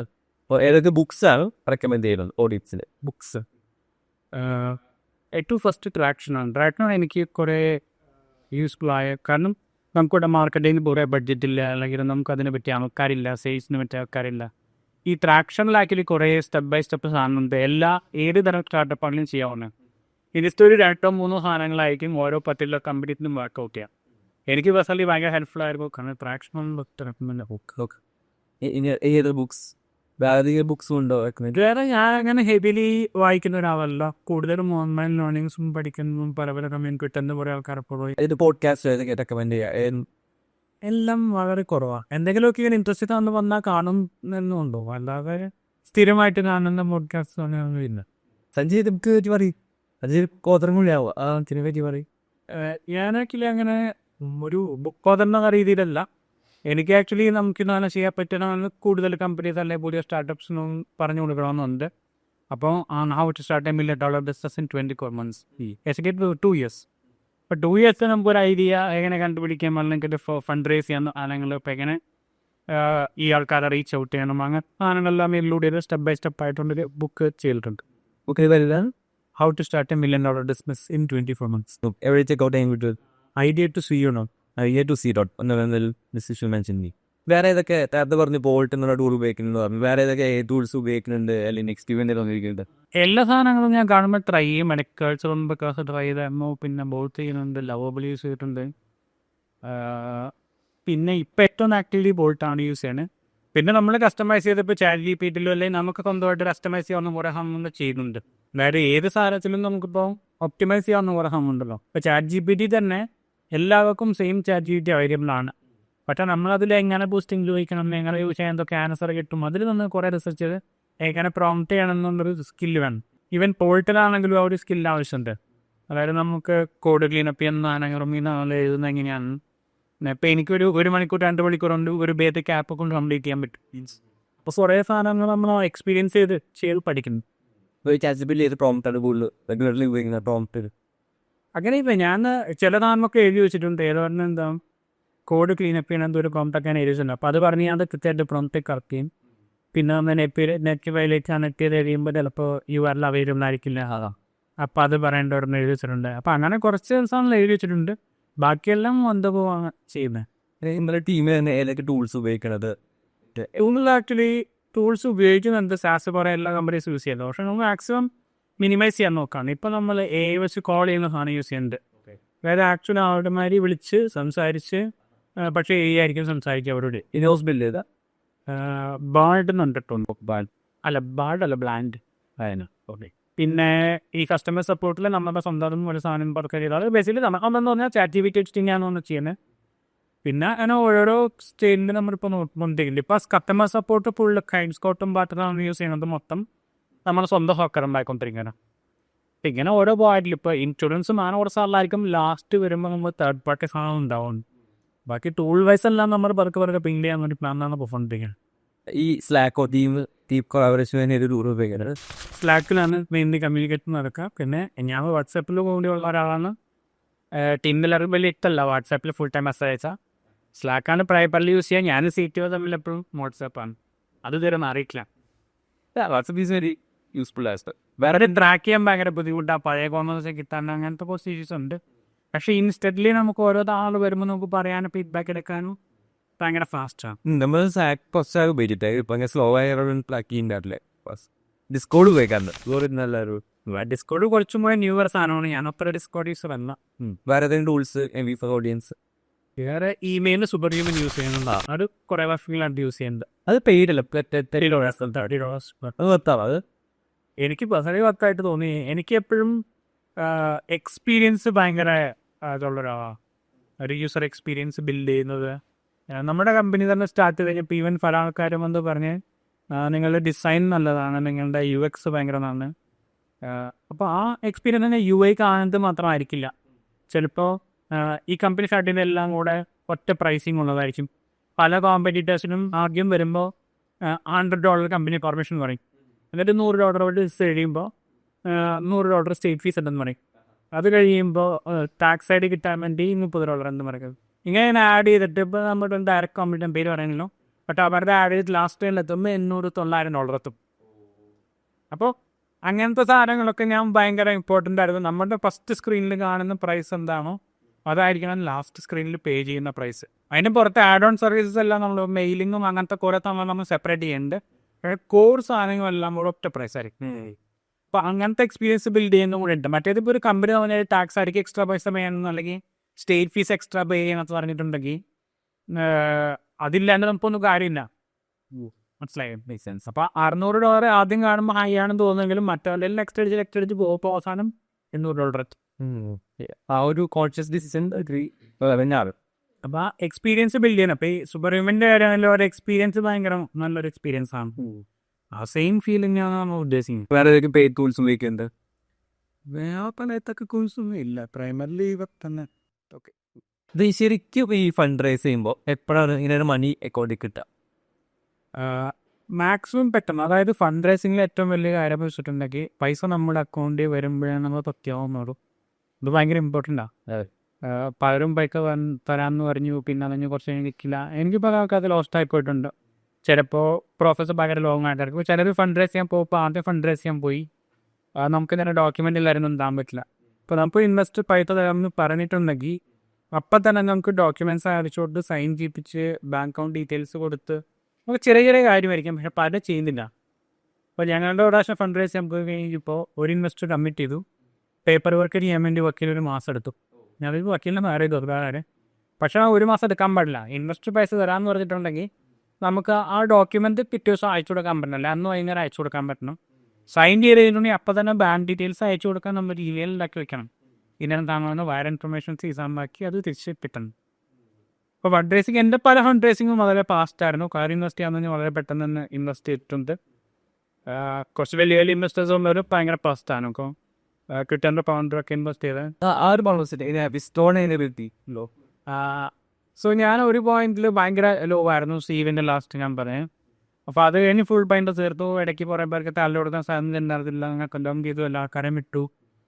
അപ്പോൾ അത് കഴിഞ്ഞപ്പോഴും ഞാൻ നമ്മുടെ ആദ്യത്തെ ഇൻവെസ്റ്റേഴ്സിനെ കണ്ടിട്ട് ഞാൻ പറഞ്ഞു. അപ്പോൾ അവരെന്നോട് പറഞ്ഞു വേണം ഒരു കാര്യം പൈസ പോകണ്ടേ, അത് ജോലിക്ക് പൊക്കോം. അപ്പോൾ അപ്പോഴും എനിക്ക് കുറേ ഓഫേഴ്സ് ഉണ്ടായിരുന്നു. എനിക്ക് ഇപ്പം എൻ്റെ ഗൂഗിളിൽ ഓപ്പറേറ്ററിൻ്റെ ഫേസ്ബുക്കിൽ കിട്ടിയിരുന്നത്. അപ്പോൾ ഞാൻ ജോലിക്ക് പോയിട്ടില്ല. ഇപ്പോൾ അവർ പറഞ്ഞ് ജോലിക്ക് പൊക്കോ, കുഴപ്പമില്ല. അപ്പോൾ ഞാൻ പറഞ്ഞൊരു കാര്യം എന്ന് വെച്ചാൽ ഇത് എങ്ങനെയെങ്കിലും ഞാൻ തിരിച്ച് പോക്കി കൊണ്ടുവരും. എങ്ങനെയാണെന്ന് എനിക്കറിയില്ല ഇപ്പോൾ, പക്ഷെ എന്തെങ്കിലും ചെയ്ത് നമ്മളിത് തിരിച്ചു കൊണ്ടുവരും. അപ്പോൾ അത് കഴിഞ്ഞ് പിന്നെ ഞാൻ വന്നിരുന്നിട്ട് ഞാൻ എല്ലാവർക്കും മെയിൽ അയച്ചു തുടങ്ങി. അതിങ്ങനെ ഒരു കമ്പനി ബിൽഡ് ചെയ്യേണ്ട ഇത്ര പേരെ നാണയങ്ങളെത്തി, അങ്ങനെയാണെങ്കിൽ അപ്പോഴേക്കും കമ്പനിയിൽ പിന്നെ ആരുമില്ല. അതായത് അതുവരെ ഉണ്ടായിരുന്ന കംപ്ലീറ്റ് ടീം പോയി ഞാൻ ഒറ്റയ്ക്കായിരുന്നു പാകം. അങ്ങനെ ഞാൻ മെയിലെല്ലാവർക്കും അയച്ചു. അതും എല്ലാവർക്കും ഒരു മാസ് മെയിൽ എടുത്ത് എല്ലാവർക്കും കൂടെ അയക്കുകയാണ്. ഓരോ ആൾക്കാർക്ക് കസ്റ്റമൈസ് ചെയ്ത് ഇവരുടെ ബാക്ക്ഗ്രൗണ്ട് നോക്കിയാണ് ഓരോരുത്തർക്കും ഈവൻ സിമിലർ ആൾക്കാരാണെങ്കിൽ പോലും ഡിഫറെൻറ്റ് ഇമെയിൽസ് ആണ്. അപ്പം ഞാൻ ഇത് ആലോചിച്ച് എഴുതി ഉണ്ടാക്കിയാനായിട്ട് അപ്പോൾ ബിസ്റ്റോൺ ആക്ടി റെസ്പോണ്ട് ചെയ്തു ഇമെയിലിന്. പുള്ളി പറഞ്ഞു ഭയങ്കര വണ്ടർഫുൾ സ്റ്റോറിയാണെന്നോ അങ്ങനെ നമുക്ക് തന്നെ ഹെൽക്കിയെന്ന് വെച്ചു. അപ്പോൾ ഞാൻ പറഞ്ഞിട്ട് ആശാൻ ഇപ്പോഴത്തെ പ്രധാന പ്രശ്നം പിന്നെ അതിൻ്റെ പുറത്ത് നെറ്റ്വർക്കിങ് ബാക്കി എന്തെങ്കിലും കണക്ട് ചെയ്യാവുന്നത് അങ്ങനെയാണ്. അപ്പോൾ പുള്ളി ഇൻവെസ്റ്റ് ചെയ്യാമെന്ന് പറഞ്ഞു. പുള്ളി ഇൻവെസ്റ്റ് ചെയ്യാമെന്ന് പറഞ്ഞിട്ട് പുള്ളിയുടെ ഒരു ഫൈനാൻസ് ഹാൻഡ്ലിംഗ് ഒരു പുള്ളിയുണ്ട്, അവരൊക്കെ കണക്ട് ചെയ്തു. ഇവിടുന്ന് എഗ്രിമെൻറ്റ് സാധാരണ ഉണ്ടാക്കി അയച്ചു. അപ്പോൾ തന്നെ ഒരു മണി പുട്ട് ബാക്ക്. പിന്നെ അത് കഴിഞ്ഞിട്ടുള്ള മിക്കവാറും എല്ലാ ഇൻവെസ്റ്റേഴ്സും അങ്ങനെയാണ്. അപ്പോൾ ബാലാജിയുടെ ഞാൻ ആക്ച്വലി ഇൻവെസ്റ്റ്മെൻറ്റ് റേസ് ചെയ്യാൻ സമയം എല്ലാവരും ഞാൻ ബാഗായിട്ട് ട്വിറ്ററിൽ മെസ്സേജ് അയക്കാറുണ്ട്. ഡീൻ ഞാൻ ഇടയ്ക്കിടയ്ക്ക് ചാറ്റ് ചെയ്യും, ഓരോ നാൾ പറയുന്നു. അപ്പോൾ പുള്ളി റെസ്പോണ്ട് ചെയ്യാറില്ലേ, റെസ്പോണ്ട് ചെയ്യാനുണ്ട്. അപ്പോൾ പുള്ളിക്ക് മെസ്സേജ് അയച്ചു. അപ്പോൾ പ്രാവശ്യം ടാക്സിൻ്റെ സാധനം നമ്മൾ ആദ്യമായിട്ട് ഉണ്ടാക്കിയ സമയത്ത് ടാക്സിൻ്റെ അക്കൗണ്ടിങ് വന്നതിനകത്ത് അപ്പോൾ ഞാൻ ചെയ്തതിൻ്റെ ഒരു വീഡിയോ അയച്ചു കൊടുത്തു. ഇപ്പോഴും ഭയങ്കര ഇൻട്രസ്റ്റിംഗ് ആണ്. നിങ്ങൾ ഇതുപോലെ ഇപ്പോൾ ഒരു കമ്പനി റൺ ചെയ്യുന്നതിൽ വലിയ 1000 things ഇങ്ങനത്തെ ചെറിയ ചെറിയ സാധനങ്ങളായിരിക്കും, പക്ഷെ അങ്ങനത്തെ 1000 കാര്യങ്ങളുണ്ട്. നിങ്ങളിത് മുഴുവൻ സോൾവ് ചെയ്ത് കഴിഞ്ഞിട്ടുണ്ടെങ്കിൽ you'd be very big company and I want to invest in this company. അപ്പോൾ ഞാൻ ഫണ്ട് റേസ് ചെയ്യുന്നില്ല, പുള്ളി കൊട്ട് വരുന്നതാണ് ഇൻവെസ്റ്റ് ചെയ്യാൻ. ബട്ട് ബാലാജിനുമായിട്ട് ഒരാൾ ഇൻവെസ്റ്റ് ചെയ്യാന്ന് പറയുമ്പോൾ we automatic start fundraising. അപ്പോൾ പറഞ്ഞു ഓക്കെ ഞാൻ ഫണ്ട് റേസ് ചെയ്യുമ്പോൾ ഞാൻ ഡീറ്റെയിൽസ് അയച്ചാൽ നമ്മൾ ഡോക്യുമെൻറ്റ്സ് ഒക്കെ ഇതാക്കി അയച്ചു കൊടുത്ത് സൈൻ ചെയ്യിപ്പിച്ച് പൈസ മേടിച്ചു. ഈ ഇൻവെസ്റ്റേഴ്സ് ഒക്കെ പോർട്ട്ഫോളിയോ ഇൻവെസ്റ്റ് ആണെങ്കിൽ കമ്മിറ്റ് ചെയ്ത് കഴിഞ്ഞാൽ വേഗം തന്നെ നമ്മുടെ അക്കൗണ്ടിലേക്ക് വളരെ ഫാസ്റ്റാണ്, ഒട്ടും ഡിലേസ് ഒന്നും ഉണ്ടാകുന്നില്ല. പിന്നെ ചില ആൾക്കാരൊക്കെ സംസാരിച്ച് കഴിഞ്ഞിട്ടുണ്ടെങ്കിൽ എനിക്ക് തോന്നുന്നു ഞാൻ വേറൊരു മീറ്റിംഗ് എടുത്താൽ അരുൺ വണ്ടി ഇൻവെസ്റ്റ്മെൻ്റ് ആയിരുന്നു. അരുൺ ആക്ച്വലി ഒരു 30 minutes കോൺവെർസേഷൻ ഞാൻ ഷെഡ്യൂൾ ചെയ്ത് ഒരു 15 minutes സംസാരിച്ച് കഴിഞ്ഞപ്പോൾ കിസൈഡ് അതിൽ ഇൻവെസ്റ്റ് $1 crore $100,000 പ്ലസ് ഇൻവെസ്റ്റ്. ബാക്കി വന്നതിനോട് സംസാരിച്ച് വെച്ചു. പിന്നെ നീക്കൊക്കെ അയച്ചു കൊടുത്ത് പുള്ളി പൈസ. വേറൊരു ക്വസ്റ്റ്യൻ വെച്ച് കഴിഞ്ഞാൽ ക്രൗഡ് ഫണ്ടിങ് ചെയ്തിട്ടുണ്ടല്ലോ, അവരൊക്കെ വെച്ചിട്ട് ആ ഒരു പ്രോസസ് എങ്ങനെയായിരുന്നു? ആ ഒരു ക്രൗഡ് ഫണ്ടിങ് ഞാൻ വിചാരിച്ച അത്ര സക്സസ്ഫുൾ ആയിരുന്നില്ല. We raise around 1.5 to 2 crores something അന്നത്തെ പോയി. നമ്മുടെ മെയിൻ ഐഡിയ എന്തായിരുന്നു വെച്ചിട്ടുണ്ടെങ്കിൽ നമ്മുടെ യൂസേഴ്സിനെയാണ് പ്രൈമറിലി ടാർഗറ്റ് ചെയ്യുന്നത്. യൂസേഴ്സിൻ്റെ അടുത്ത് നിന്ന് മാക്സിമം പൈസ റൈസ് ചെയ്തിട്ട് നമുക്ക് എക്സിറ്റിംഗ് ഇൻവെസ്റ്റേഴ്സ് ഇപ്പോൾ പറ്റുന്ന ആൾക്കാരാണെന്നെങ്കിൽ അവരെല്ലാവരും ഒഴിവാക്കിയിട്ട് ഒരു കസ്റ്റമർ ഓൺഡ് കമ്പനി ബിൽഡ് ചെയ്യാം എന്നുള്ളതാണ്. നമ്മൾ ആ പ്രോസസ്സർ റൺ ചെയ്തതിൽ കുറച്ചും കൂടെ റിഫൈൻ ചെയ്യാറുണ്ടായിരുന്നു. നമ്മൾ 10 ചെയ്യുന്നത്. അപ്പോൾ അത് ദോർഘട്ട്. പക്ഷെ എന്നാലും നമ്മുടെ കസ്റ്റമേഴ്സ് ഇത്രയും പൈസ ഇൻവെസ്റ്റ് ചെയ്തിട്ടുണ്ട് കമ്പനിയിൽ പൈസ. അപ്പോൾ എല്ലാ നമ്മുടെ കസ്റ്റമേഴ്സിന് ഈ പല പല ഇൻവെസ്റ്റേഴ്സ് ഓൺ ചെയ്യുന്നതിന് പകരം കസ്റ്റമേഴ്സിനെല്ലാം ചെറിയ ചെറിയ ഷെയർ ഉണ്ടാവും കമ്പനി. അതല്ല പ്രോസസ്സാണല്ലോ, customers having equity in the company അല്ലേ? അത് ലോങ് ടേമിൽ, അതായത് ഇപ്പോൾ പല വലിയ കമ്പനീസിനെ പ്രശ്നങ്ങൾ എന്ന് വെച്ചിട്ടുണ്ടെങ്കിൽ ഇവർ ഇൻവെസ്റ്റേഴ്സിൻ്റെ പൈസ റൈസ് ചെയ്ത് വലിയ വെഞ്ചർ ക്യാപിറ്റൽസ് വന്നു. They might not always put customers first. പല നല്ല ഇൻവെസ്റ്റേഴ്സ് എല്ലാ പ്രശ്നമുള്ളവരാണെന്നുണ്ടെങ്കിൽ അവർക്ക് അവരുടെ പൈസ മാക്സിമൈസ് ചെയ്യും. ഇപ്പോൾ ബെഞ്ചിനൊക്കെ പറഞ്ഞൊരു കമ്പനി ഉണ്ടായിരുന്നു, അവർ $1 billion ഞാൻ തട്ടി കഴിഞ്ഞപ്പോൾ ഒരു ദിവസം ചുമ്മാ ഡൗൺ ചെയ്തേ. ഈ ടാക്സ് സീസണിന് മുമ്പ് ഷട്ട് ഡൗൺ ചെയ്തിട്ട് എല്ലാ കാര്യം ഒറ്റയടിക്ക് പുറത്തായി ആൾക്കാർക്ക് ലോഗിൻ പോലും ചെയ്യാൻ പറ്റില്ല. ഓക്കെ. അപ്പം അങ്ങനത്തെ കുറേ ഡിസിഷൻസ് എടുക്കേണ്ടി വരുന്നത് കസ്റ്റമർ ഫസ്റ്റ് അല്ലാത്തതുകൊണ്ടാണ്. ഓണേഴ്സ് ഓക്കെ ആയിരുന്നു, പക്ഷേ money bank then BCC also wanted to അപ്പോൾ അവരുടെ ചിലപ്പോൾ കണ്ട് ചെയ്യാൻ പറ്റില്ല, അല്ലെങ്കിൽ അവരുടെ പൈസ മാക്സിമൈസ് ചെയ്യാൻ നോക്കുന്നതായിരിക്കും, അല്ലെങ്കിൽ പല പല ഇഷ്യൂസ് ആയിരിക്കും, അതാണ് നമുക്കറിയില്ല. പക്ഷേ കസ്റ്റമേഴ്സ് തന്നെയാണ് നമ്മുടെ ഇൻവെസ്റ്റേഴ്സ് എന്നുണ്ടെങ്കിൽ V can build A customer plus company. നമ്മുടെ യൂസർ എക്സ്പീരിയൻസും ദേ പിയർ ദ പ്രൈം. അപ്പോൾ അതാണ് നമ്മളൊരു സൂപ്പർ ലോങ് ടേമിൽ നമ്മൾ ആലോചിക്കുന്ന ഒരു കാര്യം. അതാണ്. വേറെ എക്സാമ്പിൾസ് ഉണ്ടോ അങ്ങനെ ബിൽഡ് ചെയ്യാൻ ഈസി? സാഹിൻ്റെ ആണ് പിന്നെ ഗംറോഡിൻ്റെ Sahid Thomas invest Start Global. അപ്പോൾ സാഹിൻ്റെ അടുത്താണ് എനിക്ക് ഇതിൻ്റെ അഡ്വൈസും ടീമും ചെയ്യാൻ സാധനമൊക്കെ. പുള്ളി മഹേന്ദ്ര ചെയ്തിട്ടുണ്ടല്ലേ എല്ലാ companies actually making around $10-20 million. ഇതിനൊരു $10 million പ്രോഫിറ്റ് ഉണ്ട്. ഇപ്പോൾ Sahid was coming to India and is at time to speak in Bangalore. ഞാനവിടെ പോയി ഇരുന്നിട്ടൊരു അരമണിക്കൂർ 1 മണിക്കൂർ എന്നിട്ടിട്ട് ഞാനൊരു 3-4 hours എന്ന് സംസാരിച്ചിട്ടുണ്ടാവും. അപ്പോൾ പിന്നെ അത് കഴിഞ്ഞ് സാഹിദ് ഇൻവെസ്റ്റ് ചെയ്യാമെന്ന് പറഞ്ഞു. അപ്പോൾ ഫണ്ട് റൈസ് ചെയ്യേണ്ടത്. അപ്പോൾ ഞാൻ പറഞ്ഞു ഒരു കാര്യം ഈ ക്രൗഡ് ഫണ്ടിങ്ങിൻ്റെ സാധനമൊക്കെ അവർ ഓൾറെഡി ചെയ്ത് അവർ $5 million റൈസ് ചെയ്തിട്ടുണ്ട്. അപ്പോൾ അങ്ങനെയാണ് ഞാൻ പിന്നെ ഈ ടീവിലോട്ട് പറഞ്ഞത്. ലാസ്റ്റ് 1.5 hours എക്സ്ട്രീംലി യൂസ്ഫുൾ ആയിട്ടുള്ള, അതും നമ്മുടെ KPS നമ്പർ കൂടിയായിട്ടുള്ള സഞ്ജയ്. ഒപ്പം തന്നെ best thing is GCC password ആണ്, ലോമിനേജ് കോളേജ് ആൻഡ് അലുമിനി കൂടിയാണ്. And it's really good to have you on the podcast, sharing your journey, ups and downs, and eventually can start global അതൊരു profitable ആയിട്ടുള്ള 6 number ടീമിനെ കൊണ്ട് പ്രോഫിറ്റബിളായിട്ട് അത് കേരളത്തിൽ run ചെയ്യുക. It's a humanless thing. And thanks for coming to KPH Podcast. And together we could do lot of great works. And any ending notes to the audience? I think it's possible to do this kind of company. അതായത് പണ്ട് പറ്റില്ലായിരുന്നെങ്കിലും ഈ മുന്നോട്ട് it's much more easier. അതായത് ഞാൻ തുടങ്ങിയ സമയത്തുള്ള environment അല്ല ഇപ്പോൾ. അന്ന് ഇത്രയും ആർട്ടിഫിഷ്യൽ ഉണ്ടായിരുന്നു, കമ്പനി സ്റ്റാർട്ട് ചെയ്യുക അല്ലെങ്കിൽ പല പല പ്രശ്നങ്ങളുണ്ടായിരുന്നു. ഇപ്പോൾ റിലേറ്റീവ്ലി അതിലും ഈസിയറാണ്. നമുക്ക് വെച്ചിട്ട് ഒരുപാട് ടൂൾസ് ഉണ്ട്. മേ ബി നെക്സ്റ്റ് 5 yearsൽ ഇതുപോലെയുള്ള 100 കമ്പനീസോ 500 കമ്പനീസോ 1000 കമ്പനീസോ നമുക്ക് കേരളത്തിൽ ചെയ്യാൻ പറ്റും. അപ്പോൾ എനിക്ക് സപ്പോർട്ട് ചെയ്യാവുന്ന സാധനമുള്ള സപ്പോർട്ട് ചെയ്യും. May be what ever it is. വേറെ ഫൗണ്ടേഴ്സിൽ സംസാരിക്കുക ബാക്കിയല്ല. അപ്പം അങ്ങനെയാണ് ഞാൻ ജനറലി പോഡ്കാസ്റ്റ് ചെയ്യാറുണ്ട്. KPH ആയിട്ട് ലോങ്ങസ്റ്റ് മെമ്പറും കൂടെ ആയിട്ടാണ് ഞാൻ ഇതിന് വന്നത്. ഒരു ഭയങ്കര ഇൻട്രസ്റ്റിംഗ് ഒരു ഗ്രൂപ്പാണ്. Yes, thank you for the continued support and thanks again. And signing off. Stay. Hi all. I think ഈ പോഡ്കാസ്റ്റ് ചെയ്തു ക്ലോസ് ടു 6 months ആയി നമ്മൾ സ്റ്റാർട്ട് ചെയ്ത് ഒരു 30 എപ്പിസോഡ്സ് നമ്മൾ കവർ ചെയ്തു. And every Friday at 5 PM ഓരോ എപ്പിസോഡും ഈ ചാനലിൽ പുറത്ത് പോകുന്നുണ്ട്. So I just thought to share what KPH is and maybe for the new audience this might be useful. KPH ഒരു വാട്സപ്പ് കമ്മ്യൂണിറ്റി ആയിട്ട് 2017 നമ്മൾ സ്റ്റാർട്ട് ചെയ്തതാണ്. It was all invite only. അതായത് നമുക്ക് പരിചയമുള്ള ഫൗണ്ടേഴ്സിനും പ്രൊഡക്റ്റ് ബിൽഡേഴ്സിനും ആക്ച്വൽ ചെയ്യുന്ന ആൾക്കാർ, നോട്ട് ദി തള്ളൽ ഫോക്സ്, അവർ മാത്രം കൊണ്ടുവന്നിട്ടുള്ളൊരു ഗ്രൂപ്പ് കമ്മ്യൂണിറ്റിയാണ്. അപ്പോൾ നമ്മൾ across Kerala from 2017 onwards we been hosting meetups. ഒരു 10, 20, 30 ആൾക്കാരായിരുന്നു. ഇപ്പോൾ അന്നൊക്കെ ഉണ്ടായിരുന്നു. ഇപ്പോൾ I think after the podcast and after we put our self out there on the internet, lot of new people are coming in, right? So ഇതാണ് ഒരു KPHൻ്റെ ഒരു current state. And lot of interesting conversations, actual raw and honest genuine. You will not find as anywhere in newspaper or anywhere. But it's a very small but actual brutally honest ആയിട്ടുള്ള ഒരു kind of കമ്മ്യൂണിറ്റിയാണ്. And that is KPH for you, and you can check them out on kph.club. We have some interesting initiatives we are very passionately bringing about, be it the community, be it offline events, master classes, be it fund, KPH angel networking, അല്ലെങ്കിൽ even VC fund ഒക്കെ ഫ്യൂച്ചറിൽ നമുക്ക് plan ചെയ്യാം. So these are some of things I M personally excited about. And Kerala ഇതിനെ നമുക്ക് പൊക്കിയെടുത്ത് വേറെ level കൊണ്ടുവരാൻ പറ്റിയൊരു ഇനീഷ്യേറ്റീവ് ആണ്. And even I am getting goosebumps as I am saying this, right? So this is what I am excited about, and this is my ikigai when I am working on towards it. And now back to the episode.